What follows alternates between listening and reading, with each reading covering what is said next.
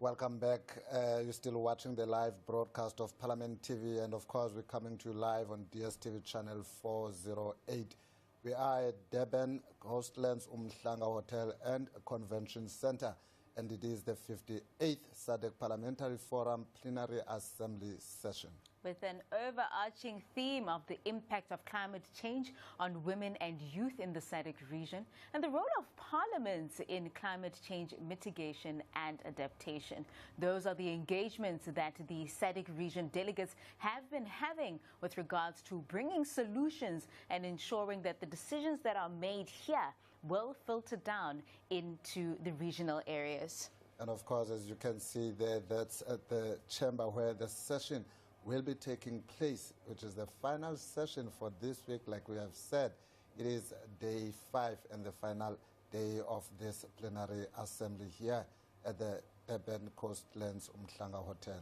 Just to note that over 300 delegates from all 15 member parliaments of the Southern African Development Community, plus representatives from continental bodies, UN agencies, civil society, youth groups and private sector stakeholders are gathered here to deliberate, strategize and coordinate, of course with the exception of Tanzania.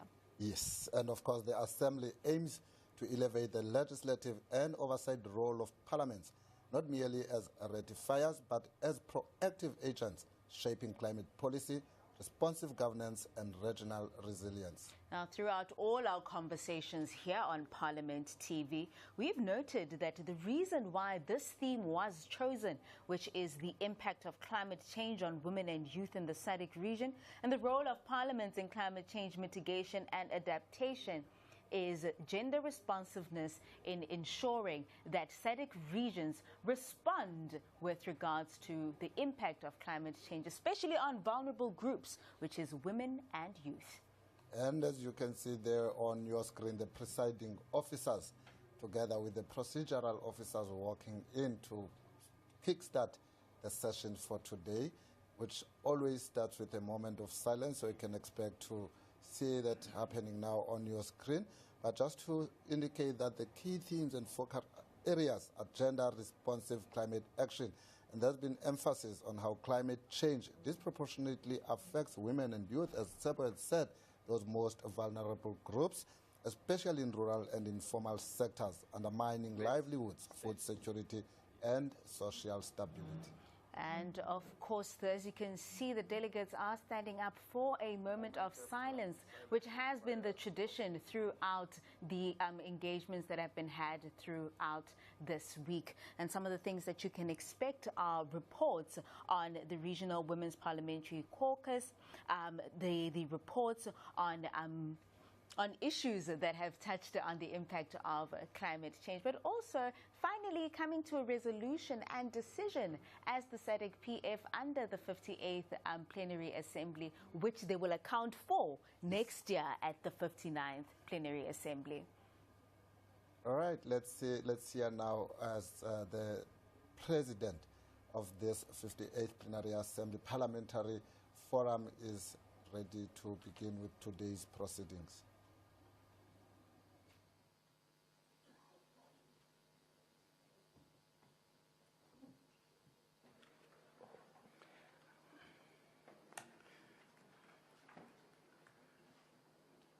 I wish to remind the honorable members that our meeting is all 3 official languages. I'm pleased to notify the plenary assembly that the Parliament of Mozambique has provided proof that they have now settled their outstanding total contribution of $3,000 Namibian for the financing.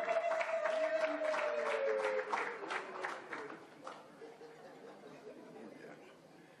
2024, 2026. The fund, however, has not yet reflected in the SADC-PF bank account. Thank you very much. Thank you, Mozambique, for your timely response to the plea made by the Treasurer in her report tablet on 2nd December of 2025. Honorable members, let me remind that the House of the procedure to follow wherever you want to speak on any matter as follows. A member who wishes to speak should raise the country tag. I will then recognize the honorable member by country. The member will then switch on the microphone to introduce himself or herself before speaking. No member should switch on the microphone before they are given the floor to speak. Honorable members, for the sake of precise verbatim recording, you are reminded to always introduce yourself with your name and the country whenever you are guaranteed the floor to speak. Members are reminded to adhere to the 5-minute allotted time when speaking. First order, 1 hour. The Secretary General shall read the first order of the day. Motion for the adoption of the report of the Regional Women's Parliamentary Caucus. Motion for adopting of report of Regional Women's Parliamentary Caucus, Honorable Senator Linda Nomalo, RWPC member. Please,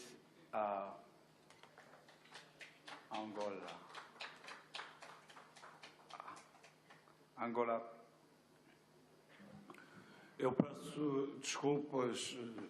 Would like to present our apologies, Mr. President, for this a very short point that I would like to mention.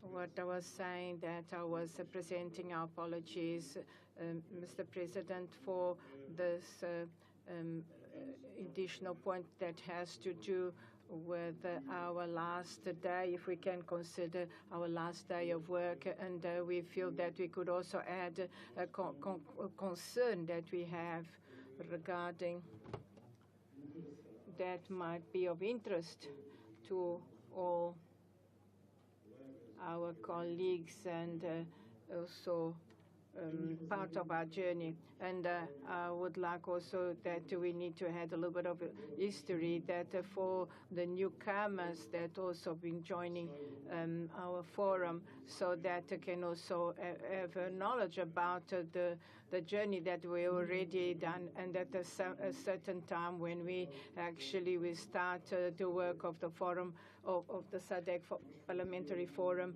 we normally used to do a prayer.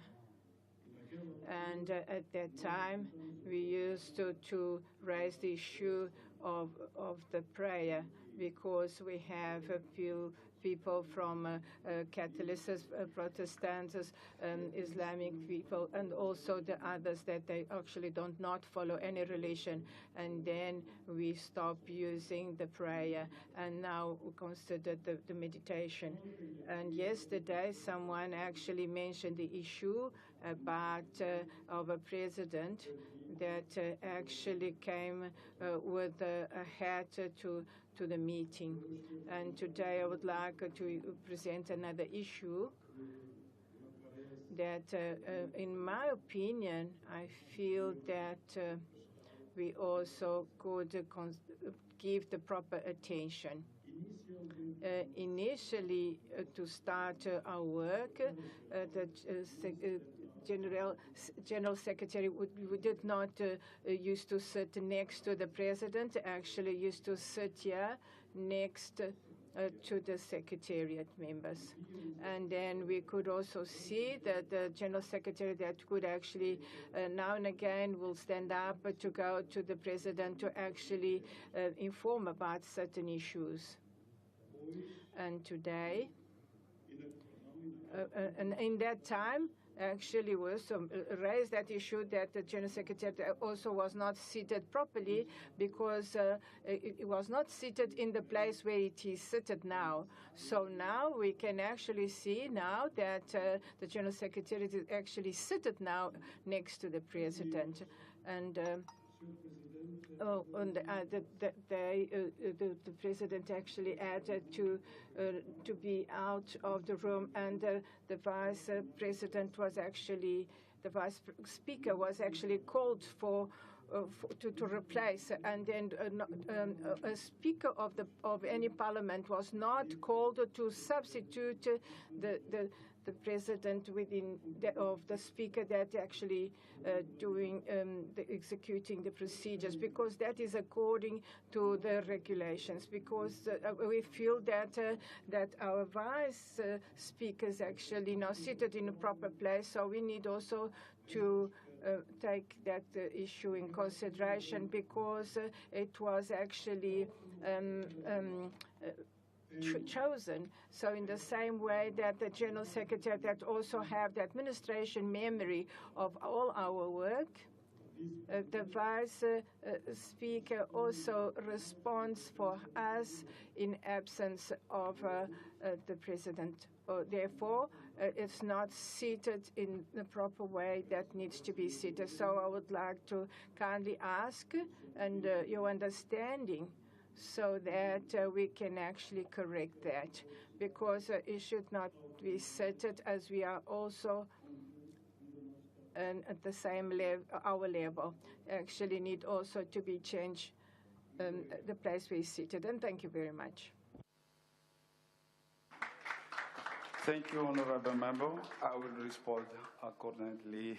Thank you for your wisdom.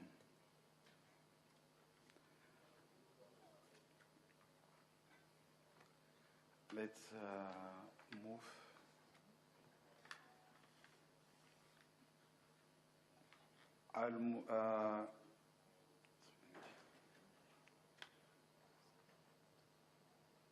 Motion of adoption of report of Regional Women's Parliamentary Caucus. Honorable Senator Linda. Thank you, Mr. President. I beg to move the report of the SADC-PF Regional Women's Parliamentary Caucus to the 58th Plenary Assembly hosted by the Parliament of the Republic of South Africa in the ETHEKWINI Metropolitan Municipality, Durban, from the 28th November to the 5th December. I so move, Mr. President. Any seconder? Yes, Mr. President, it is seconded. Thank you. Thank you very much.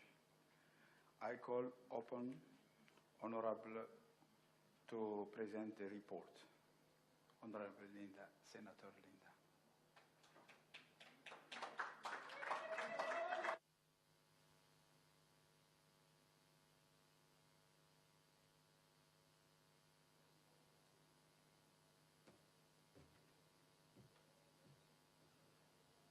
Mr. President, I wish to thank you for the opportunity to present the RWPC report.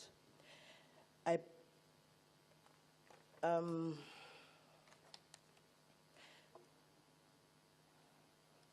beg to move that this plenary assembly do adopt the report of the Regional Women's Parliamentary Caucus to the 58th Plenary Assembly session of the SADC Parliamentary Forum, laid on the table on the 2nd of December 2025.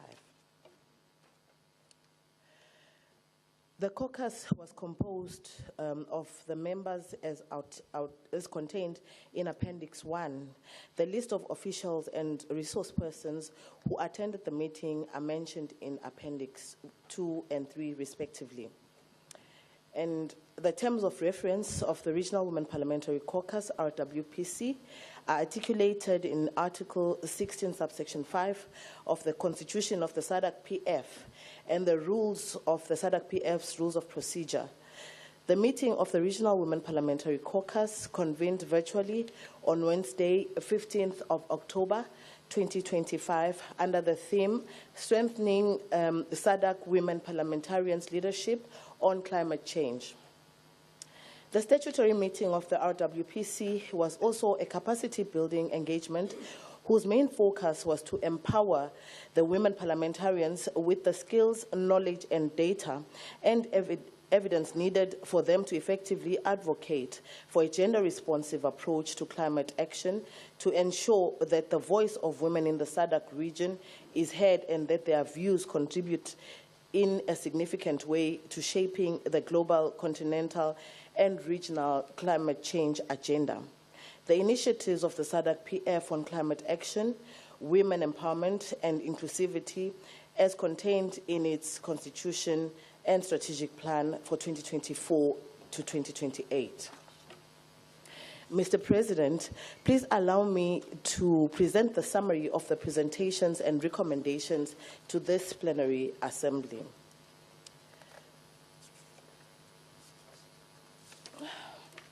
Now, therefore, the RWPC resolved to recommend to the 58th Plenary Assembly to do the following: to encourage national parliaments through their relevant committees to amplify the advocacy calls by the RWPC for increased accountability for member states commitments at global, regional, and continental levels on climate change, and to advocate for gender-responsive legislation, oversight, and budget that address the challenges hindering women from participating and leading on climate action at various levels.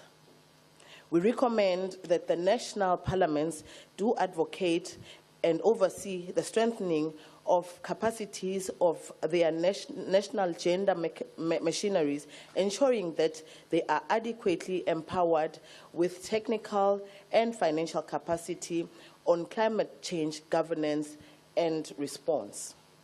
We call upon national parliaments through their oversight and legislative functions to ensure that climate policies, projects, and funding mechanisms are informed by sound gender analysis through an institutionalized mechanism in order to promote gender-responsive climate policies and programs in the Southern African region. We further urge SADC national parliaments to strengthen their oversight by holding implementing agencies and carbon project developers accountable for meeting gender inclusion and social safeguarding standards, and to mandate the use of gender disaggregated data in carbon market project baselines and monitoring. Mr. President, we further urge SADC-PF member parliaments to advocate for gender-responsive legal frameworks and insert clear provisions to ensure fair benefit sharing for carbon trading, access to financial services for women-led projects, protection of women's land and resource rights in carbon projects. In this regard, parliaments must ensure a robust legal framework for climate mitigation, adaptation, and a just transition, and one which mandates that carbon market revenues are invested in programs that explicitly benefit women, such as women's climate resilience funds and training in green jobs. Mr. President, we call upon SADC member parliaments to amplify the voices of constituents, especially those in vulnerable and marginalized communities, in climate policy platforms, and to build cross-party coalitions on climate actions to strengthen collective advocacy beyond political divisions. In this regard, parliamentarians are strongly encouraged to host formal hearings and town hall meetings featuring testimonies from women farmers, entrepreneurs, indigenous groups, and any other groups directly affected by the impacts of climate change. We enjoin all SADC member parliaments to critically scrutinize their national budgets to ensure that adequate financing is directed towards gender-responsive climate initiatives and to track gender-responsive climate expenditures, as well as leverage parliamentary influence to mandate that government procurement supports sustainable climate and development services. Mr. President, we also implore this Honourable House to approve that, subject to availability of funds, the RWPC undertakes advocacy mission in SADC member states to advocate for strengthened women parliamentarians' leadership on climate change, for enhanced oversight on the domestication and implementation of the relevant global, continental, and regional commitments to promote gender-responsive climate action. We further recommend that the SADC-PF, through the RWPC, collaborates with relevant partners to undertake a mapping exercise to identify discriminatory laws and administrative challenges that affect women's participation and leadership on climate change issues in SADC member states. Mr. President, we implore SADC parliamentarians to step up monitoring of government implementation of climate action and ensure accountability for results through thematic reviews into the effectiveness of national climate programs, including progress towards nationally determined contributions, NDCs, and other national and regional commitments with a specific focus on gender-differentiated outcomes and impacts. We also recommend for support of the advocacy work by the RWPC to push for dedicated financing mechanisms for women-led enterprises, as well as for meaningful support for the provided to women's economic empowerment in both green and blue economies. We further encourage the RWPC to leverage its collective power as women parliamentarians to address climate change impacts in the region, including through participation in global forums and advocacy for gender-responsive approaches in international negotiations, for example, under the Article 6 of the Paris Agreement. We also recommend that we facilitate the RWPC in collaboration with various partners to build the capacity of women parliamentarians and relevant parliamentary staff on climate change and the climate action monitoring tools. We also recommend that you enable the RWPC in collaboration with various partners to build the capacity of women parliamentarians and relevant parliamentary staff on climate change issues and climate action monitoring tools.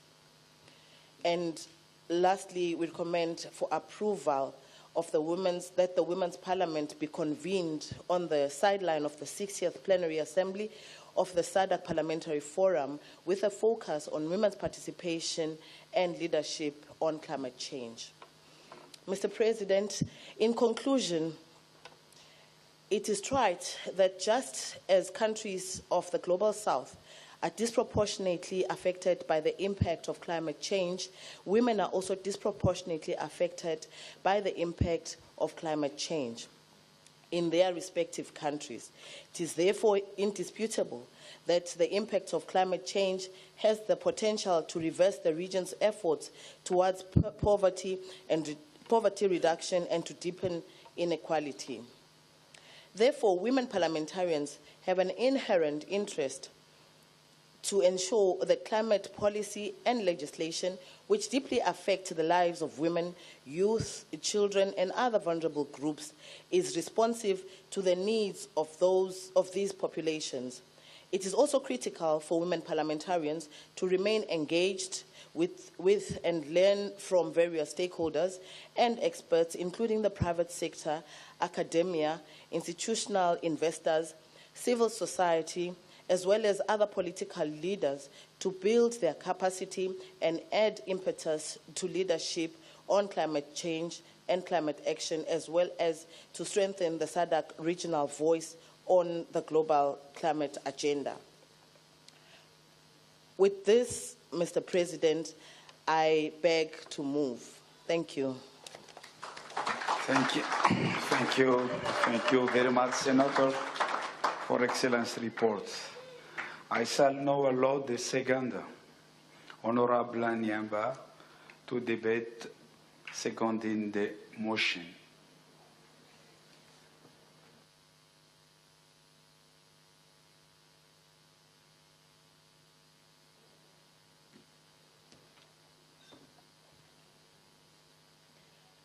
Thank you, Mr. President. Julian Nyamba from the Parliament of Zambia. And honorable members, you forgive me, I had a cough. And my voice might be bumping as I move. Thank you very much.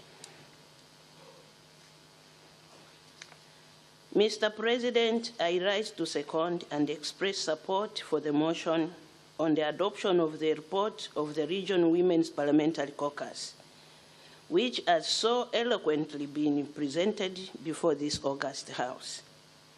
Mr. President, one contemporary issue that sharply spotlights the need for gender equality is that of climate change.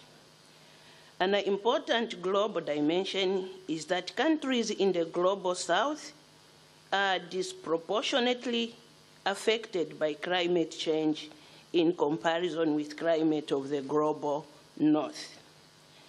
Africa is and remains the most vulnerable region to climate change, despite being the least contributor to it.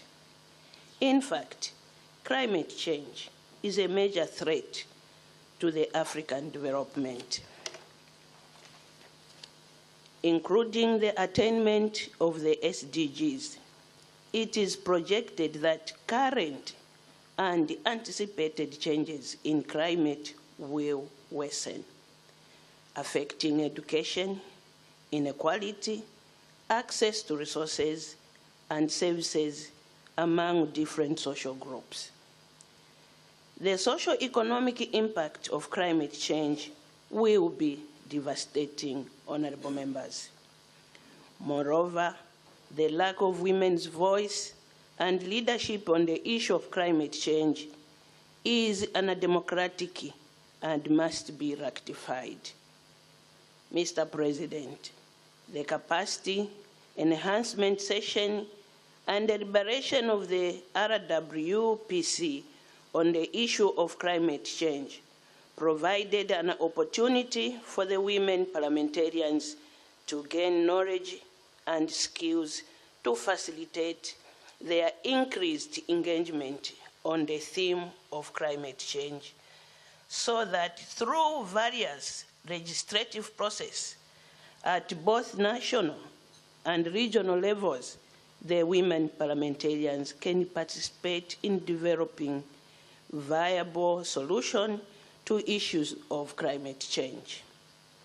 In this way, the SADC region can move towards amplifying the parliamentary voice and especially the voice of women parliamentarians on issues of climate change for the benefit of the region's citizens. As women parliamentarians, we greatly appreciate the efforts made by the Secretary General and her team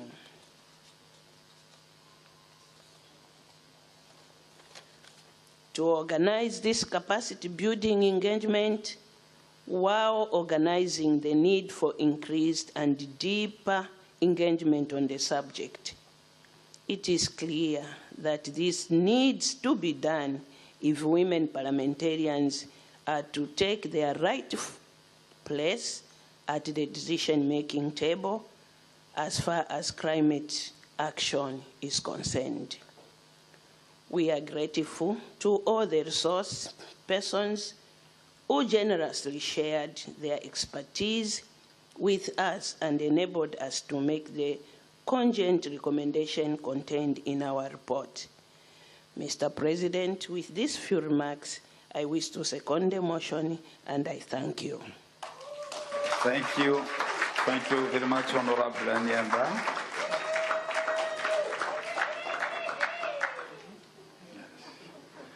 I shall now allow debate on the motion. Member who wish to debate shall indicate by showing of hands.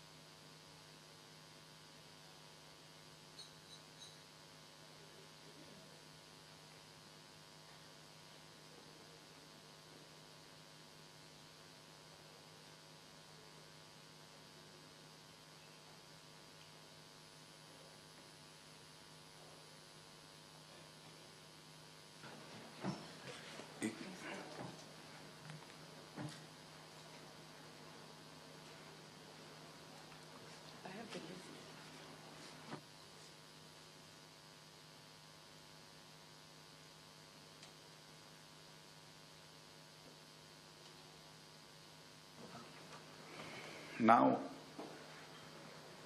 we give the floor to Lesotho. Honorable from Lesotho.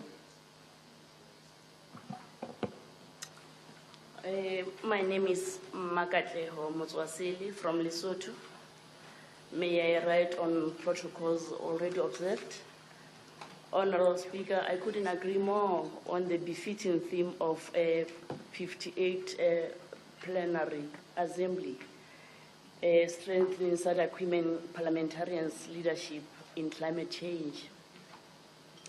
Women parliamentarians indeed have a crucial role to play in raising awareness and advocating for gender-responsive actions that should be taken to mitigate and adapt to climate change.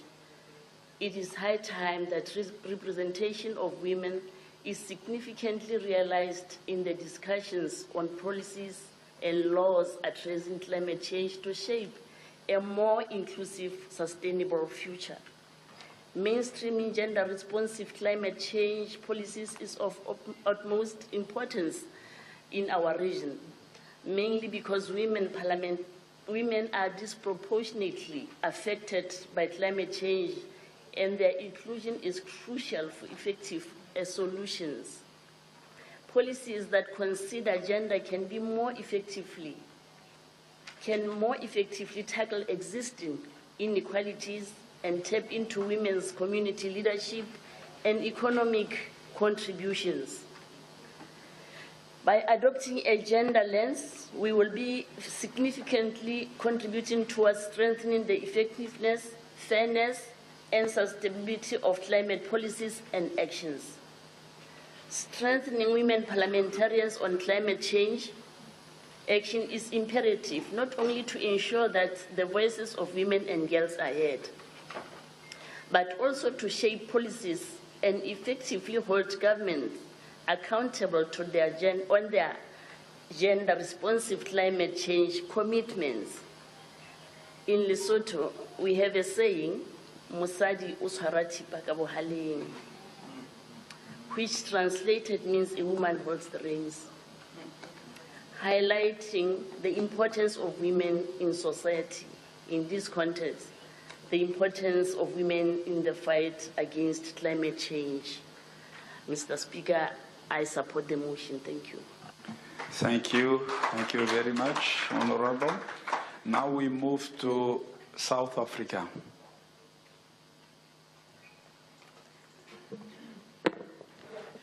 Thank you very much, President. Allow me to also rise on all the protocols that have been established by the House.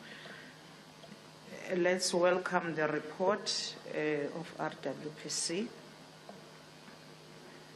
And once more, record a concern that the SADC protocol on gender and development and the accompanying SADC guidelines on gender-responsive budgeting was amended in 2016 on an existing protocol.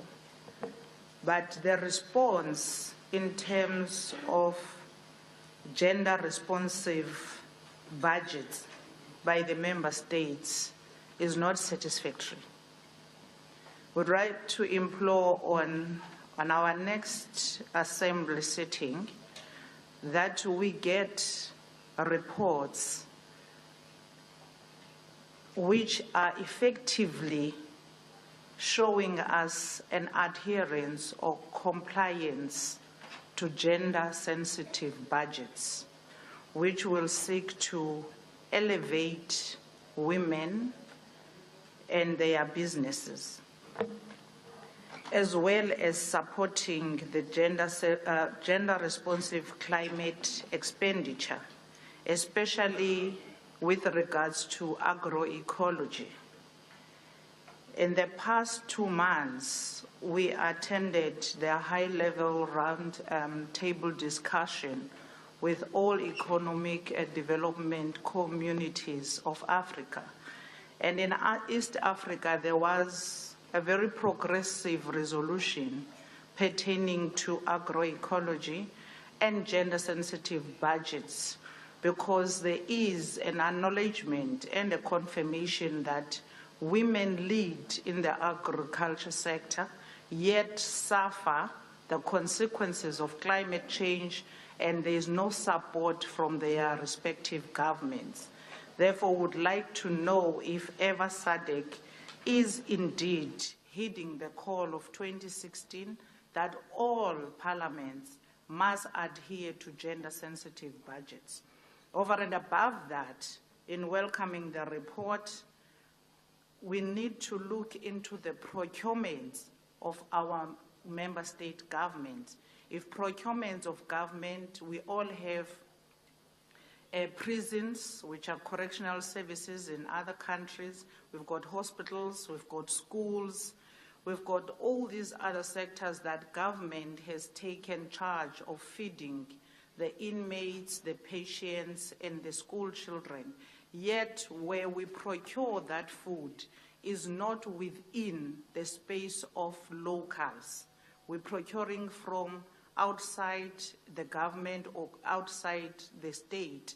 Therefore, we want to implore that our procurement systems as member states must look within the people that are either in agroecology or in any business, especially women, so that we can uplift their businesses and uplift their contribution in society. Lastly, Mr. President, in welcoming this report, would like to welcome the proposal that women must find a way of going around and ensuring that all the governments are in compliance and are adhering to the call. Thank you very much. Thank you very much, Honorable. Now we move to DRC.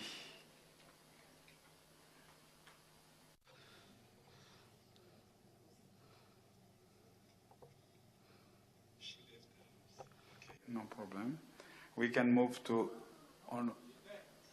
she is there. Okay. Please, microphone, please.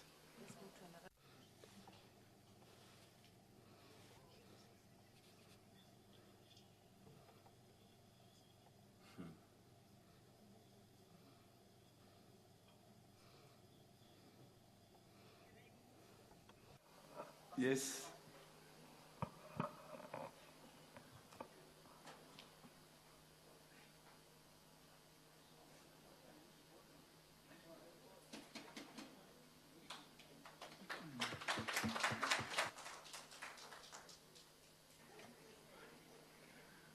The floor is yours.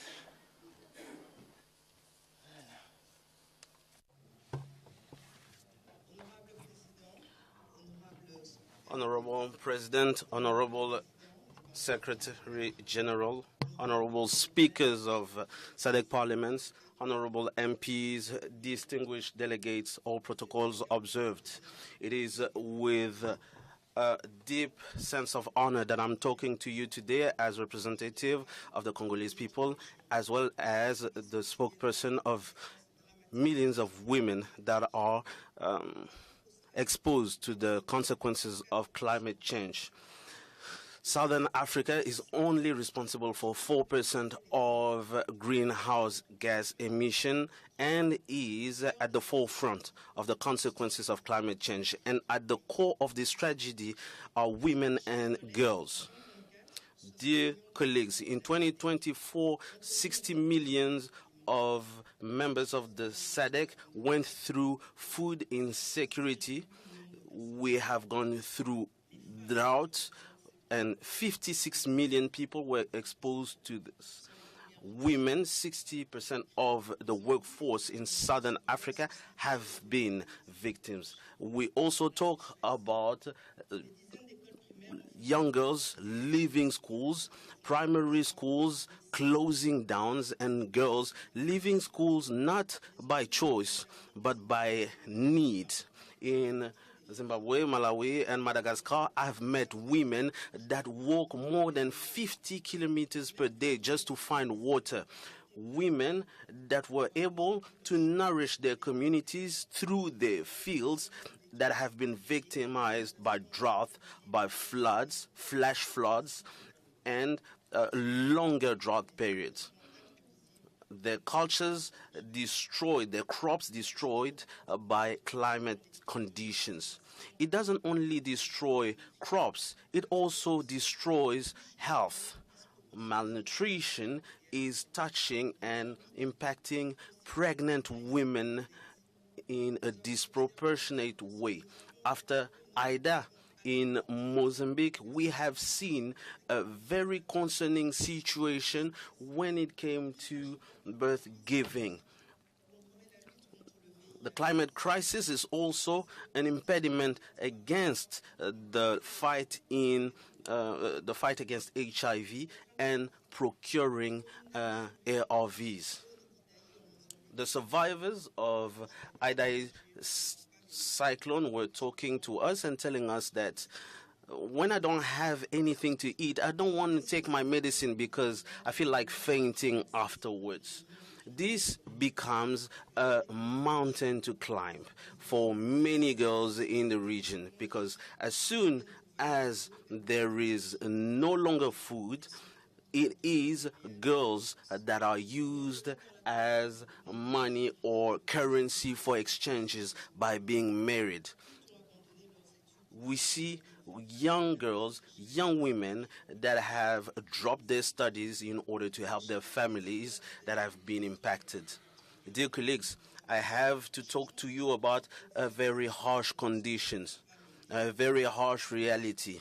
The fact that gender-based violence shoots through the roof as soon as climate conditions become harsher. As Sitengela Mushi was saying it in Zambia, we have parents that receive cows and crops in exchange of their daughters.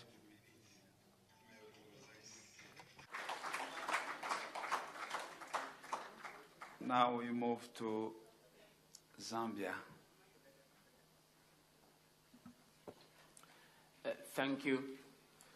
Mr. President, the report by the Regional Women's Parliamentary Caucus has rightly highlighted that while climate change is a global crisis, its impacts are felt most acutely in our region and most disproportionately by women.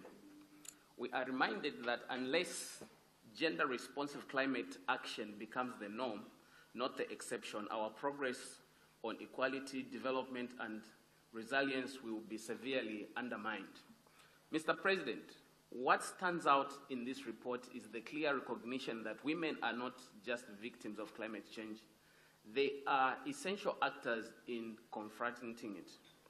Yet their leadership remains underrepresented, their access to climate finance limited, and their voices too often absent from key decision-making platforms. This is a gap we, as parliamentarians, have the responsibility to close.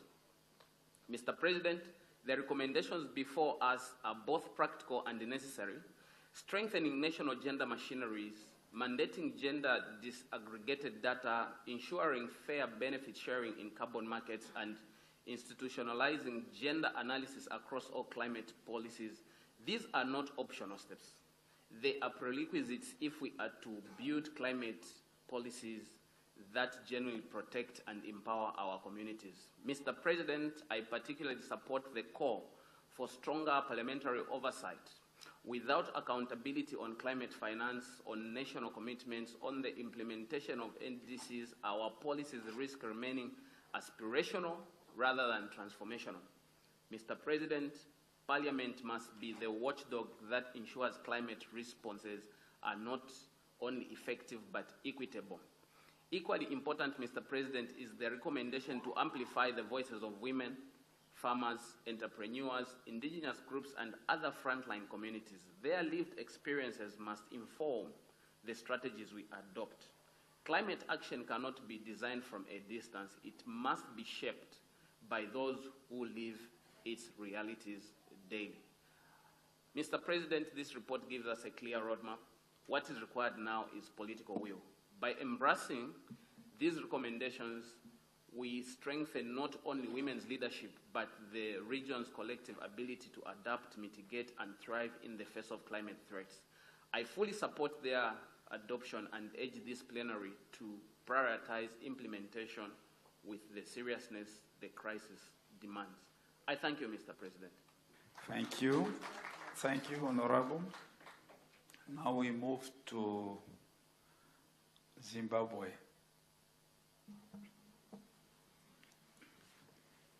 Thank you, Mr. President. My name is Maybe Mbowa from the Parliament of Zimbabwe, and I'm the chair of the Zimbabwe Women Parliamentary Caucus. I want to come in support of the motion raised by Senator Linda on issues of gender and climate. And I want to share how we are doing it, or how we are in the process of handling issues of gender and climate change in Zimbabwe. It is of utmost importance to note that the government of Zimbabwe and Parliament have made notable progress in recent years to acknowledge and institutionalize the intersection between climate change, gender, and social justice. In this regard, Mr. President, Zimbabwe has established a strong foundation for gender-responsive climate governance through several key legal and policy instruments. Accordingly, the adoption of the Climate Change Gender Action Plan of 2024 provides structured measures to ensure women's participation and protection in climate adaptation and mitigation processes. The National Gender Policy of 2025 therein reinforces these commitments by mainstreaming gender equality across all sectors of the economy, including environmental management and climate change action in general. Additionally, Mr. President, the Zimbabwe Gender Commission Act Chapter 20.31 empowers the Commission to monitor, evaluate, and promote gender-responsive approaches within national policies, ensuring that climate and environmental laws address the distinctive vulnerabilities and contributions of women. Mr. President, together these frameworks that institutionalize women's rights, their voices and roles are at the core of Zimbabwe's climate governance agenda. The Climate Change Management Bill 5 of 2025, which the Parliament is seized with at the moment, demonstrates political will at a very high level. Furthermore, civil society organizations like the Women's Coalition of Zimbabwe, WICOS, and the She Changes Climate Zimbabwe Network are actively shaping climate and gender advocates. They work to amplify women's voices, push for gender transformative policies, and build collaborative platforms for climate action. They have already helped to shape the debate and narrative, especially around water security, gender-responsive budgeting, and the inclusion of women in climate governance are being enhanced. For women parliamentary and other leaders, of course, to turn policy into meaningful change, especially for rural youth and marginalized women, active engagement, the whole of government approach and partnership with civil society are essential. Of note, persistent our advocates remain key in the key ecosystem. I so submit and support the motion, Mr. President. Thank you. Thank you, Honorable Speaker. Now we move to Angola. Honorable Angola, the floor is yours. Obrigado, Excelência. Thank you, Excellency. My name is Luis Daniel of the Parliament of Angola. Angola is supporting because we recognize and acknowledge the need for the women in the Parliament in all adoptions so that we continue to fight with this change of climate. We have created, portanto, the charter of the regional charter the fight against the establishment of the mechanism in the region within the Parliament in all the parties in events of climatic. And collectively, with all our partners, so we can increase the budget in all the alterations existing, and also to enforce and establish the whole part in the integration with the politics and also in the region and the security that exists and the promotion and the nature of the green economy. Mr. President, the development that is sustainable, the security and the establishment in the region, it depends on the response that we do on the climate change, including basically in the justice. And also, we would like to need to, as instrument that we adopt sensitive in the gender and the pillar of transition, just that creates employment and building capacity in the women. We cannot, Mr. President, ignore all the problems that we are facing and that are composed with resident and 70% of the food distribution within the domestic market. We need to see also the people that are working in conditions that are extremely harsh. We also depend on all the assertive that are able to respond to all the needs and aspirations of the women and young people, and also severely affected about the drought and the security that is, and the migration of that is. Mr. President, honorable deputies, the impacts that are viewed in impact, families are being abandoned and the communities looking for the means in order to survive. The women and young women are exposed to these problems in order to even to be exploited. We defend also all the judicial ways, the action that has to do with the fighting of the climate change, the budget that responds to the gender equality, and also applying the democracies that are being implemented. Mr. President, we are the continent that are vulnerable, but also the continent that is suffering more and facing more problems than any other, especially into women. We understand that as parliaments, we have to defend and respond to the crucial points that has to do in the fiscalization, also to do with the politics and acquiring the budgets that help in response to the climate change inclusively. We have the historic opportunity to renew our committed politics in order to help in bringing resolutions to these problems. Mr. President, I second the motion. Thank you very much.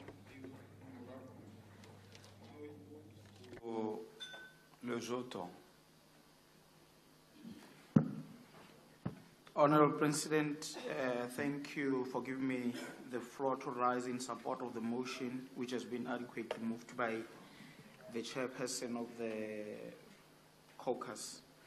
My name is Napo Mshweshwe. I'm a member to the National Assembly in Lesotho. Honorable President, it is indeed concerning that in this day and age, the women's voice remain hardly heard in the climate change discourse, yet it is women who are more than anyone suffering the consequences of climate change-related situation. I therefore appeal to the male colleagues to change their mindsets and support and work together with our women counterparts in forging practical, sustainable solutions. Honorable President, as much as I support that women be empowered to be resilient to the climate shocks and that women parliamentarians be capacitated to adequately take lead in ensuring that women's unique needs are sufficiently addressed, I also appeal to the male parliamentarians to be supported so that we may move together with the same understanding. Honorable President, I also wish to commend efforts being made by member countries to capacitate grassroots communities to be resilient. Allow me, Honorable President, to briefly highlight efforts being made in Lesotho with regard to the adaptation and mitigation strategies.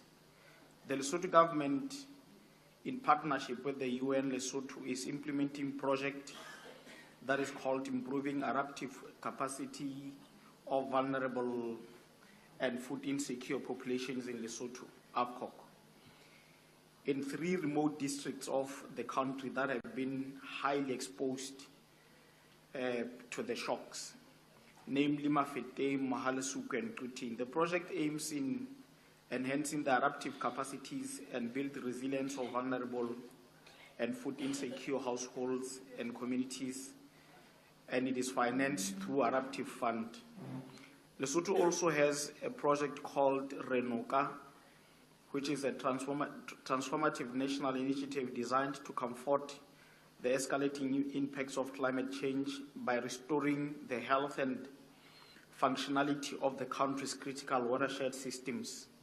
It involves construction of water, conservation and rainwater catchments on selected areas throughout the country. Lesotho has also made significant progress on renewable energy projects and promotion of climate-smart agriculture, where farmers are assisted to engage in improved farming practices such as use of drought-tolerant and early maturing crops, minimum tillage, crop rotation, and rooftop harvesting.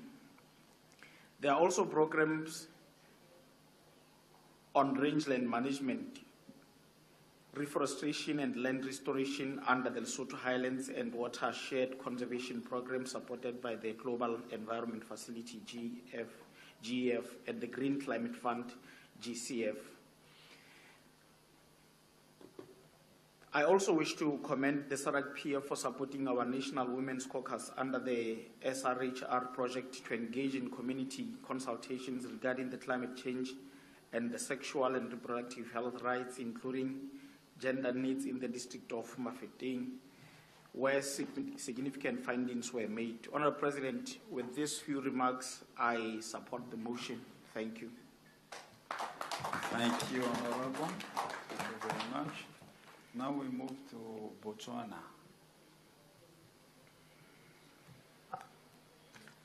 Thank you very much, Mr. President. My names are Lesego Chombo. I'm a specially elected member of Parliament and the Minister of Youth and Gender Affairs in Botswana, currently chair of the STC on Gender Equality and Women's Empowerment at the African Union. And I rise to support the motion for the adoption of the report and to underscore several areas of strategic importance for our region, areas that also reflect Botswana's ongoing commitments and national reforms. Firstly, as Botswana, we strongly align with the Caucus call for dedicated financing mechanisms for women-led enterprises, as well as dedicated procurement, particularly within the green and blue economies, and in Botswana, through our quota system, which reserves a portion of public procurement for women-owned businesses. We have already institutionalized the economic empowerment of women and are undertaking efforts to expand them. And I must note that recently procurement in the mining industry was increased to 35%, and this indeed supports the proposal as presented in this report. Over and beyond financing, we are undertaking programs to empower women, such as our entrepreneur program, which capacitates women on climate-smart agriculture. I would like to also stand in support of the proposal for a regional-wide assessment of discriminatory laws and procedural bottlenecks in both timely, I consider it both timely and necessary. Mr. President, this exercise will allow our parliaments to clearly identify where gender gaps persist within climate governance and to allow us to design corrective legislation and administrative measures that are informed by real data, something that we know is currently lacking in our continent. And thirdly, I echo the call for parliaments to move more rigorously to scrutinize national budgets for gender-responsive climate financing and to strengthen oversight of climate-related expenditures. And I must note that through our National Development Plan 12, which was recently passed in Parliament, we have inculcated mandatory gender mainstreaming, obligating each sector, including that of environment and climate, to undertake gender impact assessments in their budgets. And fourthly, I'd like to support the emphasis on gender-responsive legal frameworks for carbon trading and benefit sharing. I consider this timely, and I believe that as member states move towards developing carbon markets and nature-based solutions, it is imperative that women's land and resource rights are safeguarded and that carbon revenues deliver tangible benefits to women. And finally, Mr. President, we support the recommendation that national parliaments should prioritize the strengthening of the national gender machineries to ensure that they're both fully capacitated technically as well as financially to lead national responses on climate governance.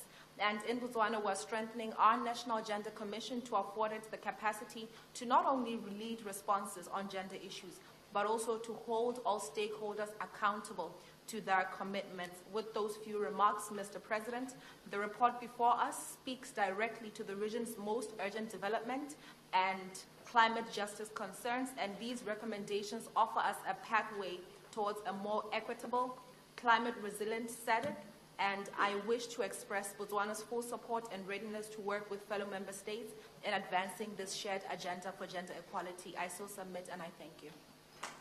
Thank you very much. Now we move to Malawi.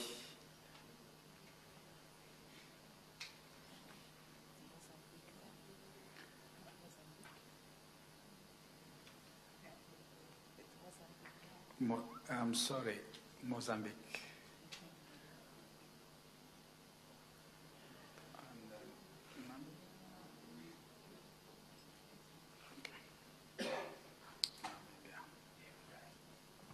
Muito obrigado, Sua. Thank you very much, Your Excellency, President of this session, and respecting all protocol. Firstly, I would like to express our support to my name is Makonyane, member of the Parliament of Mozambique, and also, as I said, I'm starting from supporting the report that was presented. The second issue is that the issues related to climate alterations needs to be considered from two ways. First is actually climate changes at the global level that is actually not depending to us. But there is an alteration in our climate that we recognize. We actually also we help in the destruction of our forestries through countries that actually not protecting the forests, the forestries, and therefore also I would like to ask all the parliaments that we can have a proper legislation that actually prohibits that to happen. We need to protect our forestry, and also because without them, without the forestries, then we actually are not in a position to receive rain. And I would like to say that we have actually addressing this issue with regard also to protection to issues related to gender. And within the Republic of Mozambique, we also have a specific commission that deals with the issues related to gender, and also to with regard to advocacy to this issue to other than 50 deputies, 98 are women, and within our Republic Assembly of the Republic Parliament is also that, and also the president administrative is also is a woman.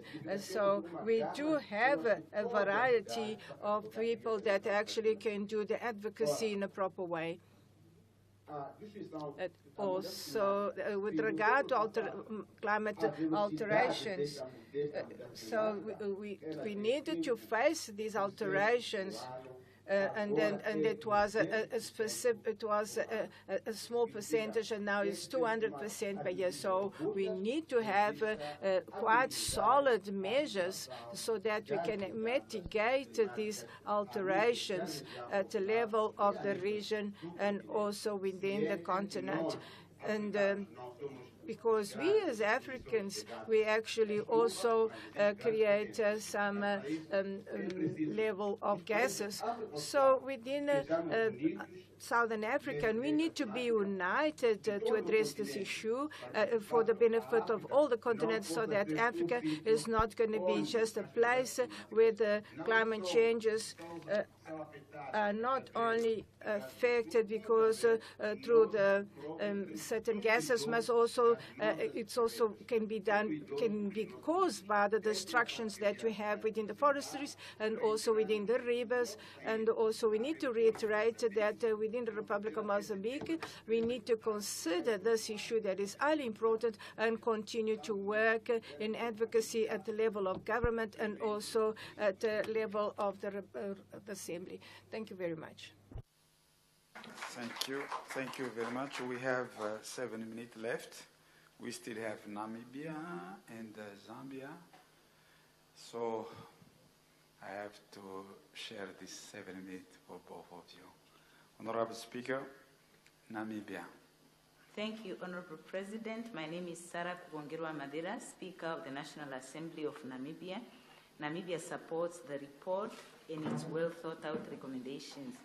The recommendations would enable our countries not only to give practical implementation to the gender equality and women empowerment initiatives in our respective countries, but they will also ensure that we leverage regional capacities and resources to ensure shared development at the regional level.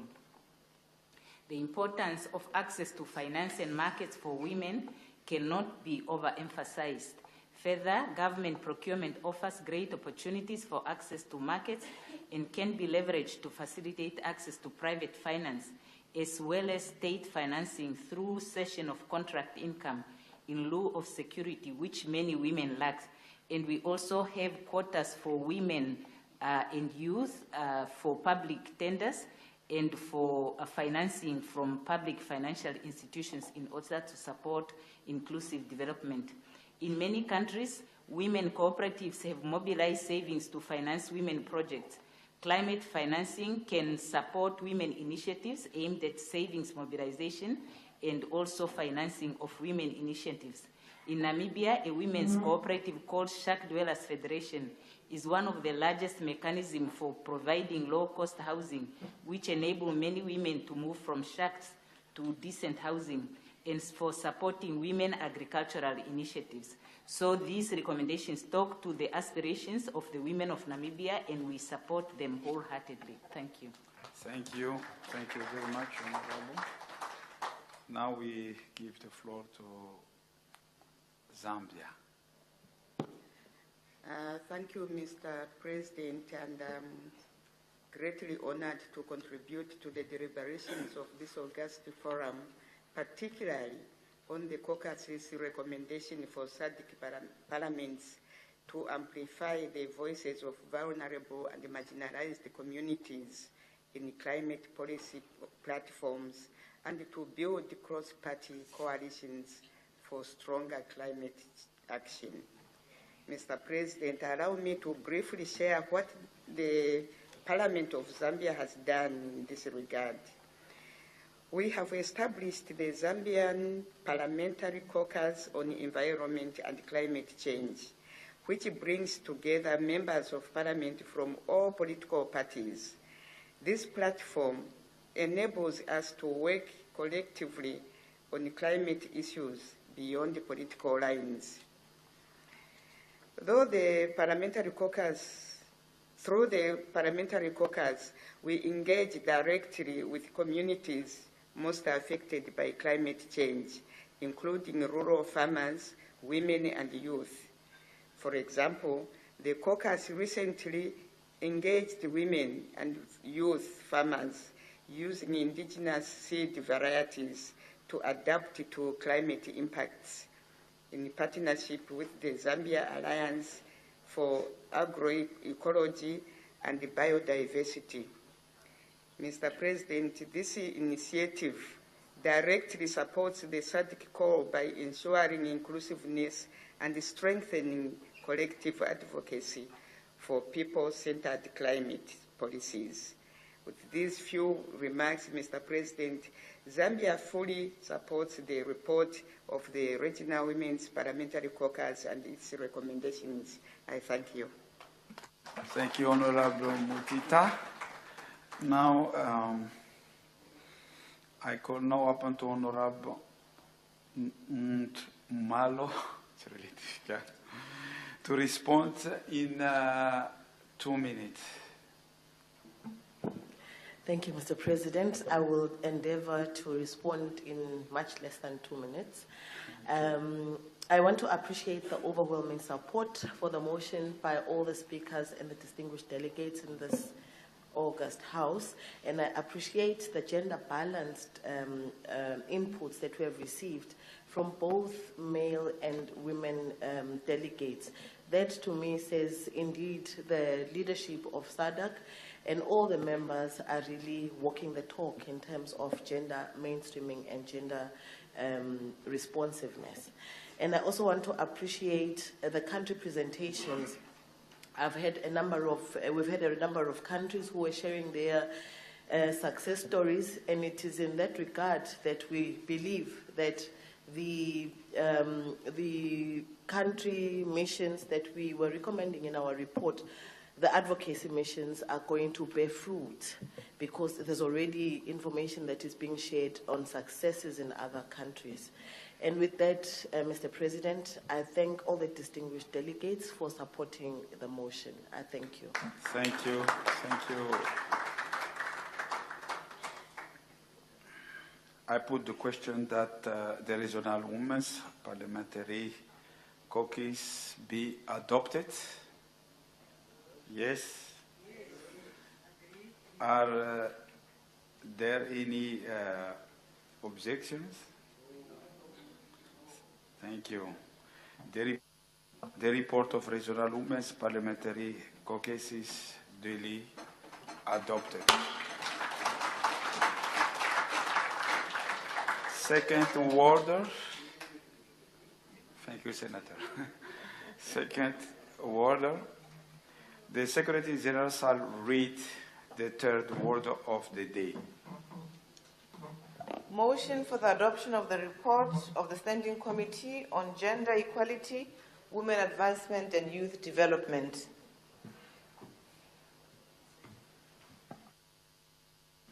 The motion for adoption of the report of the Standing Committee on the Gender Equality, Women Advancement and Youth Development, Honorable Cassandra, Chairperson. Thank you, Mr. President. Mr. President, I beg to move that the 58th Plenary Assembly do adopt the report of the Standing Committee on Gender Equality, Women Advancement and Youth Development, laid on the table on 2nd December 2025. Thank you. Thank you very much. Any seconder?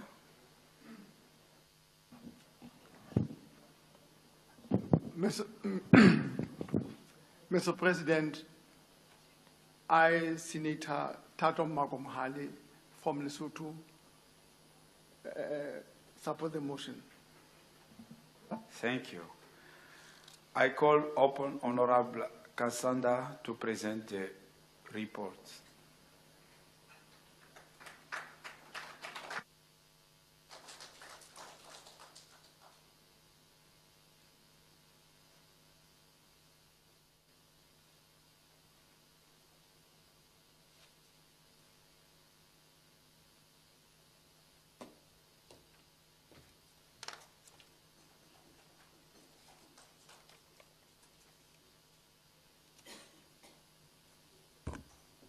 Thank you, Mr. President. Mr. President, the theme for my report is enhancing the role of parliamentarians in advocating for the signing, ratification, accession, domestication, and implementation of the protocols.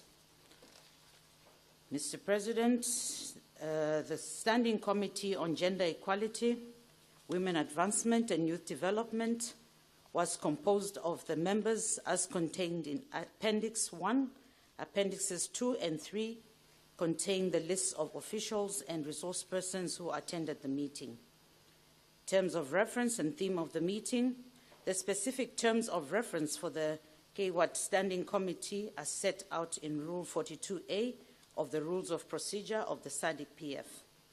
The committee convened its statutory meeting on 30th and 31st October 2025 at the Premier Hotel OR Tambo, Johannesburg in South Africa.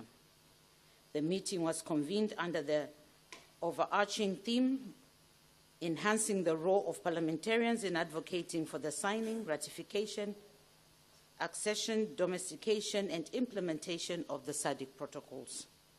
The meeting formed part of the Standing Committee session for the 58th Plenary Assembly, which included a joint sitting of all SADC-PF standing committees. The committee engaged in rigorous deliberations on key regional policy instruments that are central to advancing the SADC region's vision of inclusive development, ensuring the SADC region's vision of inclusive development, ensuring that no woman or young person is left behind in the process. The discussions focus on two cornerstone documents: the revised SADC Protocol on Gender and Development 2016 and the SADC Declaration on Youth Development and Empowerment 2015. It was emphasized that the task of parliamentarians is both technical and moral, bearing the responsibility of ensuring that national laws, policies, and budgets reflect the aspirations of these regional commitments.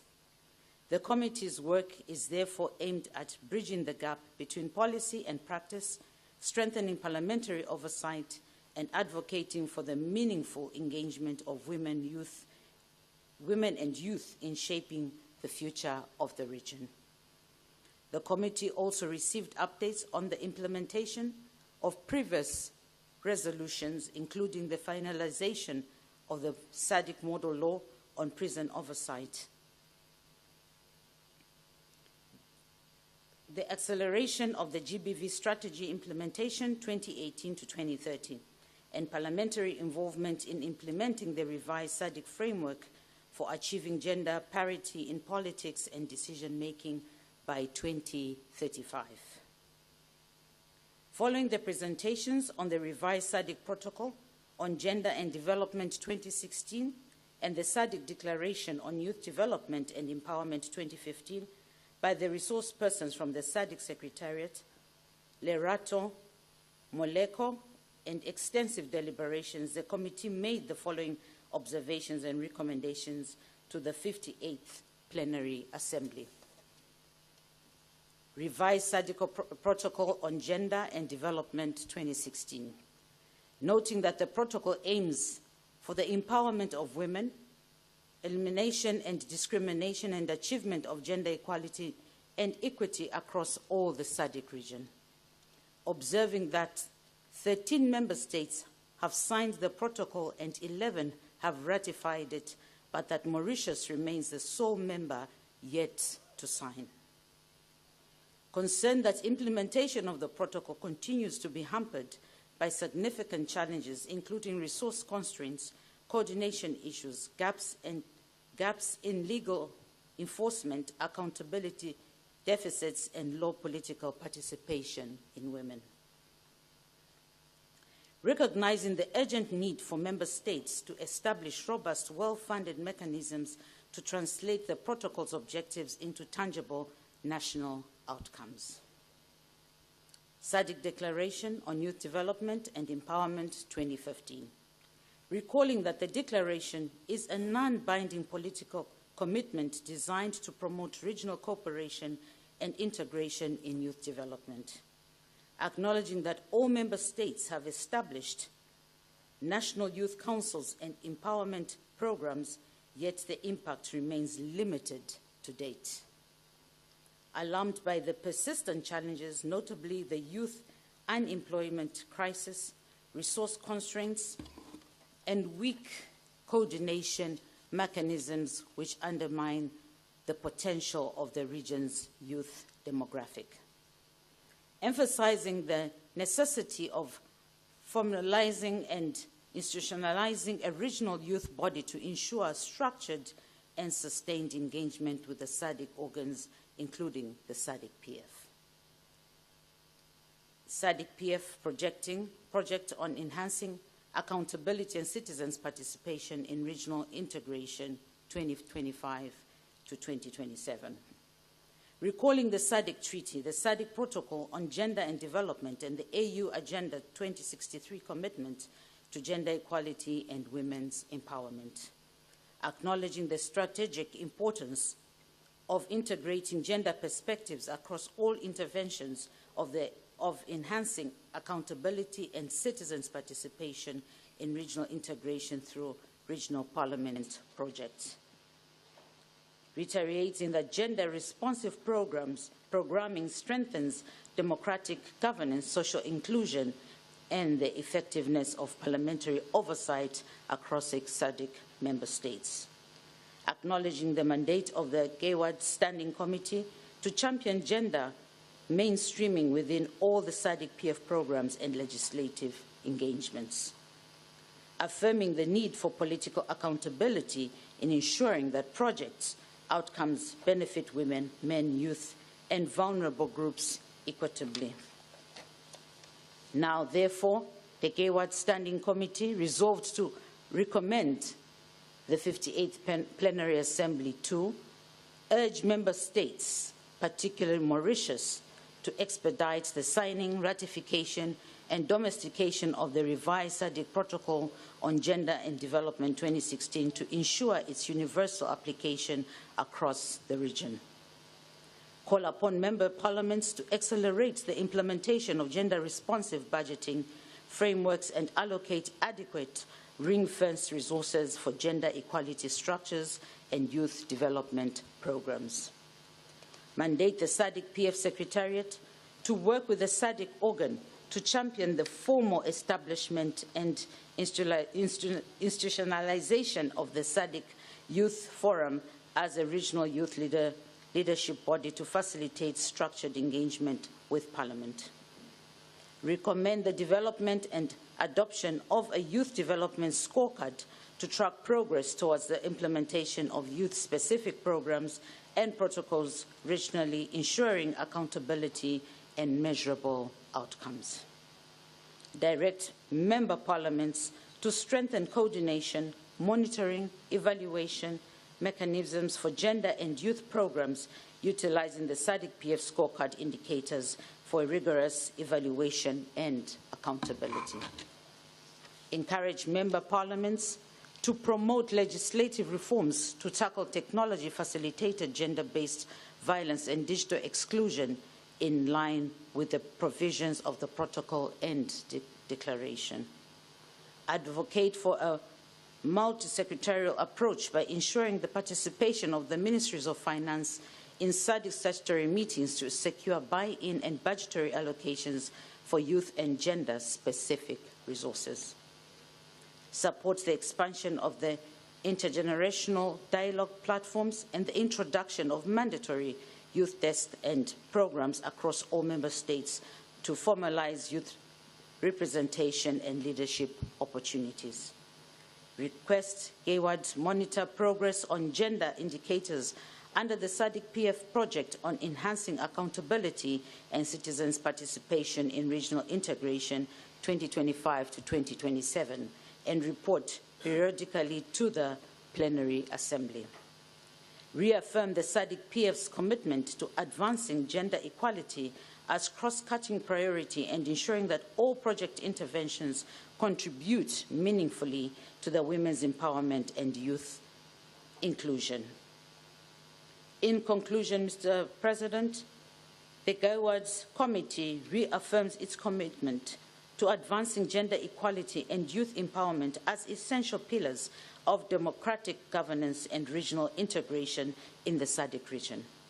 The committee emphasizes that the real progress on the revised SADC Protocol on Gender and Development 2016, the SADC Declaration on Youth Development and Empowerment 2015, and the related instruments requires sustained political will, strengthened parliamentary oversight, and adequate national resource allocation.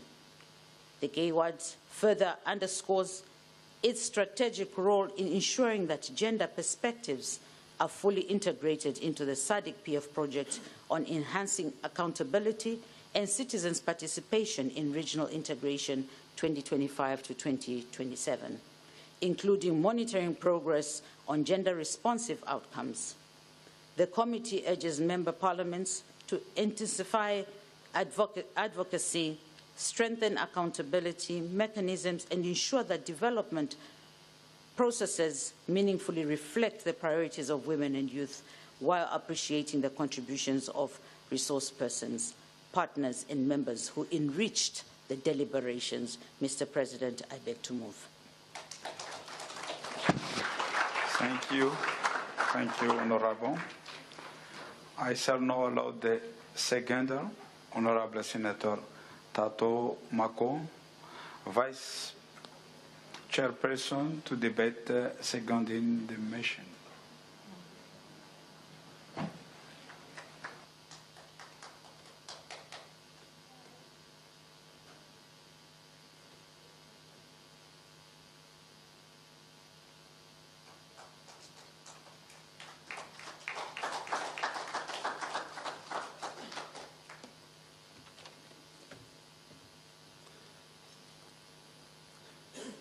A point of correction, Mr. President.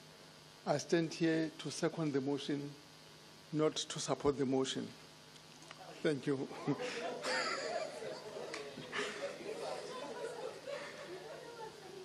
Mr. President, I rise to second the motion so eloquently moved by the chairperson of the Standing Committee on Gender Equality, Women Advancement and Youth Development, GEWAYD in brackets.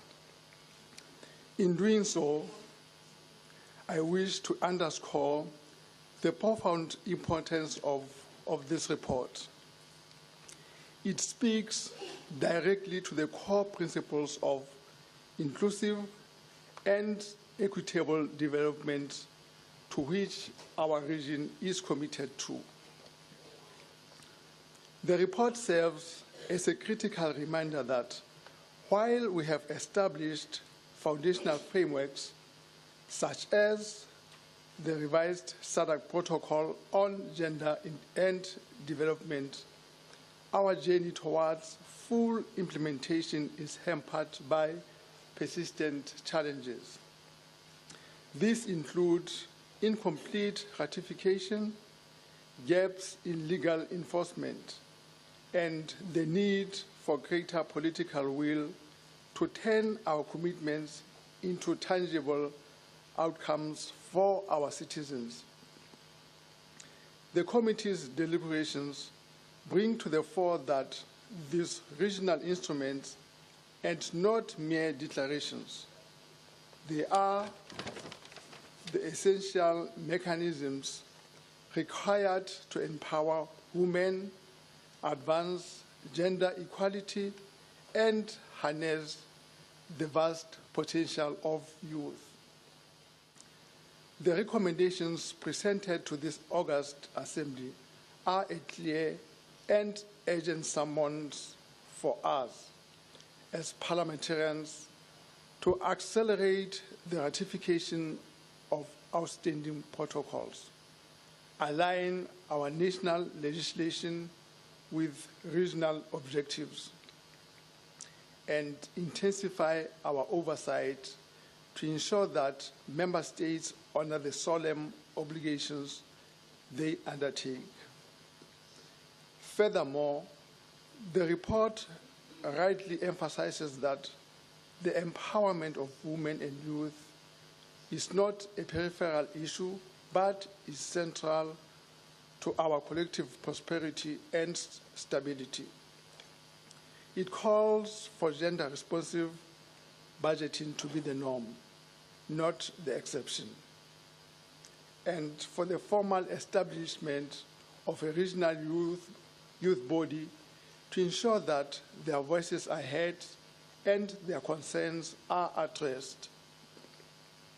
This report challenges us to move beyond rhetoric and champion the cause of gender equality and youth development with concrete legislative action, ensuring that no one is left behind in our shared pursuit of regional integration.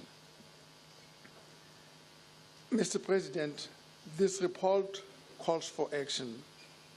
It urges us to match our political declarations with unwavering legislative commitment and to place the advancement of women and youth at the heart of our national and regional agendas. With these remarks, I second the motion. I thank you. Thank you. Thank you, Honorable. We have 45 minutes for debate. I shall now allow debate on the motion. Members who wish to debate shall indicate by show of hands. Madagascar.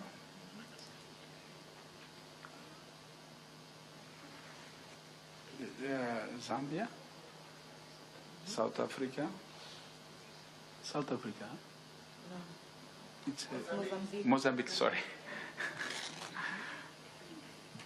I feel home. That's why I always.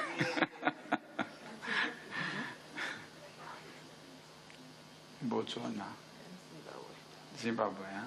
Yeah. Okay. Let's move to start from for Madagascar. Honorable, I give you the floor. Merci, Monsieur le Président. Je suis ravie. Thank you very much. I'm MP from Madagascar. Mr. Chair, members of the Parliamentary Forum, all protocol observes. We cannot deny that violence against women is a human rights violation, which is the most wild in the world. Inequalities, particularly access to education, access to health, succession, the right to ownership, and mostly to political participation. So I'm calling on all of us to honor this collective memory, which is asking us to reestablish the woman in a right. Africa is the only continent which has got a specific convention on the rights of women that is promoted at the continental level by African Union. The Protocol of Maputo, signed in 2003, for which we are celebrating this year, the 22nd year of its adoption, is a legal African tool which is speaking about a large range of questions which are aiming at promoting the rights of women and girls. In February 2025, Africa has had an important milestone because African Union has adopted the Convention of African Union on the elimination of the violence towards women and girls, and taking the opportunity for the floor that is given me to, as a member of this commission, to do the advocacy to you, Mr. Members of the Parliament, to support us. You are our voice, and we are calling on you in order to support our solicitation for the ratification of these two international tools by Madagascar.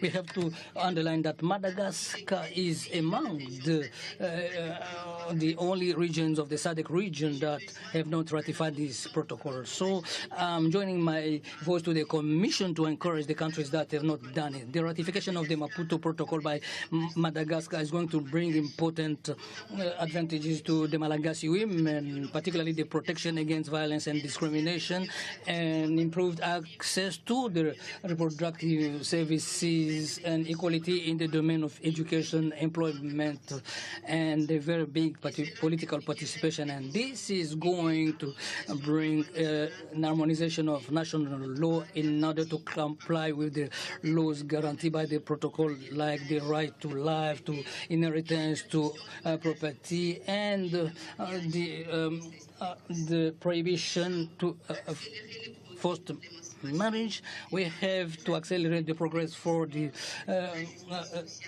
on the empowerment of women, girls, and for the social justice that they deserve. And to end, Mr. President and members of the forum, I wanted to insist that we, as women, we are an active force, and our participation in the process of development should be a deliberate choice. And every government, a state government, does not have the choice, or its choice will be to include us in the decision-making processes. So, Mr. President, I support the motion, and I thank you.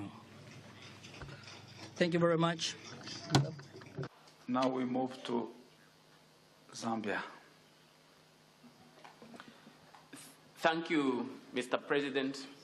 Mr. President, as I rise to support the adoption of this report, allow me to commend the mover and seconder of the motion, as well as the entire Standing Committee on Gender Equality, Women Advancement, and Youth Development for a clear, evidence-based report that speaks directly to the realities facing our region. The deliberations remind us that while we have strong policy instruments, Mr. President, the revised SADC Protocol on Gender and Development and the SADC Declaration on Youth Development, implementation remains our biggest challenge. Mr. President, it is deeply concerning that almost a decade after its revision, the Gender Protocol is still not fully signed and ratified across the region. Without universal commitment, the goal of true gender equality will remain out of reach. Equally, while every member state has youth structures in place, their impact on employment and empowerment remains limited. This is a pressing issue, especially when youth and employment continues to threaten social and economic stability. Mr. President, calling for gender-responsive budgeting and guaranteed resources for gender and youth programs. Meaningful progress cannot happen without proper funding and strong accountability. The proposal to institutionalize a regional SADC Youth Forum is also essential, as young people need structured and consistent platforms to influence regional policy. Mr. President, I also welcome the call to strengthen monitoring and evaluation using the SADC-PF scorecard. When progress is measured clearly, it becomes easier to drive real change. The focus on tackling technology-facilitated gender-based violence is equally important in this digital era. Mr. President, the message from this report is clear. We need stronger political will, better coordination, and adequate resources if we are to transform these commitments into real results for women and youth. With these few remarks, Mr. President, I support the adoption of this report. Thank you, Honorable. Honorable, could you please introduce yourself? Thank you, Mr. President. My name is Kalalwe Mkosa, Member of Parliament from Zambia. Thank you very much. Let's move to Botswana.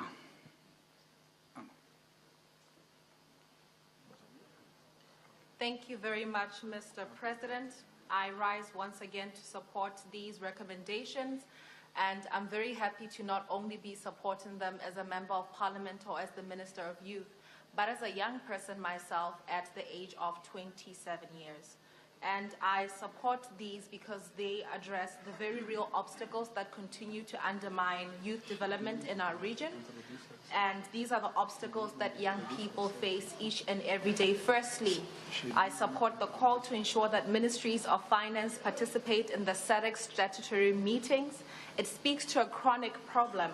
Youth programs across the region collapse not because the ideas are poor, not because young people lack passion and commitment and intellect, but because of the limited champions in the fiscal space. And we cannot continue designing ambitious youth empowerment initiatives, innovation and climate resilience programs only for them to disappear at the point of budget allocation. Bringing finance ministries into these conversations from the very beginning is how we stop youth development from being treated as a peripheral cost, but rather as a strategic investment. And secondly, I strongly support the expansion of intergenerational dialogue platforms and the formalization of youth desks. At the present moment, many of our countries rely on informal youth consultations that depend on personalities rather than institutional mandates. And this leads to inconsistency, it leads to exclusion, and quite frankly, a much despised tokenistic approach, much despised by the young people. And youth frequently express their frustration that their views are often harvested, documented, and then shelved. And as we establish these mandatory structures, we ensure continuity, accountability, and protection from political turnover. It creates a governance home where youth's voices are not only heard, but translated into meaningful policy. And thirdly, the call to accelerate gender-responsive budgeting with ring-fenced youth resources. It speaks directly to another systemic challenge. That's the invisibility of youth needs in national budgets. We speak about digital inclusion, climate participation, youth entrepreneurship, and yet the budget lines meant to deliver these outcomes are either fragmented or too thin to ensure or create impact. And our young women in particular, Mr. President, navigate economic participation challenges with limited safety nets and limited capital. And I say limited as a very diplomatic word, when in actual fact it is below limited.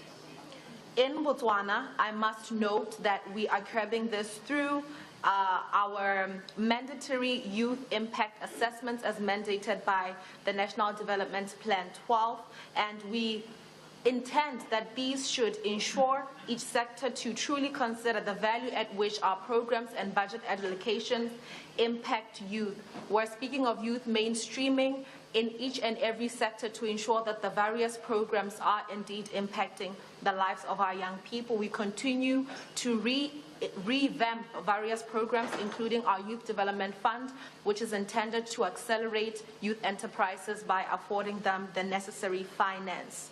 And fourth, the recommendation to institutionalize the SADC Youth Forum responds to a long-standing gap in regional governance. Our young people continue to remain peripheral to regional integration despite being the largest demographic. And without a structured body, youth influence has been happening in episodes and dependent on whoever's invited in the room. And this formal forum will ensure to create continuity, strategic voices, and a mechanism for young leaders to shape the regional spaces. And lastly, I support the call for a youth development scorecard. At the present, we have commitments that are scattered across protocols, declarations, and national strategies, but with little comparative data on what is working and what is not. and therefore a regional scorecard will expose these implementation gaps. It will spotlight countries that are innovating, and it will also create peer pressure where progress has stalled. And most importantly, it gives our young people a very transparent tool to hold all of us accountable to the commitments that we have made in their names. With that, Mr. President, I consider these recommendations ones that remind us that the greatest barrier facing young people is not lack of ambition. It is the absence of systems that are designed with them in mind. And today we're asked not only to adopt a report, but to confront these systemic failures honestly, truly honestly, and to reimagine a SADC where youth leadership is structured, financed, and protected. I so submit, and I thank you, Mr. President. Thank you. Honorable members, you are reminded that for purpose of accurate verbatim recording, you should always introduce yourself by your name and the country whenever you give the floor. Could you please introduce yourself? My name is Lesotho Chombo from Botswana. Thank you very much. Now we move to Mozambique. Obrigado pela palavra. Bom dia. Thank you for giving me the floor. Good morning, Your Excellency, President of the Forum, Your Excellencies, Speakers of National Parliaments, MPs, my peers. My name is Ivandro Masinde, Member of Parliament from Mozambique. Your Excellencies, first of all, I would like to second the motion.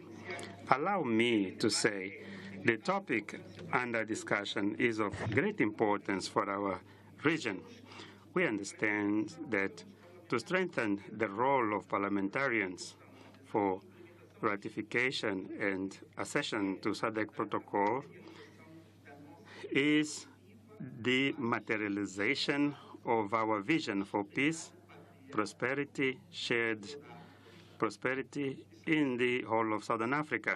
Your Excellencies, the impact of the revised protocol on gender and development is positive, especially because it influences to the ratification and domestication of instruments, regional instruments. This results in a better representation of women in politics, decision-making positions. Your Excellencies, we cannot continue to ignore women and youth in our region. The future of our nations, it is not a faraway promise. It is a reality. And that is why I say women and the youth should be enhanced as a key players to social transformation that no longer accept to remain silent. I am youth, and in the name of the youth, I say, we, the youth, are the safeguards of hope and the assurance that we will have a better and equal tomorrow, whereby women and the youth come together in order to break down poverty, misery, and difficulties facing nations, in particular women and the youth. Your Excellencies, Mozambique supports the objective of the protocols, such as the establishment of policies to provide maternity leave and gender equality, equal opportunities of access in the job market, to allow women to have equal salaries as men for the same work. There should be inclusion of youth in the marketplace, and for them to take up positions at the Summit and Council of SADC. We need to support dialogue in the consultations at regional level. To conclude, allow me to say our commitment before SADC is a commitment towards sustainable development and stability of our countries. We therefore urge all of you to strongly promote our role, because the future of our country and our region lies in the hands of the youth, in particular women. Once again, I would like to second the adoption of the report. Thank you so much, Honorable President. Zimbabwe. Thank you, Mr. President, once again. My name is Mebimboa, Parliament of Zimbabwe. Mr. President, I want to come in support of a motion on GEWAYD raised by Honorable Kasanda from Zambia. Mr. President, normally I want to submit or I want to contribute by sharing practical examples from my country, and it helps me maybe to put in a more clearer picture what I'll be contributing. Let me say, at national level, Zimbabwe has aligned its constitution and national gender policy with the protocol, embedding gender equality in law and practice. Firstly, in regards to gender responsive budgeting, Mr. President, after intensive lobbying and advocating by the Zimbabwe Women Parliamentary Caucus and its partners, Zimbabwe formally introduced gender-responsive budgeting into Budget Call Circular in May 2021. When the Ministry of Finance and Economic Development issued official guidelines for the preparation of gender-responsive budgets, since 2022 onwards, gender-responsive budget statements began to accompany the national budget, profiling performance and proposals from a gender perspective. Secondly, Mr. President, on gender-based violence and digital exclusion, our Constitution provides a strong foundation for gender equality and protection from all forms of violence. Section 51 grants every person the right to human dignity, which includes protection from degrading treatment, including online abuse. Section 52 on personal security protects individuals from all forms of violence, whether public or private, which is interpreted to include digital spaces. Mr. President, the Domestic Violence Act, Chapter 5.16 covers emotional, psychological, and verbal abuse, which include online harassment. Furthermore, the Criminal Law Codification and Reform Act, Chapter 9.23 prohibits acts such as cyber stalking, threats, and distribution of intimate images without consent, and this includes the online abuse. Additionally, Mr. President, the Data Protection Act 2021 acknowledges the heightened risks faced by women and children and prohibits the use of ICTs to perpetrate abuse. It introduces provisions on cybersecurity and data privacy, criminalizing and unauthorized sharing of personal data, including intimate images. Thirdly, on youth inclusion, Mr. President, Parliament of Zimbabwe has established junior parliaments, junior councils, and a youth caucus in parliament as formal structures to promote youth participation in governance and foster intergenerational dialogue between young people and policymakers. Mr. President, although a lot still needs to be done, these efforts resonate with the committee's call for a regional youth forum and a youth development scorecard as Zimbabwe already tracks youth participation through indicators aligned to Vision 2030. I so submit, Mr. President, and support the adoption of the... Thank you very much. Now we move to Namibia.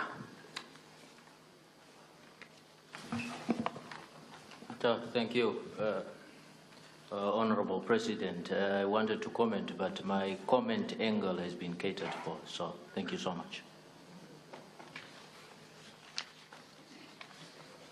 Thank you, Honorable.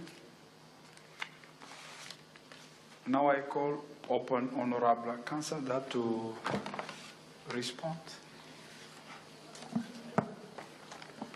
Thank you very much, Mr. President. Mr. President, I just want to thank all the members that debated and also supported the motion. Clearly from the debates, we are all in agreement that women and youth need to take up key decision-making positions. And also what came out very clearly was that we need to accelerate the progress on women and youth empowerment and development. And from the debates, it was also clear that we need adequate resources. I think resources is something that we need to look at, and without the resources, I think it becomes very difficult to implement, and it slows down the progress. So having said that, Mr. President, I also took note of the youth structures that were spoken about. I think most countries do have these youth structures, but the problem that is there is also the slowness of the implementation. They are there, but they are not, most of them are not working. So, Mr. President, clearly I have the support of the members. From the debates, it was very clear the support is overwhelming. Thank you, Mr. President. Thank you. Thank you very much. I put the question that report of the Standing Committee on the Gender Equality, Women Advancement, Youth Development be adopted. Yes? Are there any objections? The report of the Standing Committee on Gender Equality, Women Advancement, on Youth Development is duly adopted. And now,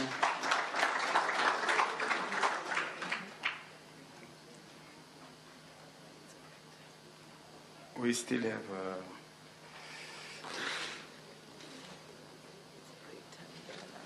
now is a break time, health break. So I would like to ask all of us to come back 11:30. Thank you very much.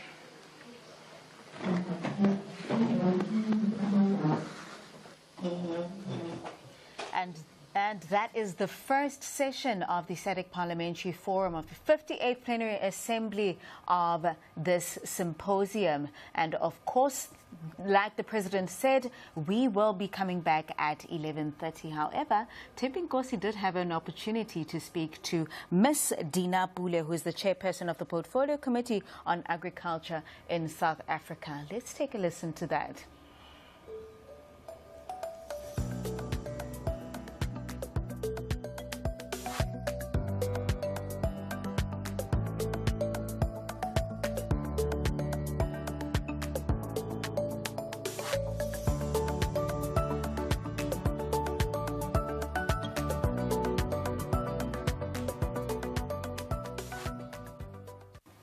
Welcome back. You're still watching Parliament TV, coming to you from the sidelines of the 58th SADC Parliamentary Forum Plenary Assembly here in Durban, where regional cooperation is at the forefront of the agenda. Yesterday, the plenary considered the report of the Standing Committee on Food, Agriculture, Natural Resources and Climate Action. And this report is of particular interest to Ms. Dinah Pule, who chairs the National Assembly's Portfolio Committee on Agriculture in Parliament of the Republic of South Africa. Her committee's work sits directly at the intersection of two major crises facing our region: the increasing frequency of climate-induced disasters like floods and cyclones, and the urgent threat to national and regional food security.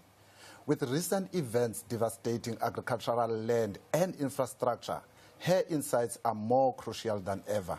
Ms. Pule, thank you very much for taking time off to speak to us here at Parliament TV. Thank you. Good morning. Good morning, ma'am. Thanks.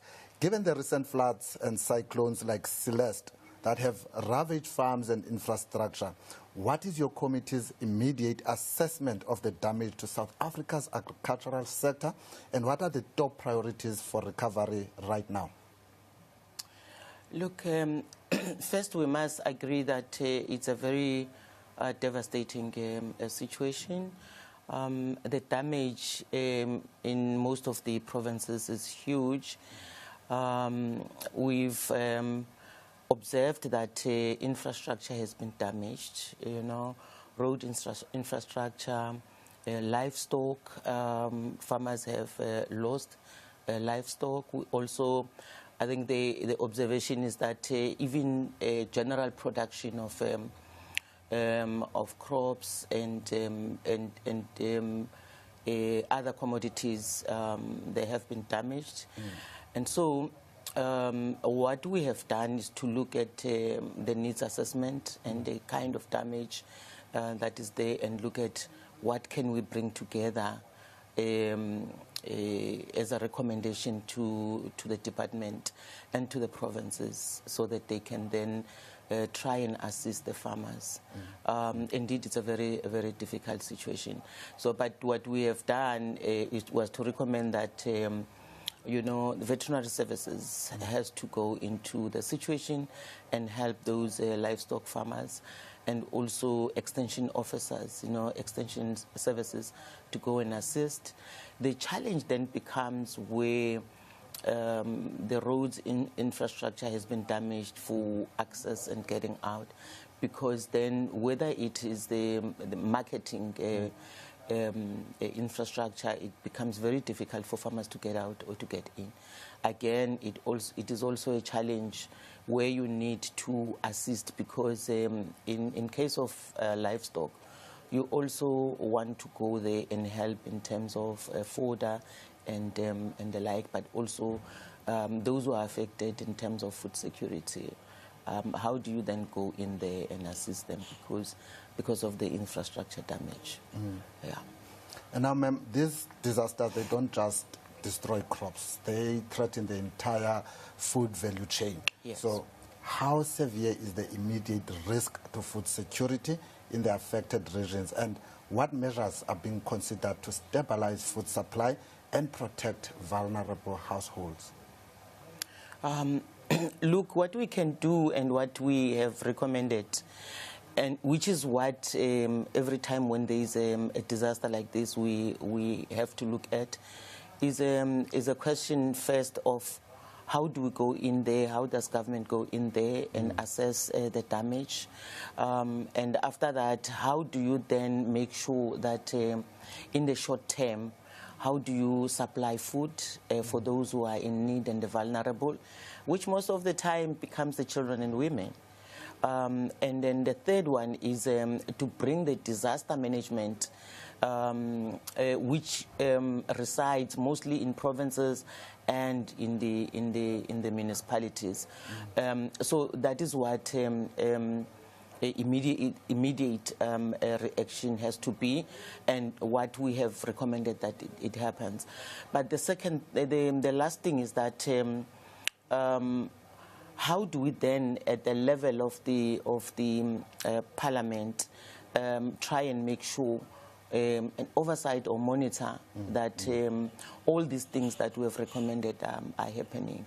because beyond the fact that you are going to then bring the support that the farmers need, like I said, the fodder for the livestock, the food for those who are in need, that means finance.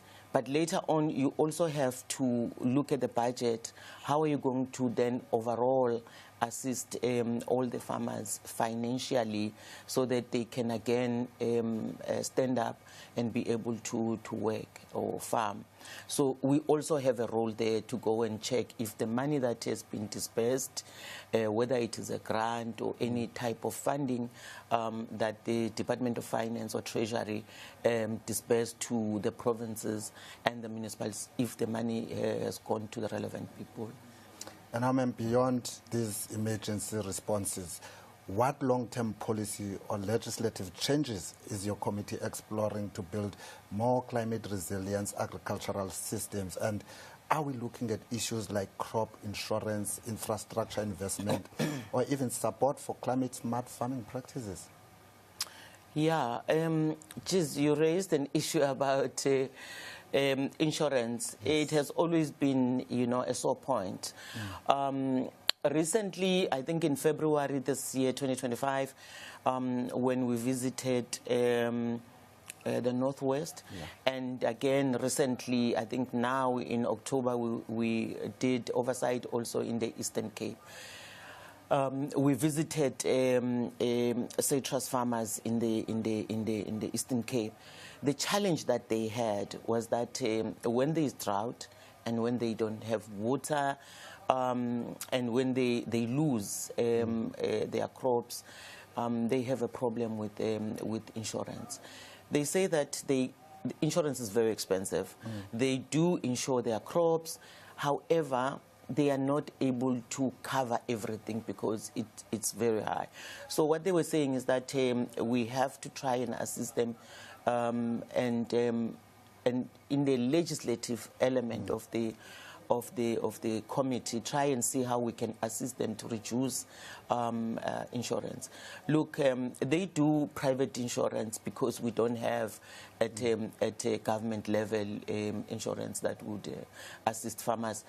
Even if they use, land bank, which is state-owned, they still have to have an element of the insurance that they would cover privately. So that is part that is very difficult. So we have already taken that issue with them, and then we're going to go back as we start next year and see how we're going to be able to assist them. Then on the part of the climate change.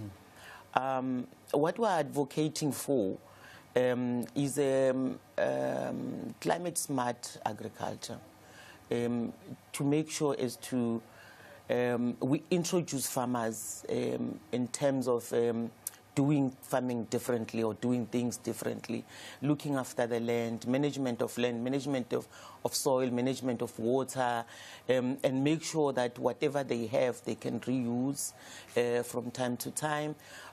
So even here at the SADC forum, we have noted that the Global South has been disproportionately affected by climate change, and therefore we have to change how we work.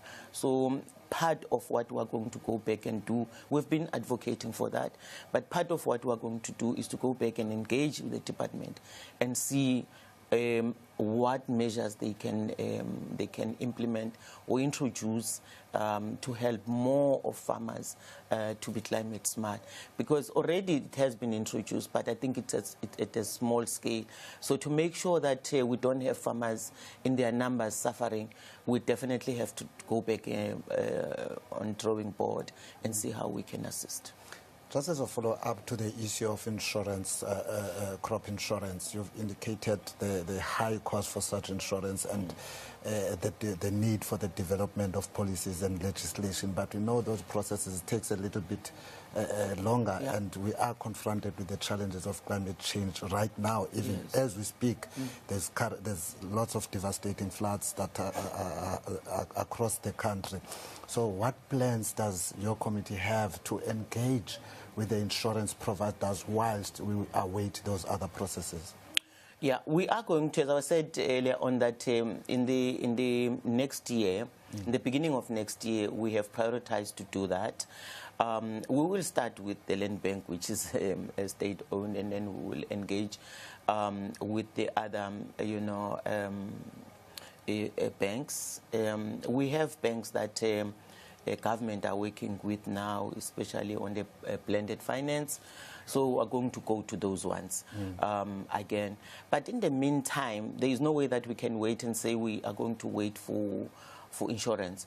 What we are advocating and what we are actually requesting the department to do is to make sure that there are grants that are going to help in the disaster situation, because we can't wait and say farmers must wait until they have a proper insurance. So there are grants that are there that farmers are assisted from time to time. So we just have to make sure that the grants that government disperse to farmers for assistance in times of these climate change disasters, that they go to the right people and that they're dispersed properly, and that they do, the funds actually support the farmers as they need that support. Yeah. Now, Ms. Pule, here at the SADC Parliamentary Forum, the theme is regional collaboration. So how can the SADC parliaments work together to address these transboundary climate threats to agriculture? And is there a role for shared early warning systems or coordinated disaster response protocols? Yeah, in the discussions this week, I have noted, and I was happy that, all the countries on the SADC Parliament are agreeing on collaboration and working together for early warning systems, so that whatever early warning systems that the South African country has can be shared with other countries, and that if other countries have some sort of work that they've started, we can collaborate and work together. And even yesterday when the agriculture report was presented, the issue was that we have to make sure that we work, because look, climate change and the damage and these cyclones, they are not country bound. They are cross-country bound. They devastate every country, so it doesn't look as to where are you. So it's very important that as we sit here, all of us agree that we have to share, we have to collaborate. And the other thing that we have agreed is that SADC Parliament has to make sure that we legislate on some of these issues, whether it is around funding, whether it is around smart agriculture, climate smart agriculture. So we have to share. Look, there is a resolution that was taken in Kampala. We call it the Kampala resolution, and that resolution talks to the fact that if countries can take 6% of their overall budget and use it for agriculture, it would help a lot, both for these disasters and also for food security. However, countries have not started to do that. We still wait for that day when South Africa and the other countries are going to prioritize at least a higher budget for agriculture than everything. As much as we know that we're competing, but agriculture is about food security, and therefore we have to concentrate on it. And you know that Parliament recently came from the process that is known as the budget review and recommendations reports, and that is which will filter down to which filters down to the medium-term budget policy statement, and eventually informs the budget which we expect to be delivered next year. So, have you made any contributions in your BRRR reports to ensure that that message gets through to those who are responsible for our budgeting? Yes, we have done that. We have made that recommendation in the BRRR. That recommendation has gone to the minister, and we hope that it will come back positive from Treasury. Again, people will raise the issue around whether if agriculture gets that budget, is it going to be used, and it's going to be used properly.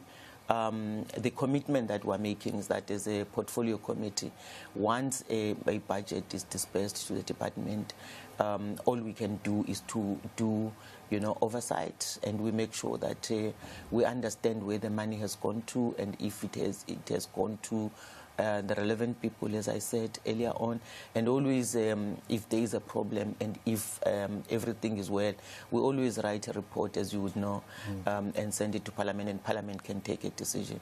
So that is our hope, that through the PRRR, the department will get more budget, especially for small-scale farmers.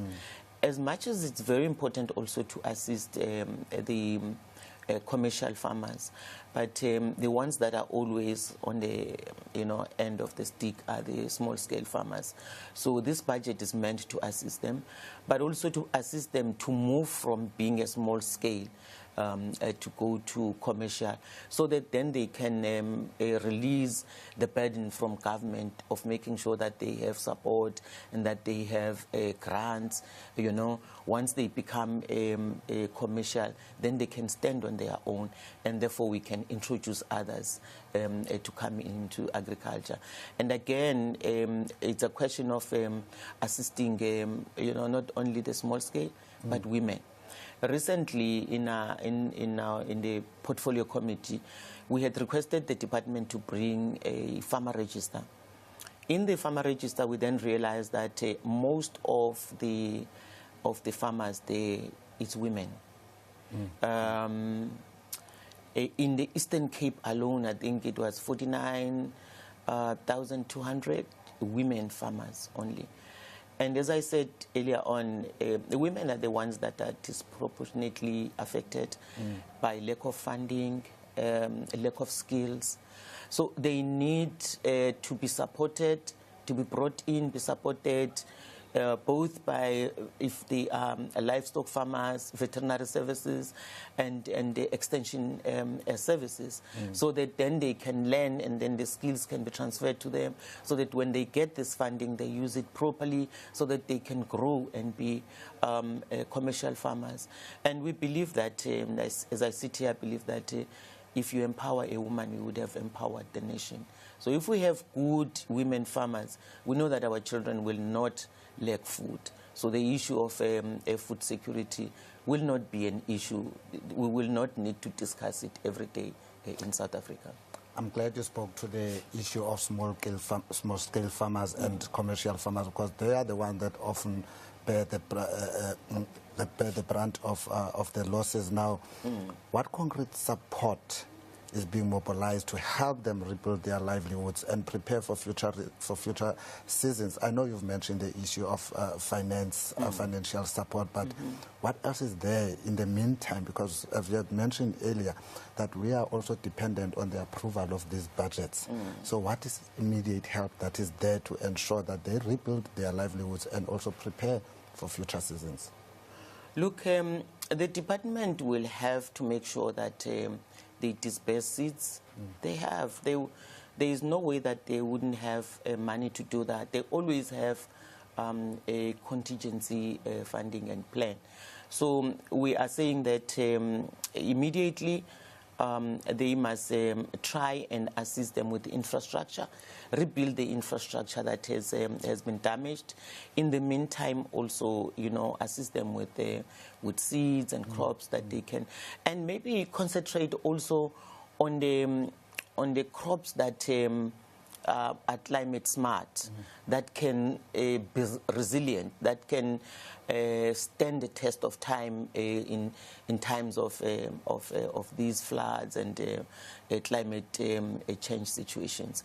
So we're encouraging the department to do that, and we hopefully hope that they'll be able to do that and assist these farmers to restart again. And as we wait for the budgets, we are saying that whatever contingency finances that they have in the department, they must be able to assist them to stand up again.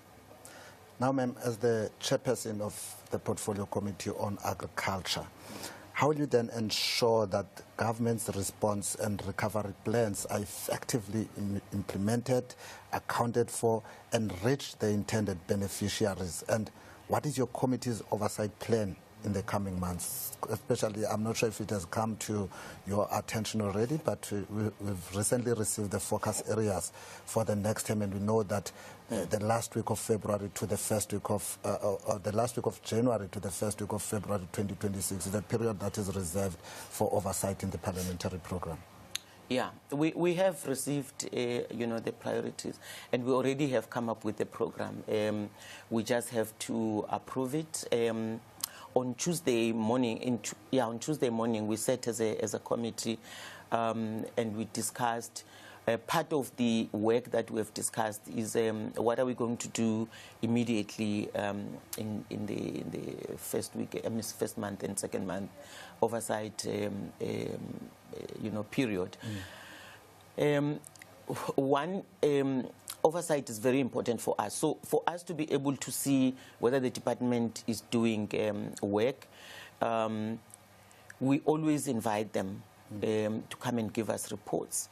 So what we are going to do first, we're going to want them to come in and give us, responses over the oversight visit that we've made now in October.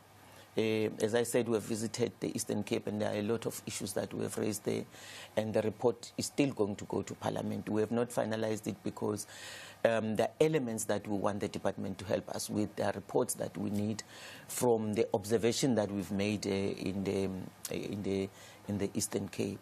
So our work and the priority of the committee is to make sure that we oversight on the work that the department does.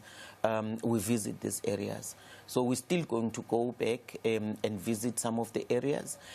We already have visited the Northwest. We've visited the Eastern Cape. We've visited all the entities of the department, which is the ARC, the Agricultural Research Council. We've also visited the OPP, the On-the-Step Board Biological Product, where they produce the vaccines. We've also visited, the National Marketing Institute. We've also looked at the PPPC, the ones that deals with the international, exporting. So we will also look at which province that we have to visit. Now, in the interim, we have picked up that I think Limpopo, Mpumalanga, and the Northwest were the ones who were hard hit with the floods or the cyclone, climate change cyclonic events. So maybe what we are going to do is to look at Limpopo and Mpumalanga, because we already have visited the Northwest. And the challenges that we have picked up in the Northwest and the challenges that we have picked in the Eastern Cape for this year, we really want to say to the department they must pull up their socks and make sure that they go back there and assist these farmers, because there are projects that were found that they were supposed to assist the farmers, and they were supposed to assist South Africa in terms of food security, but they're not doing well. So, but we have made recommendations that they must go back there and assist them. Some of them, we're going to bring them to Parliament. Some of these organizations that we're running, these projects that are not working, we're going to bring them to Parliament to come and hear why the money was not used in the manner in which it was, and want to know where the money went and what happened, what was the role of the department, what was the role of everybody else who was involved as partners there. So some of those issues are going to come immediately in the first quarter of the next year or next term. Ms. Pule, you've mentioned that the committee has undertaken a number of oversight visits to various provinces, and there are also plans to go on oversight visits to other provinces. And yes, I'm aware that from these oversight visits there are reports that are developed with observations and recommendations which gets tabled to the National Assembly for debate. But do you have a tracking tool or a tracking mechanism that assists you to make sure that those recommendations that you make are not just talk but are actually implemented? And as you speak to that also, during these oversight visits, do you also find time to engage with these communities, apart from engaging with the departments and other stakeholders, but with the communities, especially those that you've mentioned, which are women and children? Yeah, look, let me start with the tool to track our decisions and how we follow up. Definitely we do. First of the things that we thought we should have last year, the beginning of the year 2024, immediately we looked at the legacy report. And when we looked at the legacy report, we realized that there are issues that we had to take over and run with them and make sure that they are implemented or we follow up. So from there, we started looking at how are we going to be able to track these issues, and then we came with a mechanism. So we record everything. Those that we have done, we already have recorded it's done. Those that have not been done, or those that are half done, we record they are half done, not finished.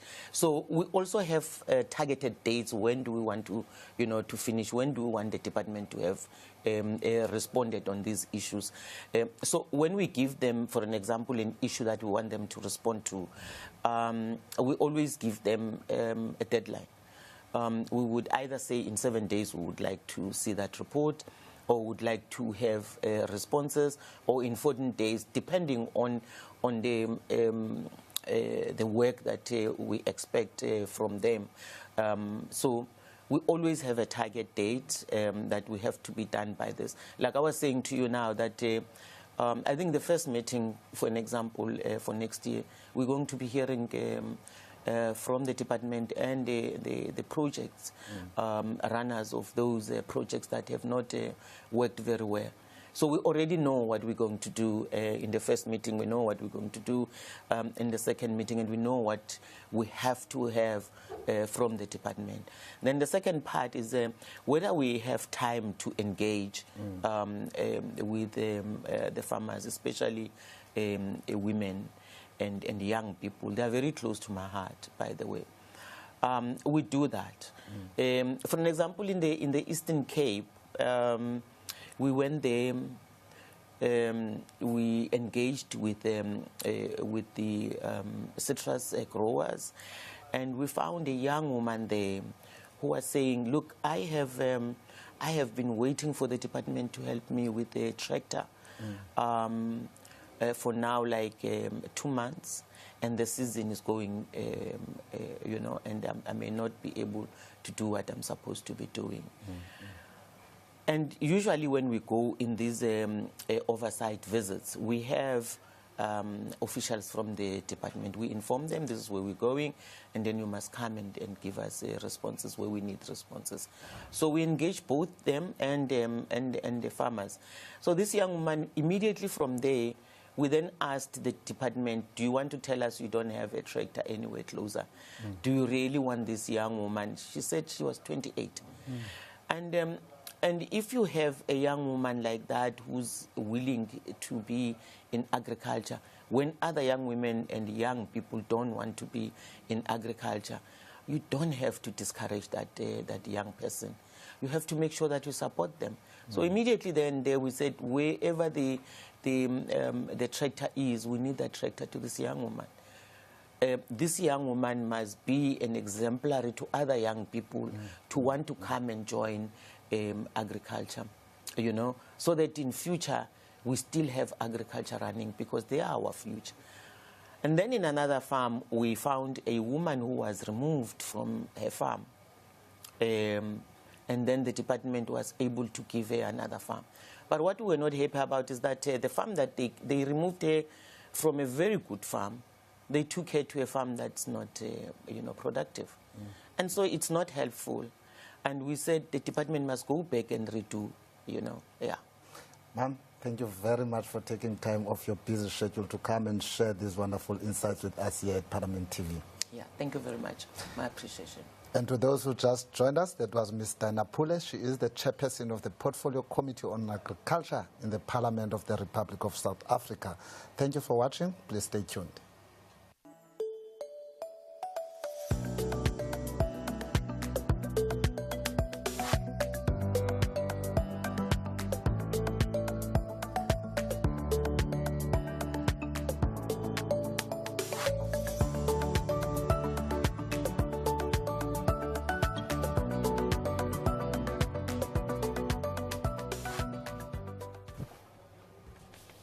Welcome back. You're still watching Parliament TV, and this is our live broadcast of the SADC-PF, and this is the 58th Assembly of the Symposium in Durban, KwaZulu-Natal. And of course, you can follow these proceedings at Parliament of RSA on all our social media platforms, as well as hashtag 58SADC-PF. And who knows, we might just read your comments here on Parliament TV. And as you might know, if you have been watching throughout, there's been a lot of engagement that the delegates have been having. We've had reports in terms of accounting, ensuring that the decisions that were made at the last assembly have been implemented. And now we're also going through reports throughout the day that are being debated and resolutions are being reached. So far in the first session, we had a motion for adoption of the report of the Regional Women's Parliamentary Caucus, which was moved by Honorable Dr. Senator Linda Ngumalo, which we had here on Parliament TV discussing issues of gender, ensuring that there's gender sensitivity when it comes to policy making. Furthermore, the seconder to that motion was Honorable Julian Nyembe, who is a committee member. And the plenary also adopted a motion on the report of the Standing Committee on Gender Equality, Women Advancement and Youth Development. And that report was moved by the committee chairperson, Honorable Trushi Kasanda, and it was seconded by Honorable Senator Tado Makomuhale, who is the vice chairperson of the committee.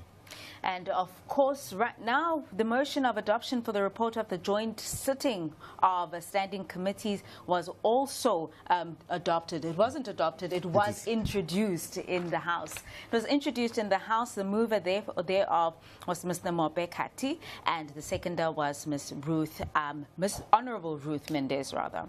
And of course, you can expect the debates on that report in the next session.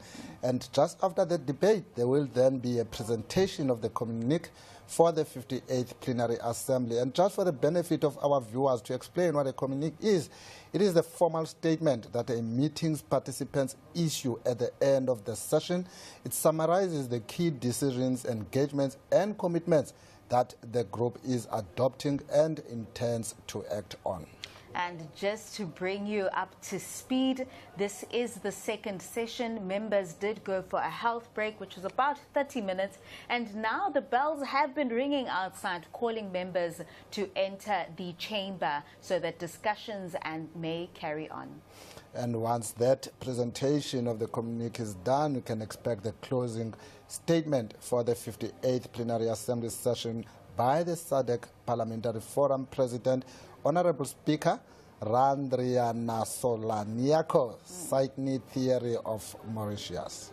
And of course, on your screen there, as you can see, that is the Secretary to Parliament of the Republic of South Africa, Mr. Xolile George, whom we had on Parliament TV speaking to the administration and the logistics that goes into planning such a symposium. And that is Ms. Toko Didiza, and she is the Speaker of the National Assembly of South Africa. Of course, these are preparations for the second session of this symposium. It is the fifth and the final day of the Southern African Development Community Parliamentary Forum, and this is the 58th Plenary Assembly that is happening in Durban, KwaZulu-Natal.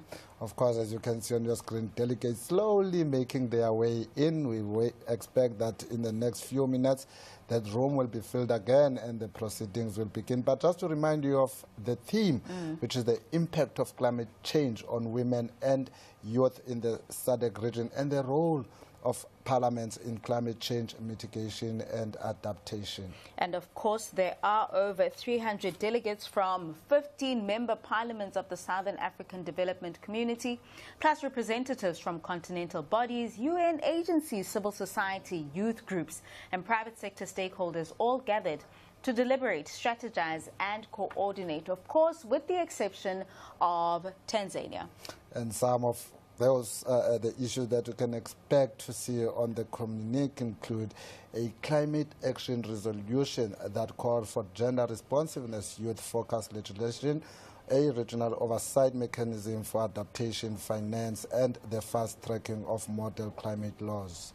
Now, why are we having a SADC-PF forum? The importance thereof falls part with the regional cohesion and solidarity between these SADC regions. Now, this is to recognize that climate challenges transcend borders, flooding, droughts, cyclones, shifting weather patterns, and to ensure that SADC countries are harmonized in terms of policy making, coordinated action, and shared accountability.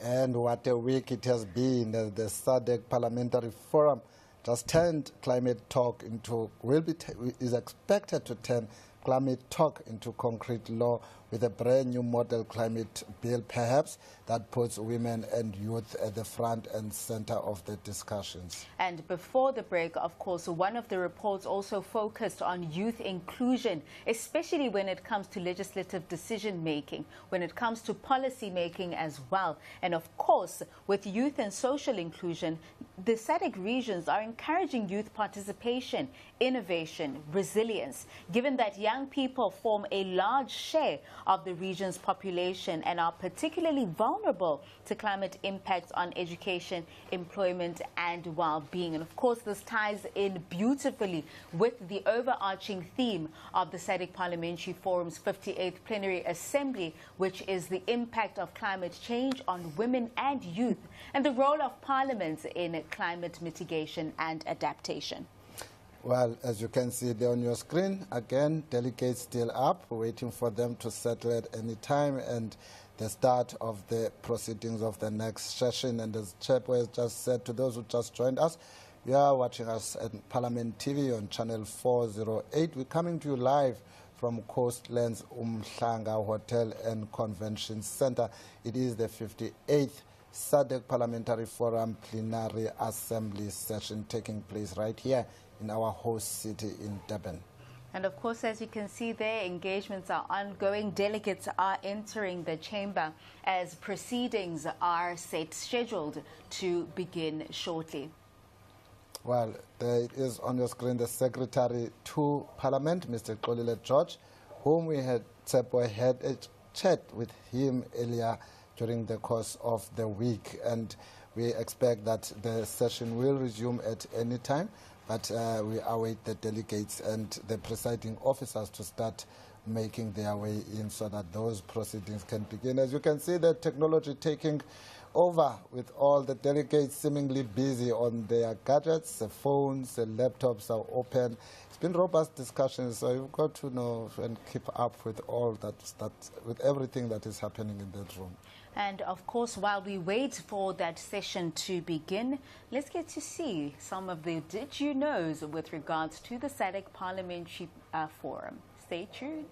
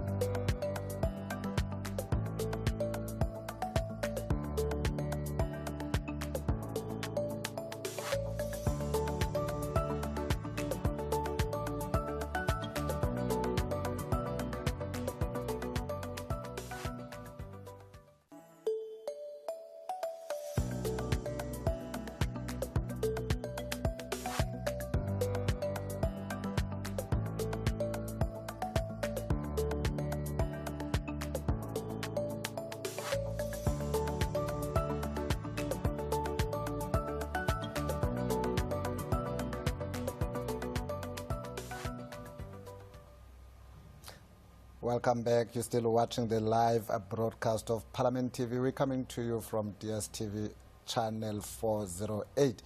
And we are at Durban Coastlands Umhlanga Hotel and Convention Center. And as your presiding officers are working in, just a tweet to read, as we had promised, one from Comrade Kade. What happened to the issues discussed in previous SADC assemblies? Do we just discuss and discuss? No action plans, no objectives, no performance management, just discussions. What are the issues discussed? Can you broadcast those discussions so that we can follow up? Well, to answer that, if the viewer had been watching throughout, we did have what I call an accountability day. And just like today, these reports will also be reported on and accounted on in the next SADC-PF.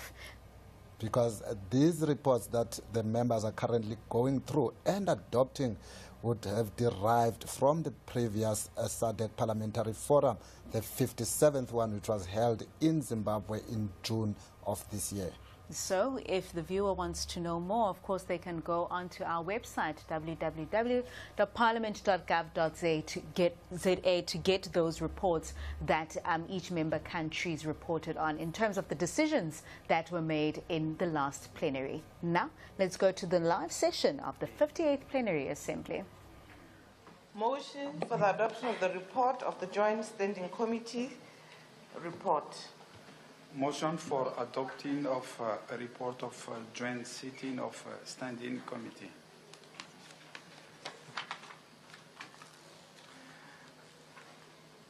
Honorable. Motion of adopting of a report of joint sitting of standing committee. Honorable Tiffy, chairperson. Mope Kati Tiffy. Thank you very much, Mr. President. I beg to move that this plenary assembly do adopt the report on the joint session of standing committees to the 58th plenary assembly of the SADC Parliamentary Forum laid on the table on the 2nd of December 2025. I so move. Seconder? Any seconder? Angola. Please, Angola. Angola. Mr. President, I am from Angola, and I am Rui Mendes from Angola, and I'm going to present our agreement, with regard to the permanent committee of SADC. Kati to present the report. Thank you.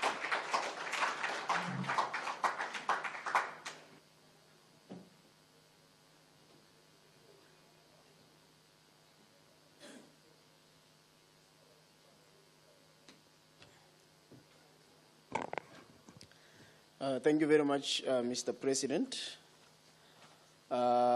Before I get into the presentation of the report, I would just like to say the youth of Botswana are indeed blessed.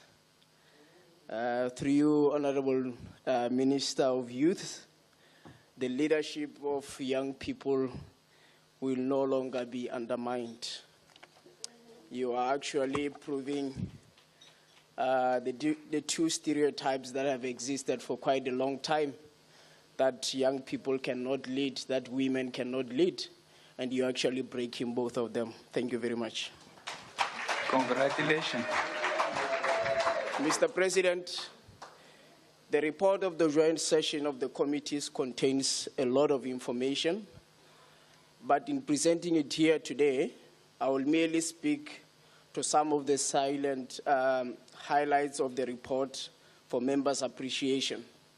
As the copy of the full report has been shared with honorable members, and it actually deliberates on the issues that have already been addressed by the standing committee reports that we have received over the past 2 days. Mr. President, in the quest to promote regional integration, social-economic development, peace and security in consonance with its agenda, SADC has adopted various protocols covering different thematic areas. Needless to say, the benefits of these regional instruments can only flow to the citizens of SADC, who are the intended beneficiaries, once the instruments are signed, they are ratified, acceded to, and domesticated and implemented in our member states. It is therefore worrisome that, despite the member states agreeing in principle and commissioning the development of these instruments. The pace of ratification of some of these instruments have been extremely slow. In this light, Mr. President, noting that the parliamentarians have a crucial role to play in the ratification process as advocates and representatives of the people, the Forum Standing Committee convened ahead of the 58th Plenary Assembly in a capacity-building session aimed at empowering and equipping parliamentarians to actively advocate for the domestication and implementation of the SADC protocols in their respective countries, among other things.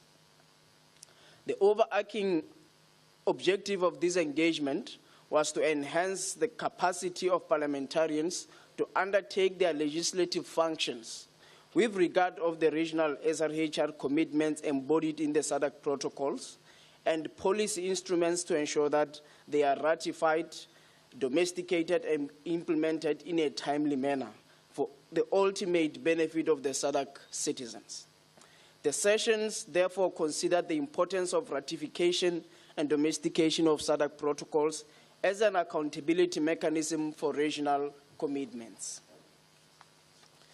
Mr. President, the plenary may recall that in July 2017, during the 41st Plenary Assembly held in Seychelles, the SADC Parliamentary Forum's Regional Women Parliamentary Caucus championed a historic milestone in regional advocacy for adopting the Mahe Declaration on Safe Abortion.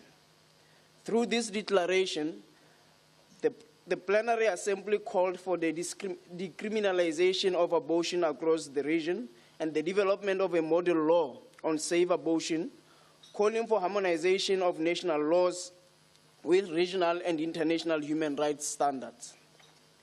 In this vein, the declaration calls for the development of a model law on safe abortion, which is envisaged to place the needs of adolescent girls and young women at the center by advancing age-appropriate, rights-based policies designed to safeguard health and strengthen their autonomy.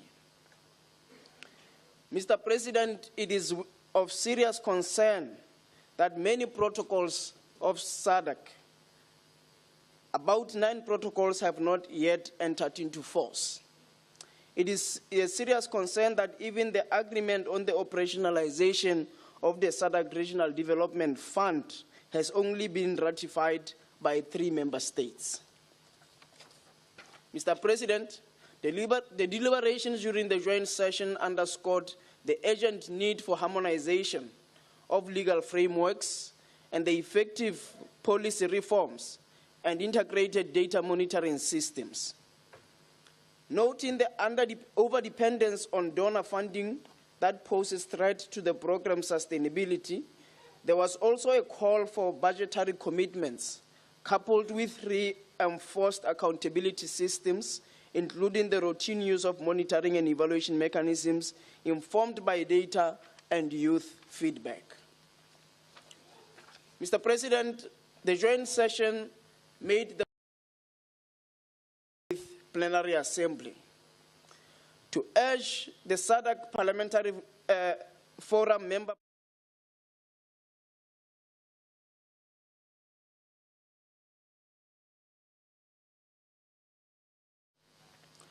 to implore SADC national parliaments to review and harmonize the age of marriage and the age of consent laws, aligning marriage of 18 years and addressing contradictory provisions affecting adolescent SRHR in their respective countries, as we realize that there are still inconsistencies across different member states. To further urge SADC Parliamentary Forum member parliaments to call on their governments to map and address gaps between GBV laws and available health, legal, and psychosocial services. To reiterate that SADC legislature must leverage their oversight mandates to ensure that SRHR policies uphold human rights principles, non-discrimination, privacy, informed consent, and safe abortion. The committee recommends the plenary to call on SADC parliaments to promote inclusive policy making process through stakeholder consultations and public participation. It implores SADC member parliaments to enact and amend laws to ensure right-based, safe and accessible abortion in line with regional and international commitments. The session further recommends that SADC parliaments encourage their governments to ensure adequate budgetary allocations for abortion-related care, contraception, training, and data systems. The committee recommends that the plenary persuade SADC national parliaments to engage in regional dialogue on health and human rights impacts of unsafe abortion and promote legal frameworks across SADC to reduce maternal deaths, enhance reproductive rights, and advance gender equality.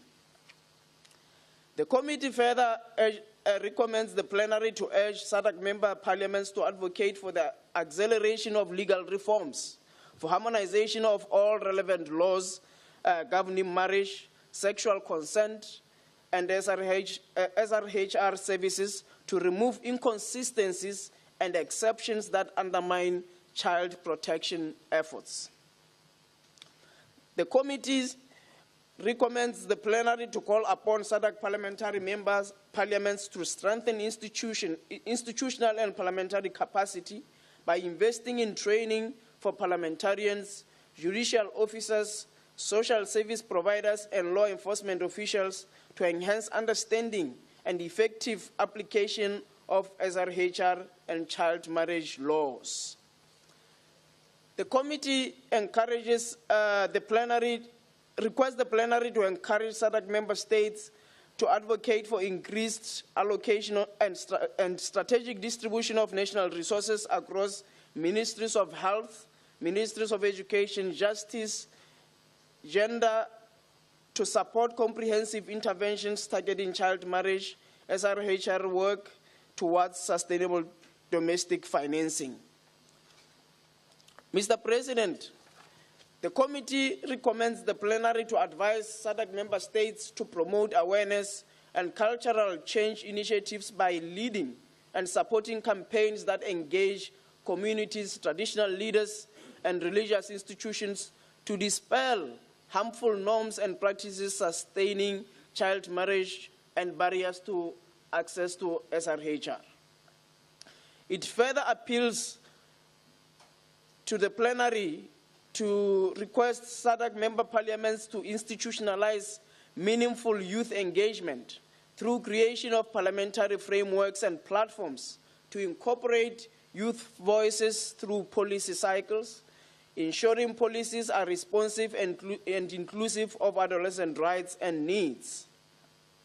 Lastly, Mr. President, the committee requests the plenary to encourage SADC member states to utilize the digital dashboard to strengthen their legislative and oversight roles, endorse budgetary appropriations informed by real-time data, and heighten public engagement and advocacy inspired by robust evidence. At this juncture, Mr. President, allow me to conclude by saying that the joint session was an important capacity-building opportunity for the members of the Parliament. The focus of the joint session on the ratification of SADC protocols was timely, as it touched on the matters that are pivotal to the core business of the SADC Parliamentary Forum, as set out in the constitutive documents. I therefore wish to place on record the Forum's gratitude to our partners and resource persons whose support made the joint sitting possible. I must also commend the Secretary General and her team for this initiative and for the excellent arrangement made for the facilitation of this engagement. Mr. President, with this, I request this plenary to adopt the report on the joint sitting of the standing committees of the SADC Parliamentary Forum. Thank you. Thank you. Thank you very much, Honorable. I shall now allow the seconder, Honorable Ruth Mendes.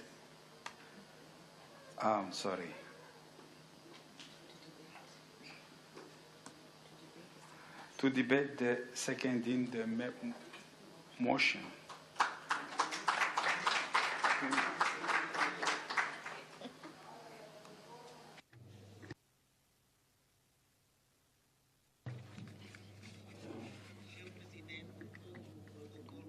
Honorable President, I ride on the existing protocol.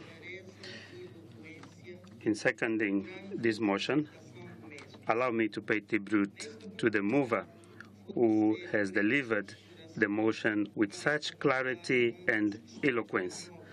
Riding on that clear statement by the mover, I will keep my comments very short.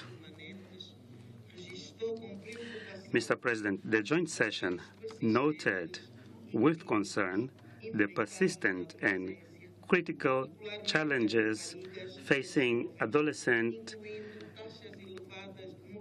girls, young women and girls, including elevated maternal mortality rate and widespread early unintended pregnancies. These challenges disrupt educational trajectories and limit economic opportunities. Additionally, the disproportionate impact of HIV and AIDS on this demographic is alarming and is compounded by pervasive gender-based violence affecting young people across member states. Mr. President, allow me to highlight that unsafe abortion is recognized across the SADC region as both a public health emergency and human rights issue, contributing significantly to maternal mortality, particularly among the vulnerable population, such as adolescent girls and young women. Unfortunately, available evidence also shows that adolescent girls and young women aged 15 to 24, particularly those from the rural and resource-poor settings, are the ones who face the highest rate of early and unintended pregnancy. This underlines the correlation between unsafe abortion, poverty, and inequality. Mr. President, the joint session was further informed that while abortion rates are similar across developed and developing countries, the outcome are significantly different. The vast majority of death and complications from unsafe procedures occur in developing nations. On the contrary, safe abortions would support broader development goals such as health, gender equality, economic growth, and align with the SDGs 3, 5, 8, and 10. The identified HR challenges are immense, including gaps in access and the prevalent high levels of maternal mortality. They all underscore the emergency for targeted policy interventions. The joint session reaffirmed the need for regional solidarity and highlighted the crucial role of parliamentarians in legislative oversight, advocacy, and fostering the implementation of regional, continental, and international commitments to advance the rights of the citizens. In this vein, members of parliament must play their pivotal role of holding national governments to account for their international commitments. Let me add a word on the monitoring and evaluation dashboard developed by the Forum and its partners as a monitoring tool for implementation of SADC model law on eradication of child marriage and protecting children already in marriage. I call upon all SADC Parliamentary Forum member parliaments to support this initiative by encouraging their national governments to render support through the updating of the dashboard to ensure that it will have up-to-date information from recognized statistical and data bodies in order to ensure its relevance and legitimacy. With these few words, Mr. President, I fully endorse the mover statement and I beg to second the motion. Thank you. I shall now allow debate on the motion. Members who wish to debate shall indicate by showing of hands, please. South Africa. South Africa again. And South Africa again. More. And Botswana. Namibia. Thank you.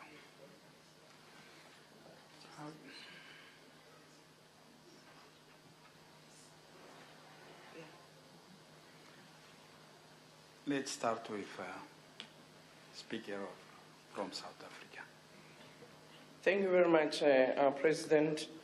And I would like to also thank the mover and the seconder of the motion on the report of the Joint Standing Committee, who highlighted clearly some of the issues that the Joint Standing Committees had deliberated on, which also includes the evaluation of progress or non-progress that has been made in terms of implementing some of the decisions that we take as this forum. I want to start by indicating that on the important issue that has been raised, particularly that relates to abortion, that South Africa had actually passed a legislation in 1997 on Choice of Pregnancy Act to allow for safe abortion, particularly for women, and where it may be a young girl underage with the support of their families. This is important not only for the safe procedures, but also it ensures that it prevents unnecessary deaths that happen as a result of back street abortion. But also it saves women's health for the future and indeed for the present.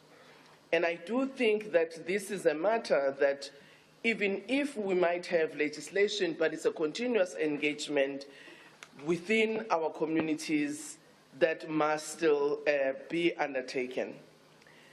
I also want to indicate that our Bill of Rights, Section 12, subsection 2A, does provide for reproductive rights, which also includes for women to actually have rights in terms of reproductive health, but also choices that they may want to make. But as we all know, that legislations or even constitutions with Bill of Rights are not the only guarantees.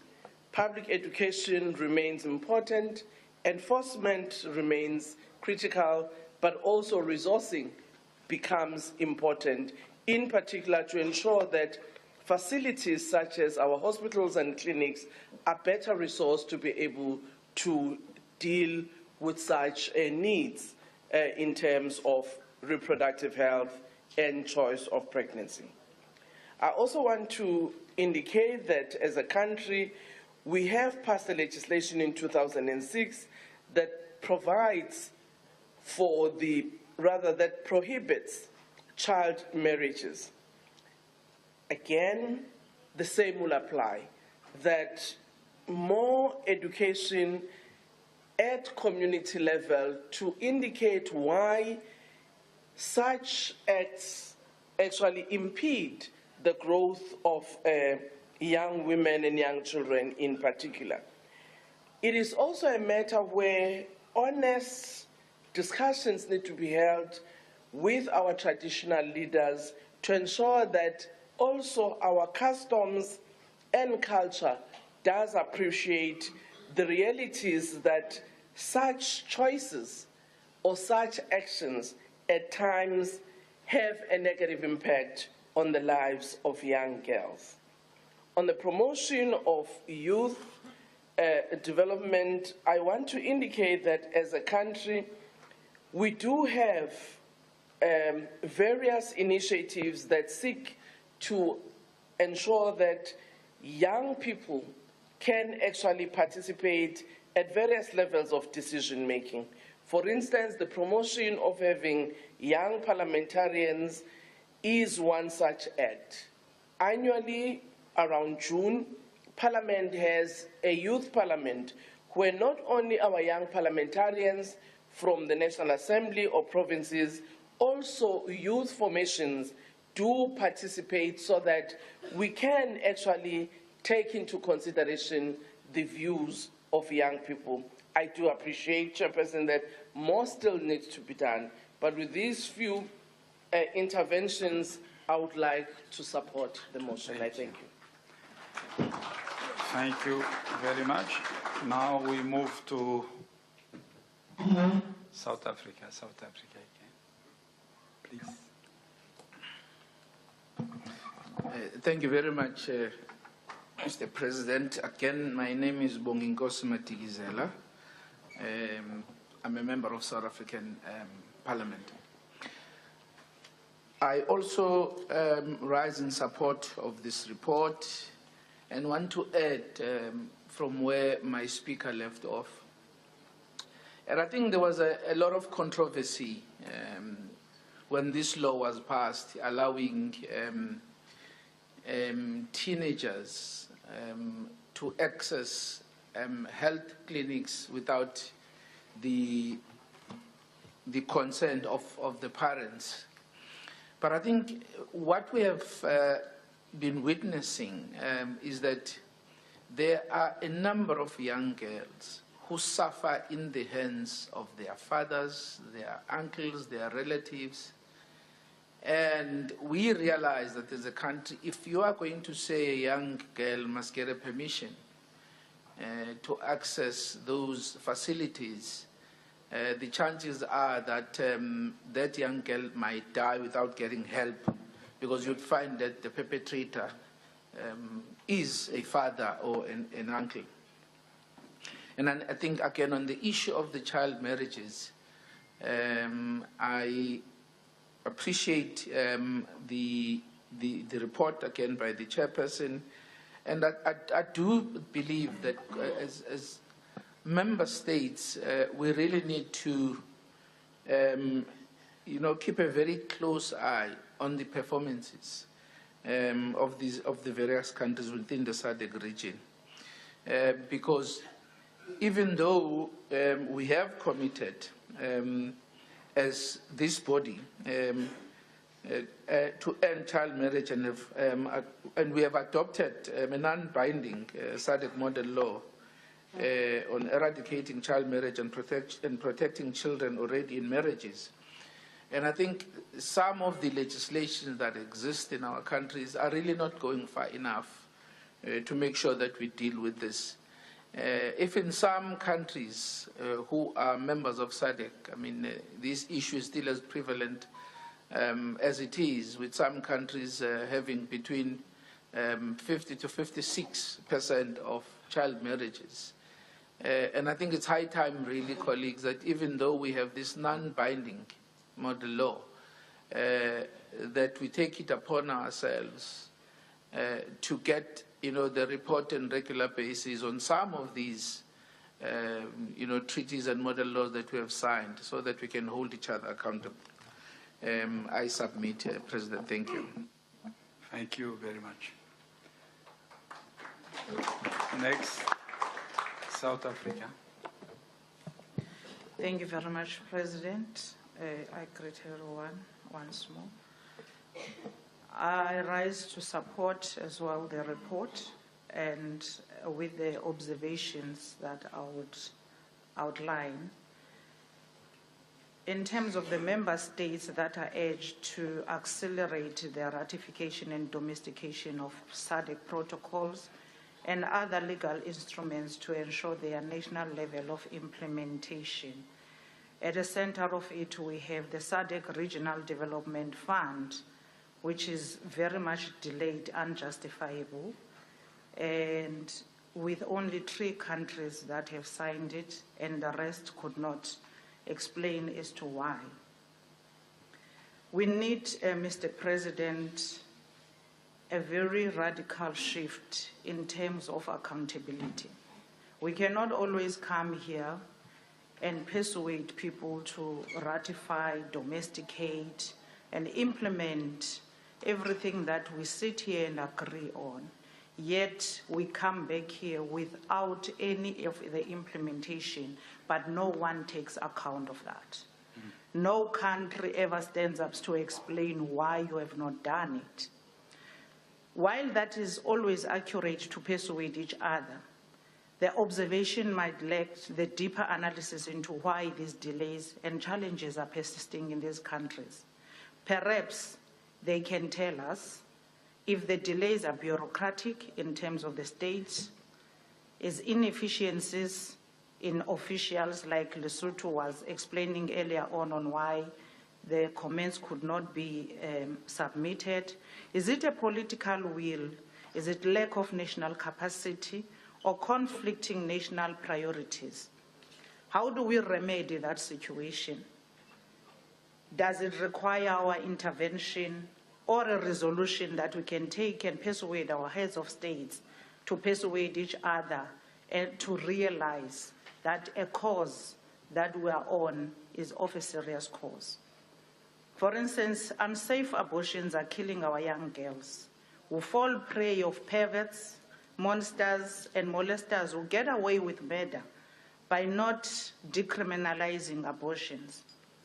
True insistence of coupling safe abortions with exceptions that will give you a safe abortion in an exception of. We create an enabling environment for young girls and sometimes boys who fall prey of their family members and cannot access safe abortions, hence the high numbers of young girls who are today committing suicide.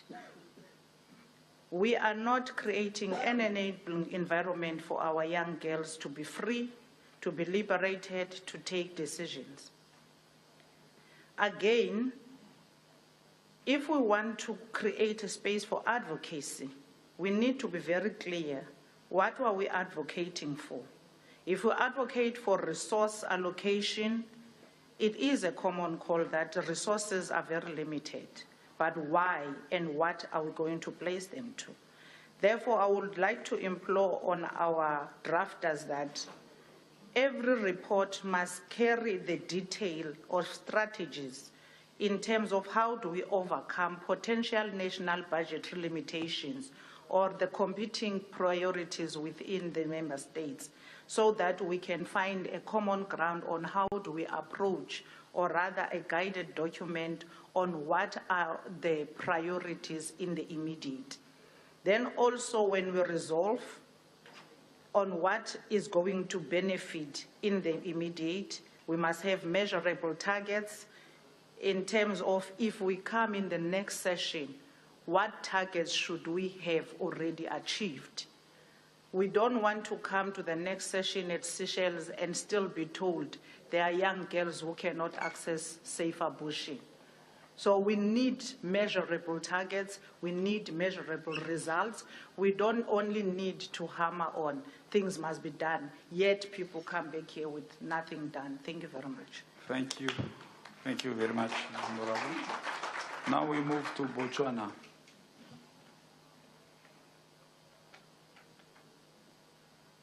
Thank you very much, Mr. President, for the opportunity. This platform presents a strategic opportunity to reaffirm our collective commitment to sexual and reproductive health and rights, SRHR, as a human right, a development imperative, and a powerful driver of economic growth. In Botswana, we have made commendable progress in improving access to SRHR services. We have expanded family planning coverage, integrated HIV and reproductive health services and introduced youth-friendly health facilities in over 40 locations. And we're also exploring innovative solutions, such as drone-assisted delivery of maternal health commodities in hard-to-reach areas. I wish to express a strong support for the recommendation calling upon member states to align GBV legislation with the full continuum of health, psychological, and social protection pathways. Too often in our region, GBV laws criminalize the offense, but do not adequately map, mandate, or fund the support systems that must surround a survivor from the moment violence occurs. And this results in fragmented care, inconsistent referrals, and long delays that compound trauma. In Botswana, we're in the final stages of introducing a comprehensive GB law precisely to address these gaps. And the new frameworks seeks to unify our response architecture, ensuring that legal provisions are directly tied to the availability of multidisciplinary services, emergency medical support, mental health, and psychosocial counseling, social protection interventions, shelters, and coordinated case management. And the intention is clear. The law must not stand apart from the services. It must guarantee access, regulate delivery, and strengthen accountability. We nonetheless continue to face persistent challenges, including our maternal mortality ratio, which remains unacceptably high at 175.5 deaths per 100,000 live births, as recorded in 2022. Teenage pregnancies are also rising, with over 7.5 girls aged 10 to 19 falling pregnant in 2023. And there's also challenges of access to contraceptives and HIV prevention tools, particularly among adolescents and young women. And this remains limited, and stigma around emergency contraception and sexual health services continue to hinder progress. We are proud of several initiatives that reflect Botswana's commitment to innovation in health service delivery. Integration of family planning with HIV care, the rollout of the HPV vaccine and cervical cancer screening, the strengthening of maternal death surveillance and response systems, capacity building for emergency obstetric and newborn care, and establishment of youth-friendly health centers, and our partnerships with WHO, UNFPA, and civil society for technical and programmatic support. But of course, we still have a challenge with the marriage amendment. There are instructions from a private member with the intention to rectify this issue of child marriages, so that marriage can only occur at 18 and that there are no exceptions, as it is currently the case in our laws. Affiliation proceedings also on the DNA will also be amended so that DNA can be done for as long as the child is below 18, because there is currently a restriction that caps the age at 5. And of course, the recent labor law, which has been passed by Parliament, has increased maternity leave and has introduced parental and paternity leave for the first time in the history of our country. We have paternity and parental leave. On safe abortion, the law is still backward, like in some countries. The male-dominated parliaments are still refusing to legislate for safe abortion for especially our young women. And this has put a burden on our healthcare system, which continues to treat such cases of unsafe abortion attempts. The Superior Court of Record in Botswana recently has pronounced on the LGBTQI+, that it's now legal in Botswana, in spite of what the written law says. That law has been struck off as unconstitutional, and now the rights are there. The fighting against period poverty continues, with the government having taken a decision to provide sanitary pads in schools. Thank you so much. Thank you very much, Mr. President. I submit. I really appreciate it. Okay, thank you for Now thank you. Now we move to Namibia. Thank you, Honorable President.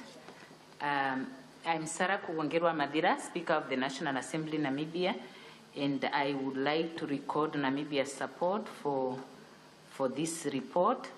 The matter of abortion, unfortunately, polarizes many of our communities, with those that are in support of it and those that are vehemently against it.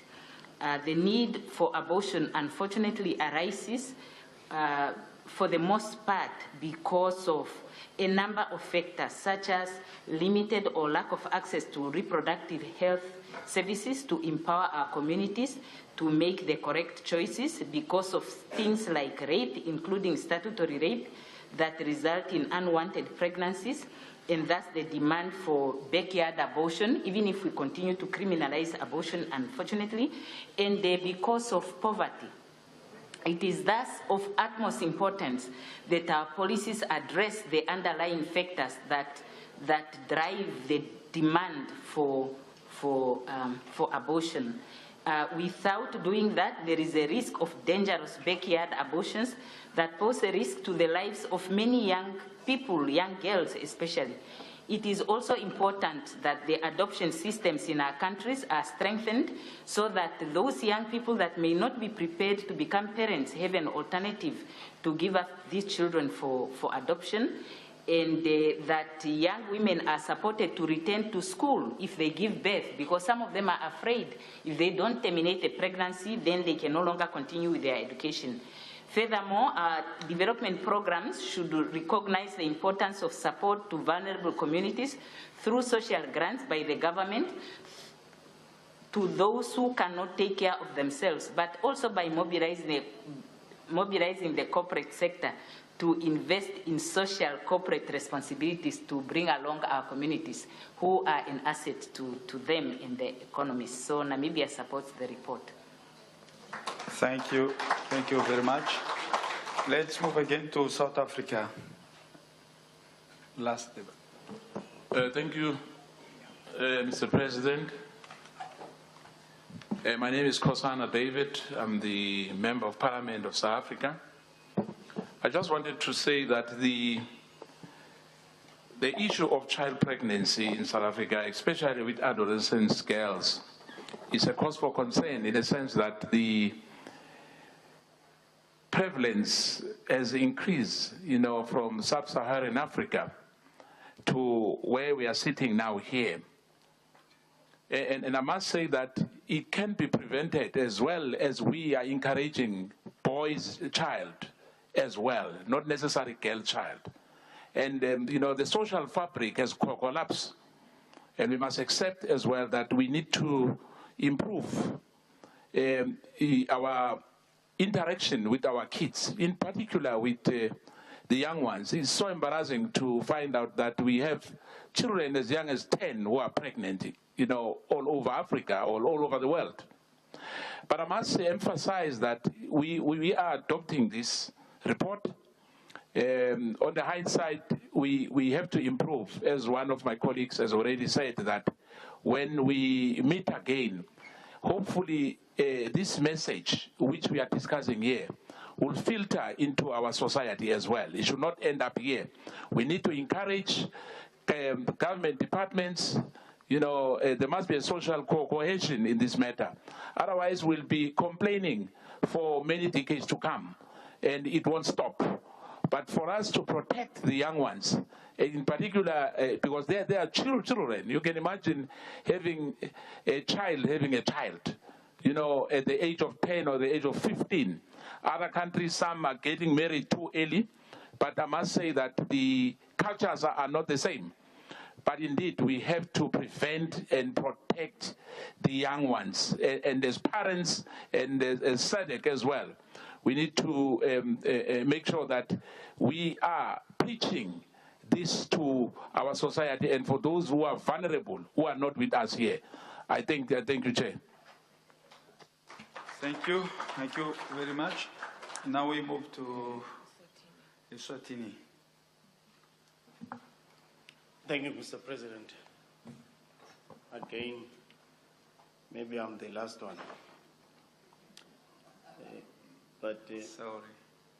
Mr. President, I reckon with appreciation on the progress that has been made on the prison modern law, and also child marriage, which is, I see it has benefited a lot, and also the redress on GPV, which has been a pandemic to anyone.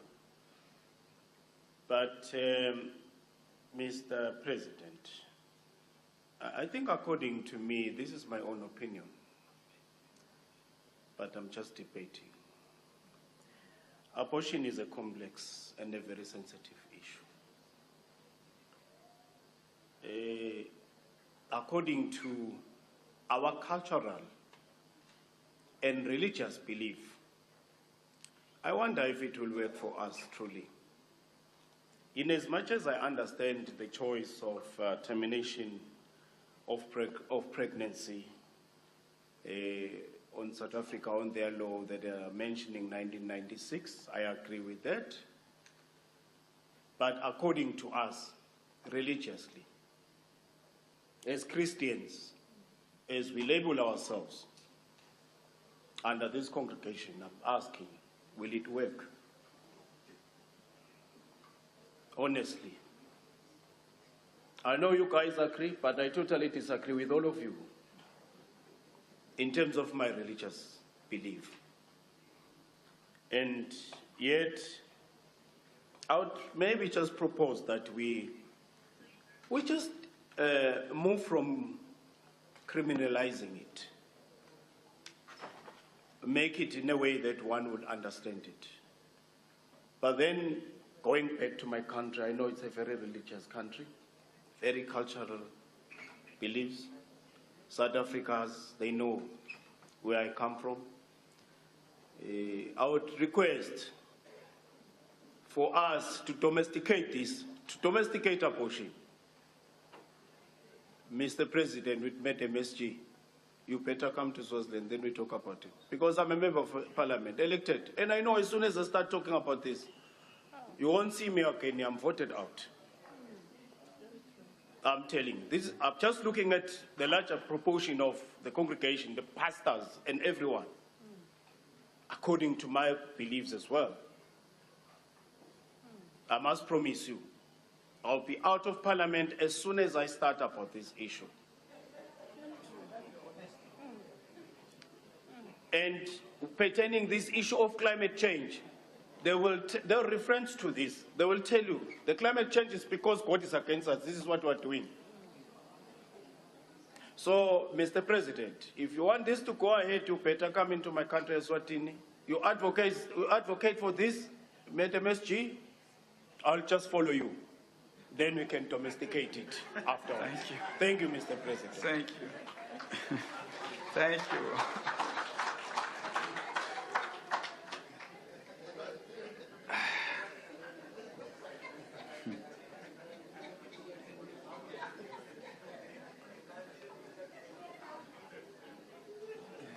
Sorry. I put the question. Yeah, I put the question. I put the question that the report of Joint Siteny. I'm sorry.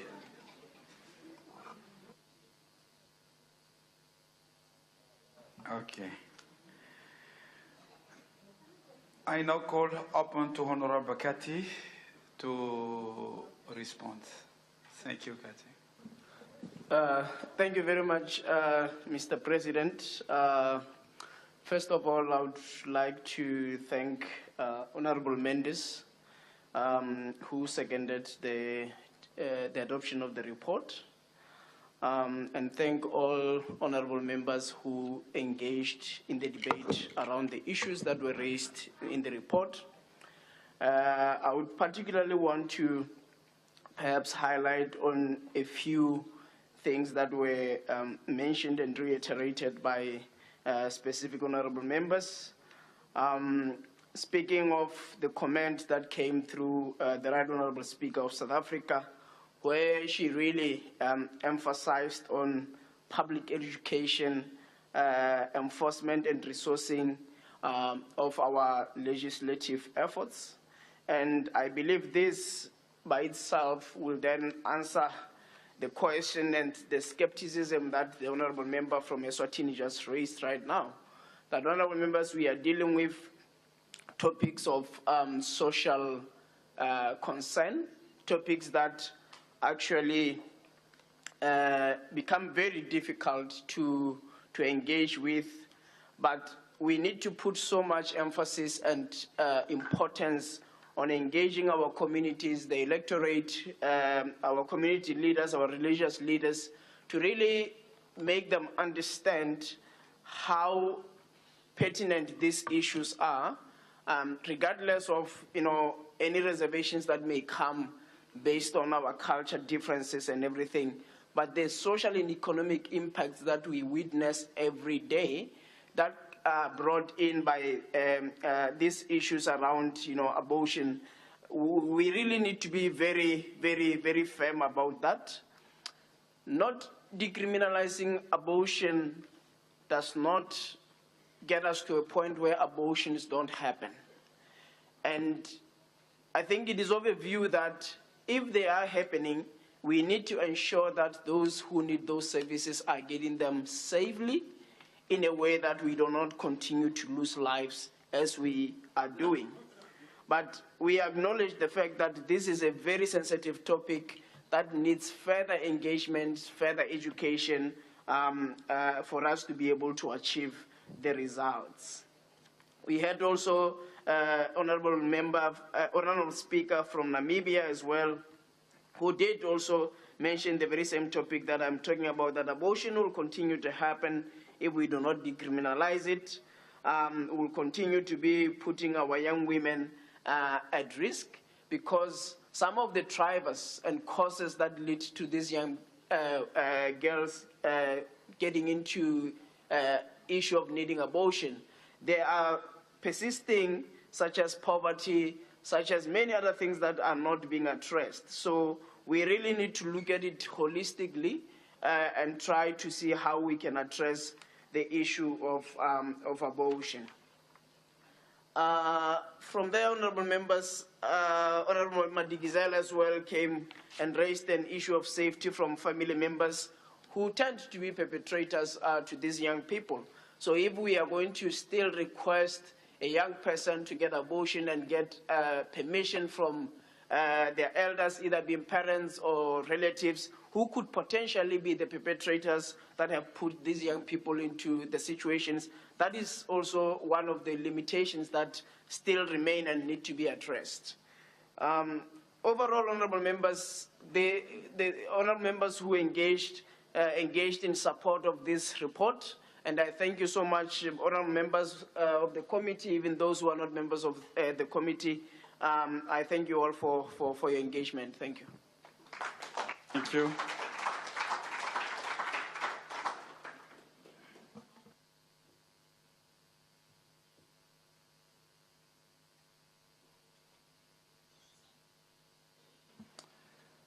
I put the question that the report of the joint sitting of standing committee be adopted. Yes. Are there any objections? The report is duly adopted.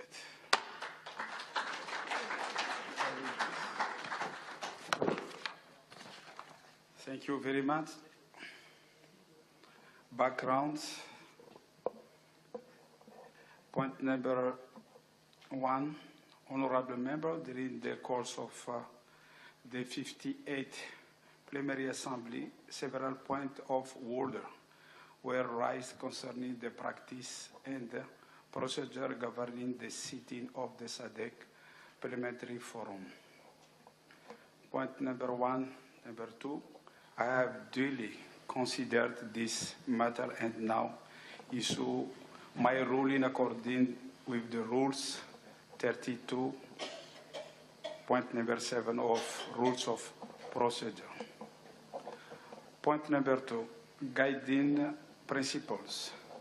In reaching my determinations, I was guided by the Constitutional of SADC Parliamentary Forum, the rules of procedure, and the police directive of the Plenary Assembly as the highest policy organ of forum. Point number two, in particular, I rely upon the resolution of the 35 plenary assembly session held in Grand Bay, Mauritius from 20 to 20th June 2014, which resolved that the forum should henceforth operate like Parliament.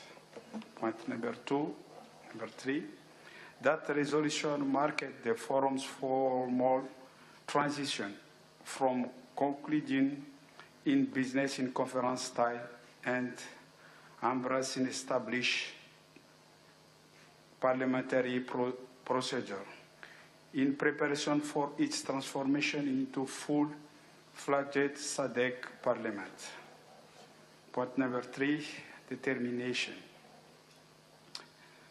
Point number 3, number 1, the Assembly, recognizing the diversity of parliamentary tradition across the SADC region, resolved to adopt an integrity approach to parliamentary practice. Point number 2, this approach incorporated the diverse tradition in trans, inclusive, and modern practice and established hybrid parliamentary system reflect of member of parliament. Point number 3, accordingly, all of ruling issue here are according the resolution in the principle that practice of forum must remain inclusive, adaptive, and consistent with the transformation agenda. Point number 4. Point order rising by head of delegation of Angola, Honorable Pedro Sebastio. Point number 1. Primary clarification. I wish to apologize for the interpretation difficulty that arose when Honorable Sebastio initially raised his point of order. To answer clarity and the common understanding, I should further explanation from the Honorable Member, for which I am grateful. Point number 4. Number 2, inclusivity, freedom of conscience. Point number 4, number 1, I sincerely thank Honorable Sebastio for commanding the forum's inclusive practice, allowing members of observers silence prayer, meditation, and the commencement of sitting. This practice recognizes the religions of spirit diversity of the SADC region and the demonstrative of forum strong commitment to tolerance, inclusivity, and mutual respect. Point number 4, number 2, number 3. It is full alleged with the value exposed in the Constitution and the strategic plan for the SADC Parliamentary Forum. Point number 4, number 2, number 4. I reaffirm that the Forum remains committed to furthering unified parliamentary culture that safeguard the freedom of conscience and ensure that all of the members feel respect and adequately represent in its proceedings. Point number 4, number 3. Institutionalists of the city arranged at the highest table. I further thank Honorable Sebastio for commanding the revised sitting arranging at the highest table. Under the current arrangement, the Secretary General sits in close proximity of the President, enabling timely, discreet, and seamless consultation during the sitting. This replaced the provision arrangement where the Secretary General sat with the clerk at the table and the was request sat between positions. This refined arrangement enhanced procedural efficiency, preserved decorum, and strengthened institutional coordination.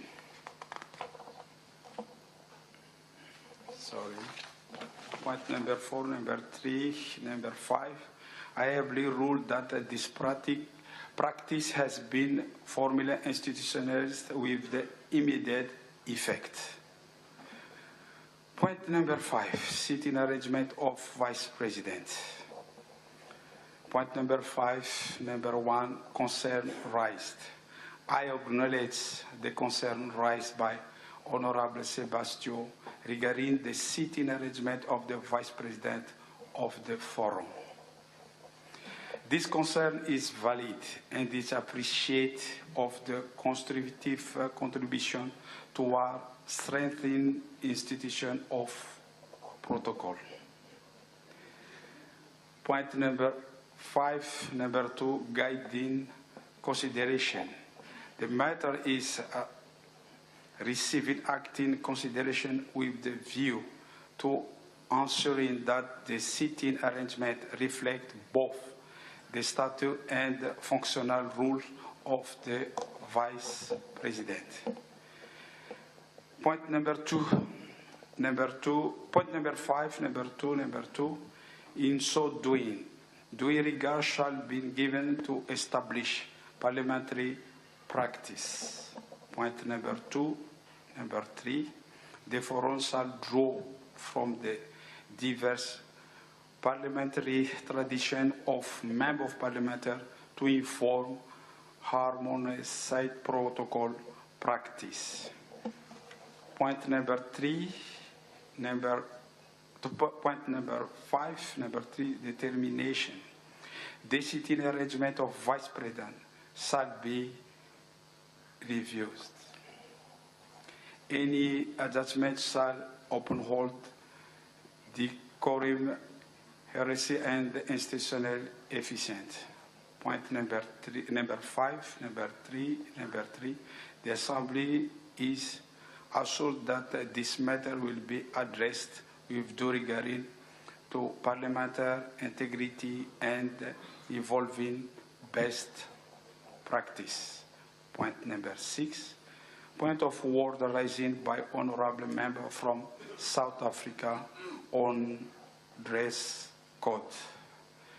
Matter raised, the honorable member from South Africa raised a point of order concerning the wearing of the cap in the House. The matter was duly considered in light of the rules of procedure. Applicable rules. The current rules of procedure are silent on the matter relating on the dress codes.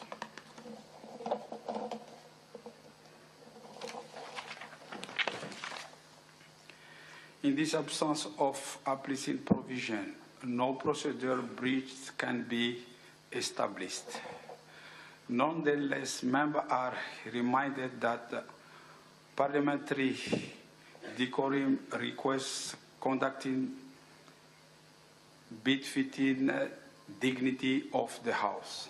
Determination, while no breach according under the existence rule, the concern raised is both valid and constructive.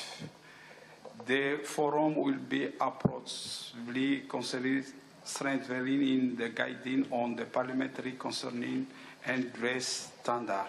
In doing so, point number 6, number 3, in doing so, the Forum shall draw up applicable tradition from across the region. Point number 6, Number 3, number 4, a formal proposal will be submitted at the plenary assembly in accordance with established procedure. Point number 6, number 3, number 5, the objective of the reform will be approved informally, dignity and respect in the conducting of procedure. Thank you very much. Now we have a break time for 10 minutes.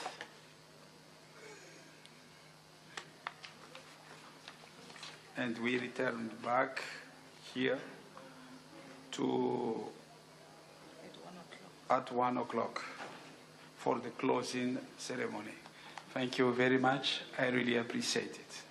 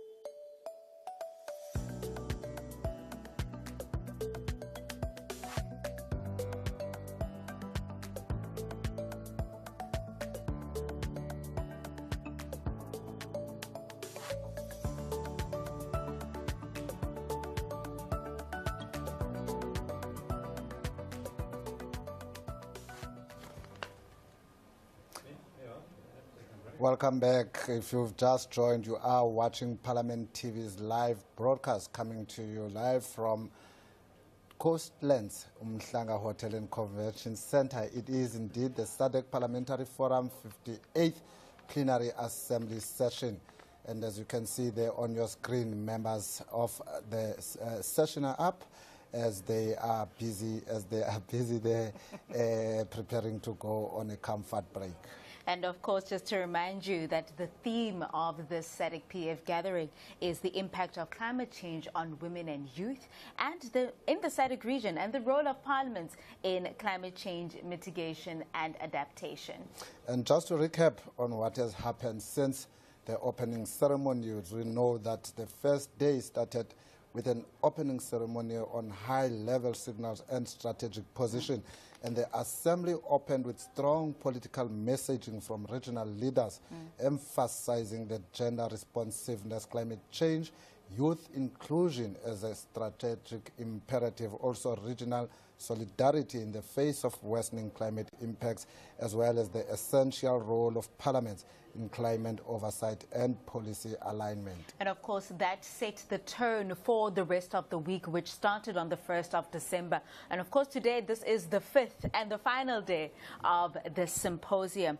Now, the reason why this theme is so important is because the speakers drilled into how climate change disappropriately affects women, youth, and rural communities, the economic and social costs of floods, droughts, and extreme weather, the role of climate-smart agriculture, renewable energy, and early warning systems. Of course, throughout the week, parliaments have repeatedly challenged to shift from policy observation to policy orchestration, which is what we've been talking about in terms of ensuring that policy meets implementation. And of course, a number of reports were adopted, which arose from the 57th SADC Parliamentary Forum, which was held in June this year in Zimbabwe. And those reports that were presented related to democracy and governance risk, health and HIV/AIDS trends, economic integration, gender equality progress gaps, as well as trade, natural resources, and climate pressures. And of course, the draft resolutions that have been made here in the past 2 days have been circulated. And these resolutions, after being tabled, were on climate mitigation and adaptation, youth economic empowerment, as well as issues that surround climate change, the impact thereof.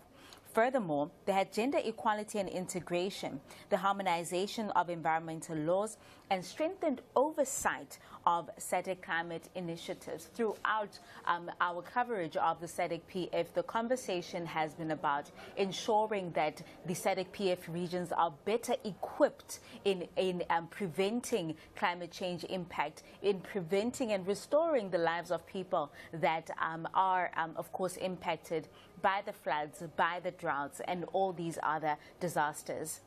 And of course, the theme for this plenary session is the impact of climate change on women and youth in the SADC region and the role of parliaments in climate change mitigation and adaptation. And of course, as you can see on your screen, delegates are up, little chats there and there as they are preparing for the next session of this plenary assembly.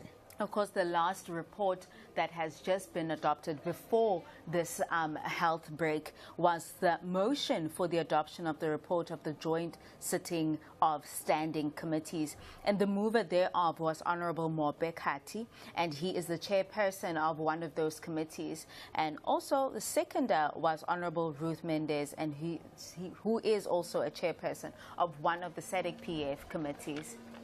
And of course, there was also a strong momentum for a full SADC parliament as multiple interventions revived and reinforced the long-term vision of transforming SADC Parliamentary Forum from a consultative forum into a fully fledged SADC parliament. And you'll have noticed consistent references to institutional maturity, calls for greater legislative harmonization, recognition of the forum's evolving role in regional governance. Those all form part of the discussion that took place here over the last 5 days.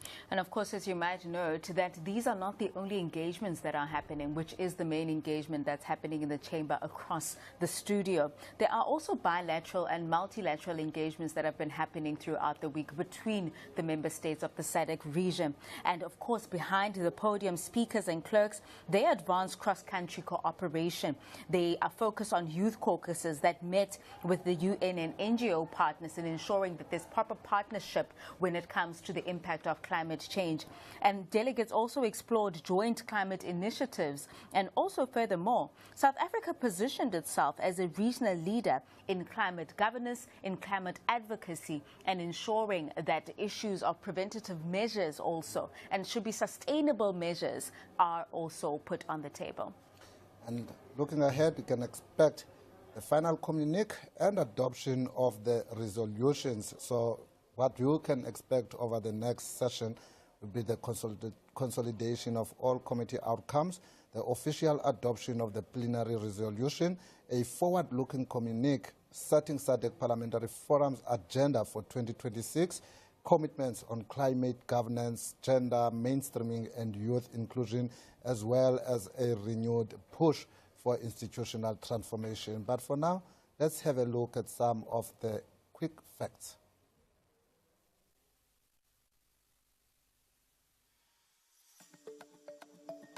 From 13 November to 5 December 2025, Parliament of South Africa will host the 58th Plenary Assembly of the SADC Parliamentary Forum under the theme, The Impact of Climate Change on Women and Youth in the SADC Region and the Role of Parliaments in Climate Change Mitigation and Adaptation.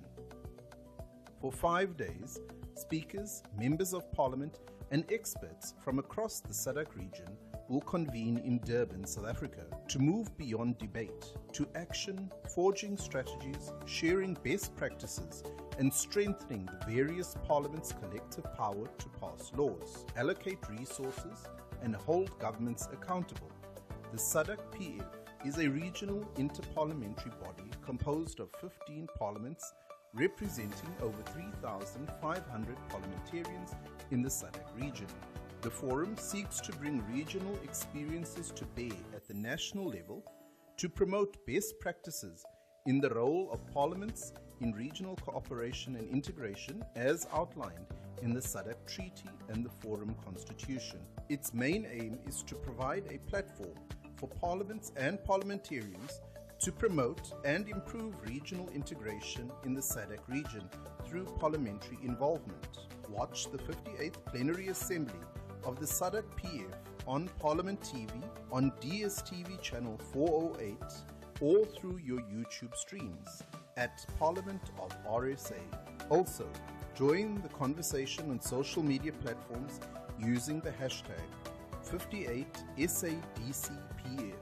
For more information, visit Parliament's website at www.parliament.gov.za. Your Parliament, your voice, your future. And you are still watching Parliament TV, of course, at the SADC Parliamentary Forum, the 58th Plenary Assembly session that is taking place in ETHEKWINI Metropolitan Municipality in Durban. It has been taking place from the 30th of November to, of course, the 5th of December, talking to the impact of climate change on women and youth in the SADC region and the role of parliaments in climate change mitigation and adaptation.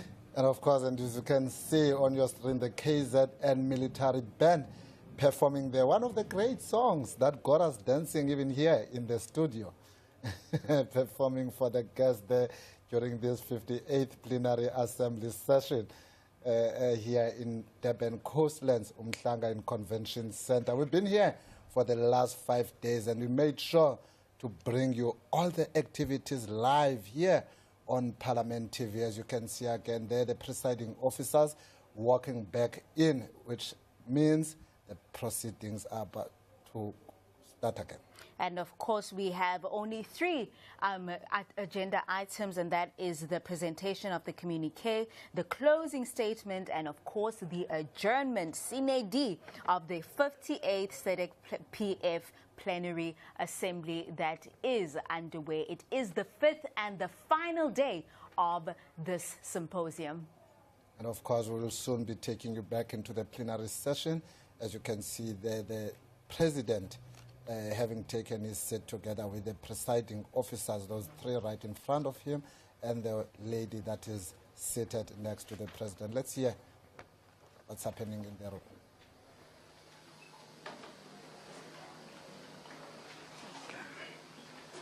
Fifth order, the Secretary General shall read the 4th word of the day, 5th word of the day, I'm sorry. Presentation of the Communiqué for the 58th Plenary Assembly.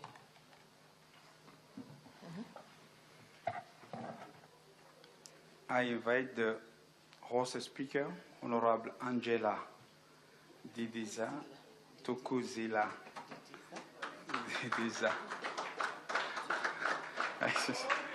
To present the communiqué for the 58th Plenary Assembly. Thank you, President, Vice President of SADC Parliamentary Forum, members of the executive of the SADC Parliamentary Forum present, all speakers of the SADC parliaments present here, all South African speakers or deputy speakers or delegates from the provincial legislatures, members of parliament, secretaries of parliament led by Secretary Powema, who is the secretary of the SADC Parliamentary Forum, honored guests, ladies and gentlemen. I present to you the communique of the SADC Parliamentary Forum, 58th Plenary Assembly, which started here in KwaZulu-Natal Province, ETHEKWINI Metro, from the 30th of November to 5th December 2025. The SADC Parliamentary Forum, 50th 58th Plenary Assembly was held from 30th November to 5th December 2025 in ETHEKWINI Metro Municipality, Republic of South Africa, under the theme, I quote, "The Impact of Climate Change on Women and Youth in the SADC region and the Role of Parliaments in Climate Change Mitigation and Adaptation." The Plenary Assembly was attended by 14 of the 15th SADC-PF member parliaments, namely Angola, Botswana, the Democratic Republic of Congo, Eswatini, Lesotho, Madagascar, Malawi, Mauritius, Mozambique, Namibia, Seychelles, South Africa, Zambia, and Zimbabwe. The Parliament of the United Republic of Tanzania tendered its apology. The Plenary Assembly was also attended by representatives from the partner organization, including civil society, members of Parliament from Parliament of South Africa, who participated as observers, delegates from the KwaZulu-Natal Legislature, the South African Legislative Sector, ETHEKWINI Municipality, Toyota South Africa, who presented on the theme, as well as the academia, including the Thabo Mbeki African School of Public and International Affairs at UNISA. The Plenary Assembly was officially opened by His Excellency Mr. Paul Mashatile, the acting president at the time of the Republic of South Africa and South Africa's deputy president, who called for collective parliamentary action to address climate change, particularly its impact on women and youth. He highlighted key outcomes of the G20 summit hosted by South Africa, including progress on climate resilience, energy access, food security, and youth empowerment, commending SADC efforts to develop a regional climate strategies. The acting president emphasized the need for gender-responsive legislation, alignment of policies with international frameworks, and stronger oversight. Citing South Africa's 2024 Climate Change Act, the acting president urged parliaments to allocate resources effectively, promote accountability, and ensure inclusive, people-centered climate policies.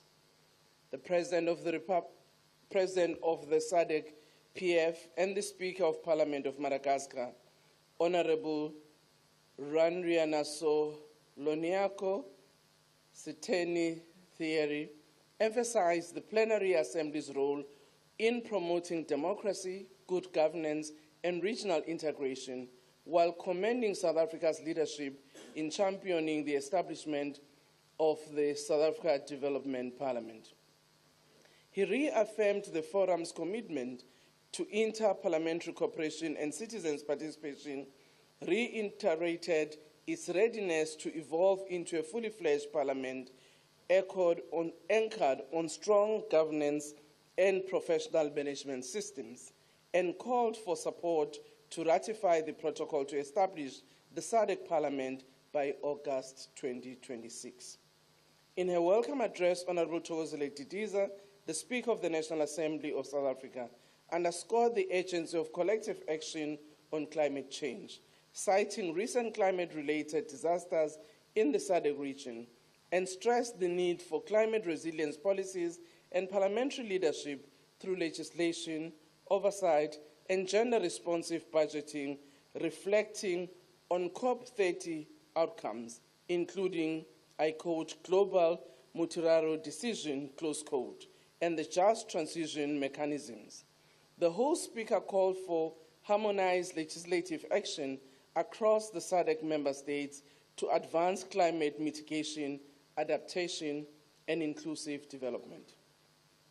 The Secretary General of the SADC-PF, Her Excellency Boema Skgoma, in her introductory statement, paid tribute to South Africa's visionary leadership in global and regional affairs under the stewardship of President Cyril Matamela Ramaphosa, and highlighted ETHEKWINI's legacy as a symbol of resilience and Pan-African unity. Characterizing climate change as a daily reality, she called for urgent, innovative, and bold parliamentary action rooted in regional solidarity and the legacy of the frontline states. The Secretary General welcomed the Plenary Assembly's diverse representation, with 40.6% of the 69 parliamentarians in attendance being female. Honorable Princess N. Muchapilo from the Southern African Youth Parliament, representing the youth, reaffirmed the vital role of young people in shaping policy in the SADC region, commended the SADC region Parliamentary Forum Youth Inclusive Practices, and called for investment in youth leadership to address challenges such as unemployment, exclusion, conflict, gender-based violence, and climate change. She welcomed the establishment of the SADC Parliamentary Forum Youth Caucus, urged parliaments to enact bold, inclusive legislation, and conclude by declaring that youth are not leaders in waiting, but are leaders in motion. The Regional Women's Parliamentary Caucus, RWPC as it is known, its interim chairperson, Honorable Senator Dr. Lindiwe Nxumalo, commemorated the 2025 16 Days of Activism campaign by honoring iconic KwaZulu-Natal women leaders such as Queen Nandi, Charlotte Maxeke, and Dorothy Nyembe, and called for urgent action against digital violence, gender-based violence, and climate vulnerability. The RWPC interim chairperson urged the domestication of the SADC-PF model law on GBV and child marriages. She also urged for the adoption of climate-smart as well as gender-responsive legislation and expanded SRHR access and full women's representation in all decision-making bodies, while commending South Africa's leadership through its National Strategic Plan on Gender-Based Violence and Femicide and the recognition of GBV as a national crisis. The Plenary Assembly expressed profound concern over the escalating impacts of climate change in the SADC region, including intensified droughts, devastating floods, tropical cyclones, and rising sea levels, which threaten food security, water access, public health, and socio-economic stability, thereby undermining the achievement of the Sustainable Development Goals and the SADC's regional integration agenda.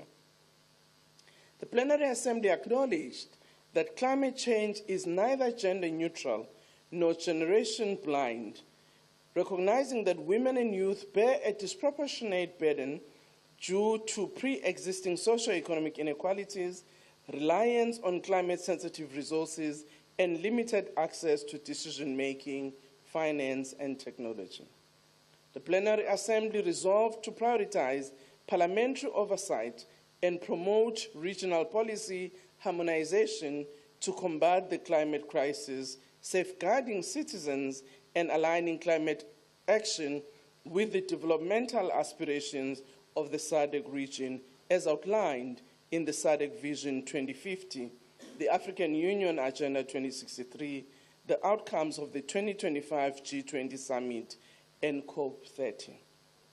The Plenary Assembly reaffirmed the critical interlinkages between climate change, health, and sexual and reproductive health and rights, noting that climate-induced disasters disrupt healthcare systems, restrict access to essential SRHR services, and heighten risk of maternal mortality, of gender-based violence, child marriage, and the spread of HIV and AIDS.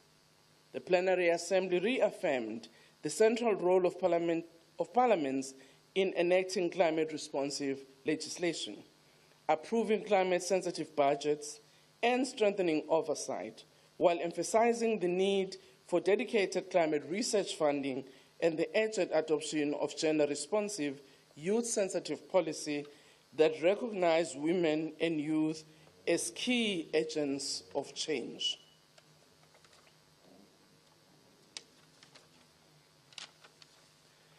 The Plenary Assembly underscored the importance of strong parliamentary oversight to ensure transparency and accountability in climate finance, while promoting innovative financing for a just transition, and urged member parliaments to integrate climate resilience into national policies on agriculture, water management, and energy in response to threats to food sovereignty and water security. The Plenary Assembly commended member parliaments for their progress in implementing previous resolutions and exercising effective oversight over the executive. It further applauded the comprehensive country reports presented, reflecting a strong commitment to peer learning, mutual accountability, and advancing the SADC-PF strategic objective of strengthening the implementation of capacity of the SADC. The Plenary Assembly adopted reports of standing committees, the joint standing sitting of standing committees and the RWPC, and accordingly called for parliamentary action to address the regional energy deficit by urging national parliaments to prioritize the ratification and domestication of the SADC Energy Protocol, strengthening oversight of its implementation and regional power pool integration, and utilize their budgetary authority to approve strategic investment in renewable energy and grid modernization to promote a just energy transition. It also reaffirmed the critical role of parliamentarians in election observation for democratic consolidation, called for predictable funding and increased parliamentary participation in SADC Parliamentary Forum elections observer missions, and urged the institutionalization of EOM funding within the national budgets of member parliaments.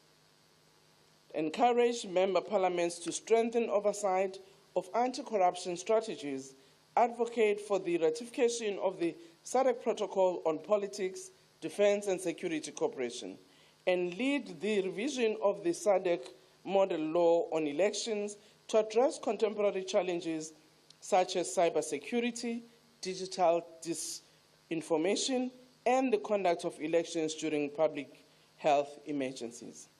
It also expressed strong support for the RWPC's advocacy for gender-responsive climate action and encouraged member parliaments to ensure that climate policies and financing are guided by robust gender analysis, supported by gender disaggregated data in carbon markets, and reinforced by strengthened oversight to hold implementing agencies accountable to gender inclusion standards. It also commended the landmark benchmarking visit to Lesotho by the Regional Parliamentary Model Law Oversight Committee and urged member parliaments to institutionalize similar peer learning processes to support the domestication of SADC model laws, strengthening legal drafting capacity, enhance multi-stakeholder collaboration, and establish dedicated budgetary allocation and robust monitoring frameworks to translate model laws into tangible outcomes for the SADC citizens. It also commended the ongoing development of the SADC model law on safe abortion as mandated by the Plenary Assembly, and urged member parliaments to actively champion it as a vital, harmonized regional framework while facilitating inclusive national consultations on its context-sensitive rights-based provisions. It urged national parliaments to advocate for the ratification and domestication of the Gender Protocol, accelerate the adoption of the gender-responsive budgeting, strengthen monitoring frameworks, implement reforms to address digital gender-based violence, and promote expanded intergenerational dialogue. It reaffirmed the SADC Parliamentary Forum's commitment to gender equality and youth empowerment and called for the development of a youth development scorecard alongside the institutionalization of multi-sectoral engagements and sustained resource allocation to ensure inclusive and effective regional implementation. It also emphasized the critical need for strengthened parliamentary oversight in the areas of health and labor by urging parliaments to ensure adequate domestic funding for health protocols, ring-fence resources for HIV and AIDS and TB programs, as well as expedite the ratification of the SADC protocol on employment and labor.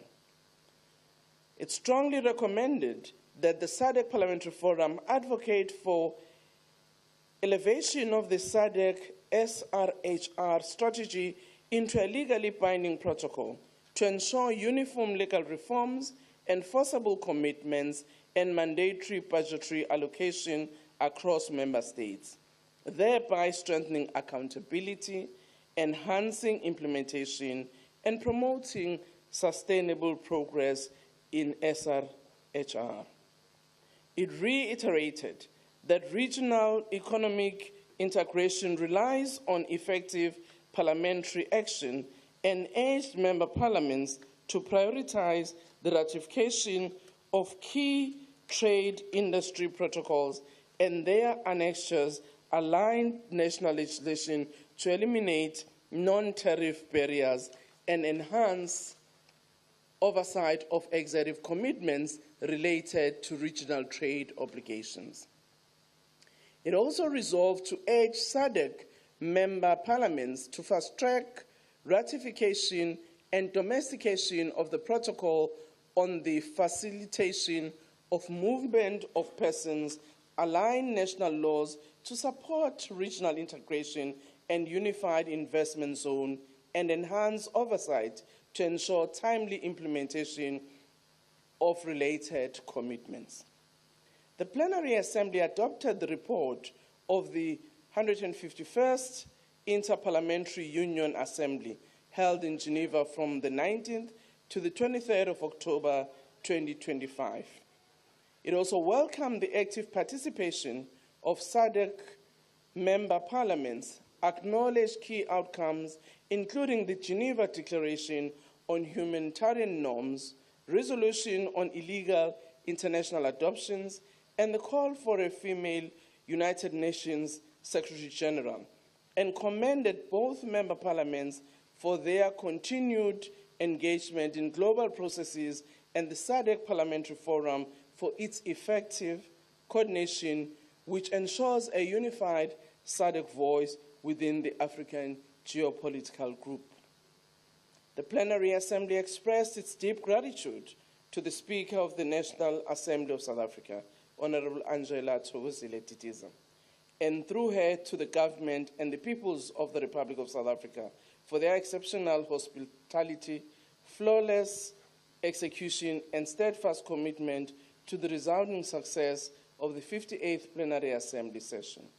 The Plenary Assembly also expressed its appreciation to the National Assembly of the Republic of Seychelles through Honorable Speaker Azarela Jolinda and Esther for offering to host the 59th Plenary Assembly schedule for the second quarter of 2026. This communique was presented at the ETHEKWINI City, South Africa on 4th December 2025. I submit. Thank you. Thank you very much, Speaker. Thank you very much. Yeah, she deserves it. Okay, the Secretary General shall read the sixth order of the day.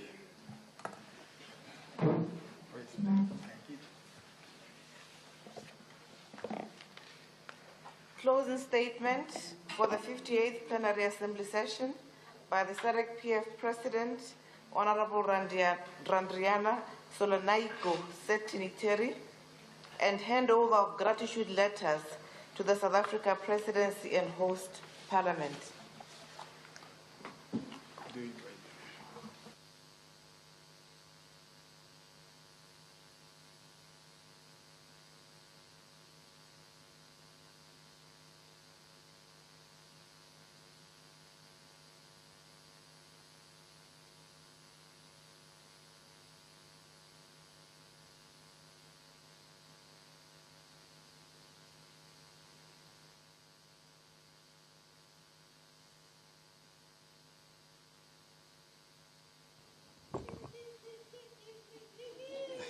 Thank you very much. Vice President, can you?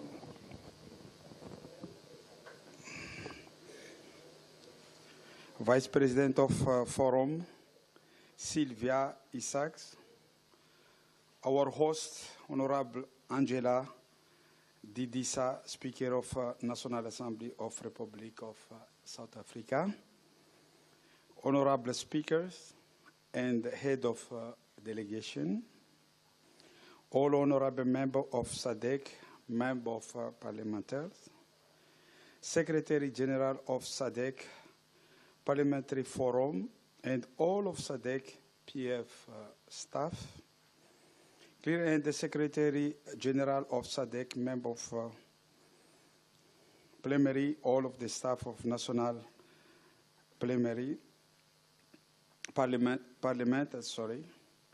distinguished invited observer, ladies and gentlemen. We have successfully transacted all of the business on the agenda of the 58th Plenary Assembly, hosted by Parliament of Republic of South Africa. Here is the Serene ETHEKWINI Metropolitan Municipality in the marvelous coastal city of Durban. Honorable members, distinguished ladies and gentlemen, I must, from outset, reiterate our gratitude to His Excellency Mutamela Cyril Ramaphosa, President of South Africa, who assigned the acting president, His Excellency Paul Massatil, to grace and address our official opening ceremony. You will agree with me that the acting president address was both insightful and encouraging for all of us. Honorable member, distinguished ladies and gentlemen, in the short time we have been here in Durban, we have covered all of impressive amount of parliamentary business. To be specific, we have considered 2 reports of executive committee, one on administrative matter and the other on finance issues. Through deliberation of this report, the plenary assembly has been updated and has guided the forum on the board arising issue affecting its operations. The 50 plenary assembly has reinforced our resolution stand to promote resolution solidarity. More critical, the plenary assembly has highlighted the crucial role of parliamentary in legislative oversight and advocacy for us, the ratification and implement of region, continental and international commitment of advance of the right of citizens. In this vein, we, members of Parliament, must play our pivotal roles in holding national government to account of their regional and international commitment. Honorable members, ladies and gentlemen, it remains for me to sincerely thank all of the 14 members of Parliament who have sent delegates to the 50 plenary assembly. This assembly has been resulting success. Thanks to your attendance and participation, let me therefore take the opportunity to thank each one of you, honorable member, for your commitment and cooperation throughout this assembly. Honorable members, ladies and gentlemen, I must also commend our gracious host, the people of South Africa, the leadership of province of KwaZulu-Natal and Siteny municipality for their warm hospitality. I wish to recognize further and appreciate the long hours of hard work put by the Jack and the staff of the Parliament of South Africa, resulting in the seamless arrangement made for our comfort and convenience during this meeting. Please join me to expressing our deepest gratitude to Honorable Speaker Angela Thokozile Didiza, who has graciously hosted us.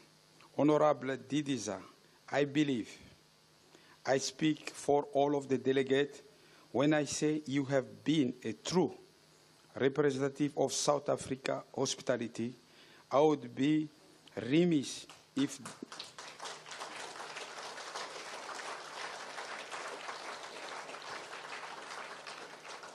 I did not praise you for treating us to excellent cuisine, drinking, and music during numerous dinner and events you have organized in honor of delegate.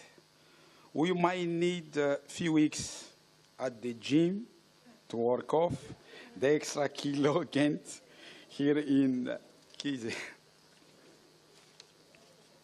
I also wish thanks the Secretary General and her team, as all clerk and the Secretary General of Parliament and their staff, for their unwavering support to all of us.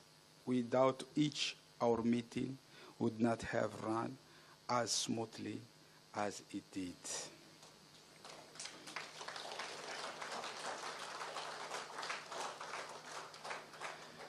It is now my distinct honor and profound privilege to declare the 50th Plenary Assembly session officially closed.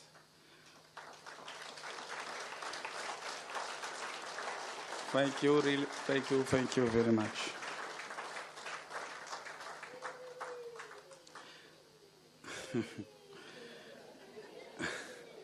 I therefore the Plenary Assembly until we meet again during the 59th Plenary Assembly session to be hosted by the Parliament of Republic of Seychelles on the date at the venue to be communicated in due course. I wish you all safe travel as you return to your respective country. Thank you very much. Merci beaucoup. C'est un beau gars, un beau gâteau.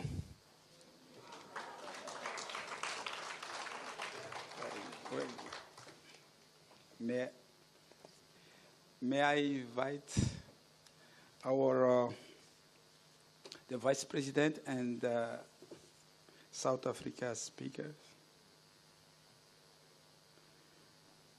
for the recognized letter. Again, thank you very much for hosting us here in this beautiful city. Please. I think here is the bed.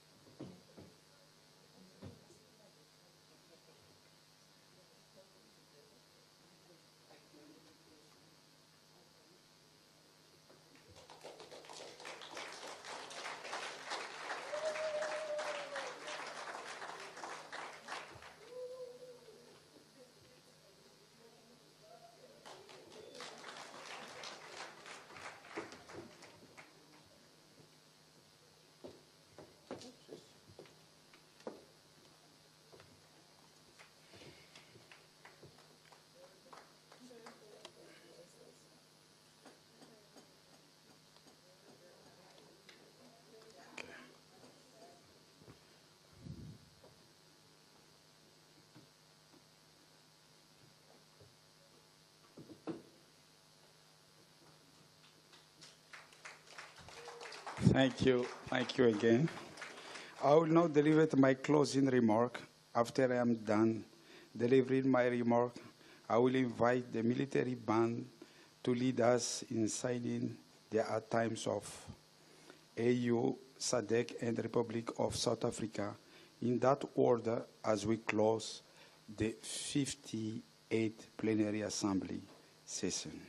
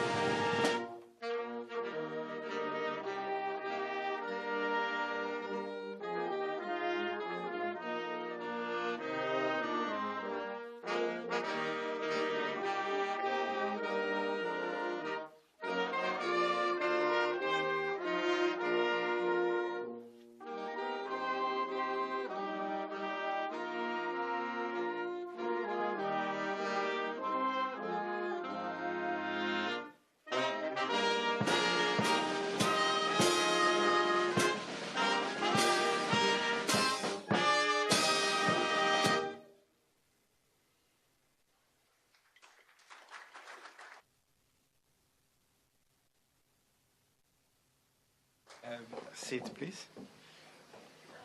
I invite Secretary General to make announcement.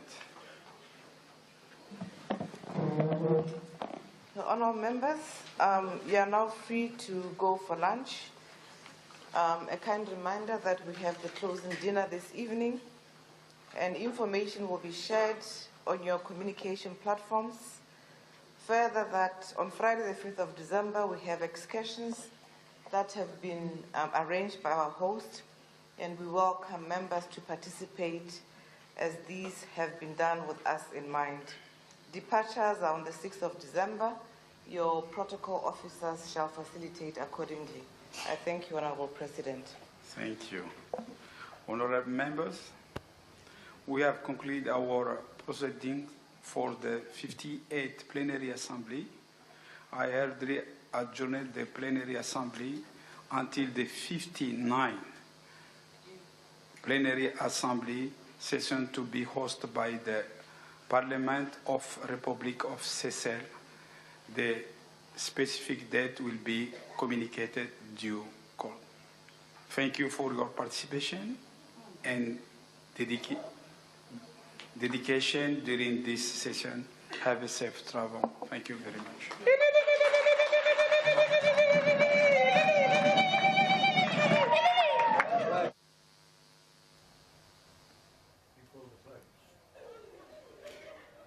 And there you have it. The gavel is down now on the 58th Plenary Assembly of the Southern African Development Community Parliamentary Forum. Of course, it began on the 30th of November, and today is the 4th of December. It has been 5 days of deliberation, engagement, and coming to resolutions.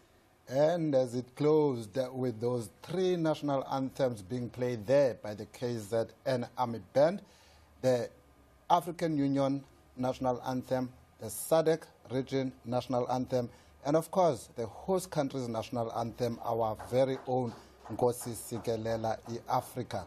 And as the President has announced, and Tsepo just mentioned to you, that concludes the events of this 58th plenary assembly session. And of course, this signals that the SADC is going, these parliaments will lead in climate mitigation, adaptation, and social policy reform, not just governments or executive bodies. And that also the push toward a formal SADC parliament suggests that potential institutional shift, which of course talks to a stronger regional governance architecture and legislative clout. And of course, over 300 delegates attended from all 14. There's actually 15, but unfortunately Tanzania was not here. Yes. So those 300 delegates would have come from the 14 member states of the SADC Parliamentary Forum. And of course, as Tsepo had indicated, that F might just fall away, yes, and it will be the SADC Parliament.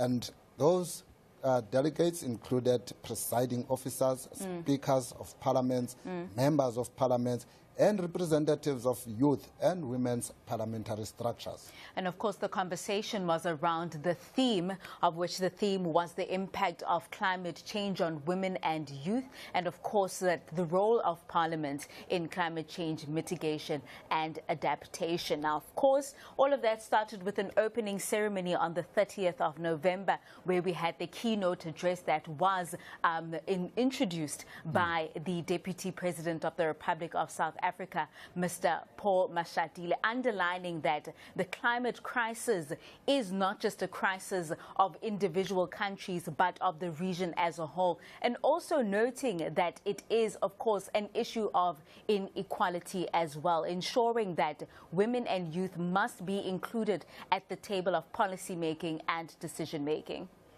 And of course, at the opening ceremony, the Speaker of the National Assembly of South Africa and the President of the SADC Parliamentary Forum emphasized the need for stronger regional unity, enhanced climate governance, and accelerated efforts towards a fully fledged SADC Parliament, of which we spoke to earlier, that likely to see the F falling away. Of course, you would have also seen that a number of reports from the 57th plenary sessions were adopted, and what is left now is the implementation of those reports. And of course, they also spoke to the climate crisis, and that it was framed as a crisis of inequality, as we mentioned. Now, the impacts of floods, droughts, storms, and water scarcity hit women and youth more than the other designated groups. And of course, these are conversations that have been had throughout the whole week with the SADC regions, sitting together, talking about the challenges that they face and trying to find solutions that are more tangible and more solution-based. And of course, ensuring that policies are gender sensitive and policies include the youth, because they are the most hard hit. For sure. For sure, Tsepo, we need the inclusion of women and young people in all decision making, because they are the ones that are most affected by the decision that gets taken today. They are the future. And parliaments were urged also to evolve from passive approvers of budgets to active legislative actors, crafting laws on renewable energy, water and land management, climate adaptation, and gender-responsive budgeting. And of course, throughout the conversations that we have had right here on Parliament TV, the main issue has been how to respond, and also how do governments become proactive and lose being a reactive government instead. So ensuring that there's proper communication between governments and people, ensuring that NGOs are also they are part of the conversations, ensuring that people also also participate in these meetings that are had, whether it's council meetings, whether it is parliaments that are also engaging on these issues and ensuring that citizens are also informed and form part of this decision making. And of course, just to remind you, all the discussions that took place here were guided by the theme, the impact of climate change on women and youth in the SADC region and the role of parliaments in climate change mitigation and adaptation. And the focus, as I've said, it was on climate policy and regional cooperation. Delegates committed to aligning national legislation with international and regional climate frameworks, for an example, agreements under the Paris Agreement and regional climate change strategies. And of course, you're still watching Parliament TV. The SADC-PF 58th plenary has just adjourned. Stay tuned. From 13 November to 5 December 2025, Parliament of South Africa will host the 58th Plenary Assembly of the SADC Parliamentary Forum under the theme, The Impact of Climate Change on Women and Youth in the SADC region and the Role of Parliaments in Climate Change Mitigation and Adaptation. For 5 days, speakers, members of Parliament and experts from across the SADC region will convene in Durban, South Africa, to move beyond debate to action, forging strategies, sharing best practices, and strengthening the various parliaments' collective power to pass laws, allocate resources, and hold governments accountable. The SADC-PF is a regional interparliamentary body composed of 15 parliaments representing over 3,500 parliamentarians in the SADC region. The forum seeks to bring regional experiences to bear at the national level to promote best practices in the role of parliaments in regional cooperation and integration as outlined in the SADC Treaty and the Forum Constitution. Its main aim is to provide a platform for parliaments and parliamentarians to promote and improve regional integration in the SADC region through parliamentary involvement. Watch the 58th Plenary Assembly of the SADC-PF on Parliament TV, on DSTV channel 408, or through your YouTube streams at Parliament of RSA. Also, join the conversation on social media platforms using the hashtag 58SADC-PF. For more information, visit Parliament's website at www.parliament.gov.za. Your Parliament, your voice, your future. Day 5, the final day of the 58th SADC Parliamentary Forum Plenary Assembly, has just adjourned in Durban, KwaZulu-Natal. But as we close this chapter here in South Africa, we're already getting a glimpse of what to expect next. It is my distinct honor to now be joined by the distinguished leader who will be our regional family host next year, 2026. And this is the Honorable Speaker of the National Assembly of Seychelles, Honorable Azarel Ersta. Madam Speaker, thank you so much for joining us. Thank you. Thank you for receiving me. And of course, Madam Speaker, let's just start over and talk about what is it that you've taken away from this plenary session that has happened all week? Well, what I've taken away is certainly a lot of warmth, new friendships, yes, a bit of networking, but the seriousness with which, the SADC-PF takes the issue of climate change and how it affects especially women and young people. So that is certainly something I'm going back with, and there's plenty of ideas already in my head, which will be acted upon. Now, with that, of course, your country is beautiful, right? And you are an advocate for ocean conservation. Is that going to be part of the theme, or is that part of the discussion in ensuring that next year the conversations carry on? I would like to say that that would be part of it, but I'm more about people and recognizing that we are actually part and parcel of nature. Yes. So this will probably be part of it, but there's also the issue with digital violence against women. It's not something that we can let go of. So certainly I will be thinking about that, digital violence, bringing bringing more to the public what it's like for women online. Everything is digitalized. That includes violence against women. Of course. So certainly that will be part of the conversation. But getting people to remember that we're all in this together, Ubuntu, you know, and we're part of nature. Yes. We're not separate from it. We're part and parcel of it. So if I bring that conversation, it will be in that manner. So we're talking women rights as well, which was the focus as well with part of the SADC-PF, but also looking at AI, digital violence as well. Yes. So that is something that we'll be focusing on in 2026. Definitely. Yesterday, I was looking at a report from my country. There's this huge resort being built on one of the islands. It's quite a controversial issue, and there's been an injunction set against it, so now it's stopped. And there's this young lady who's leading the sort of like the fight against these huge resorts, and she's an environmentalist. She's really, you know, concerned about how these things are going. And because I saw it through Facebook, and unfortunately I also saw the harassment. I also saw the bullying. I also saw the comments, not at what she was doing, but on her personally. So again, this is something that I will most certainly be bringing up.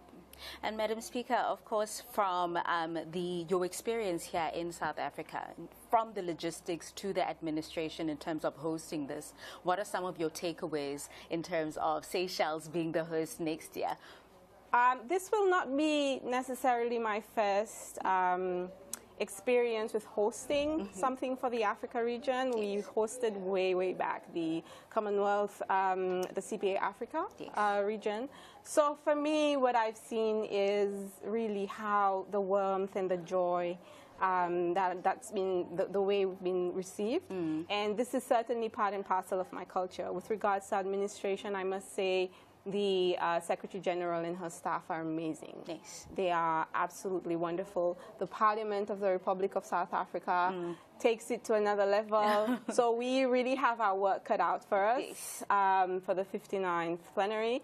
But I'm also quite certain that we, you know, normally people say about Seychelles, we are unique by 1,000 miles. We are unique by 1,000 miles.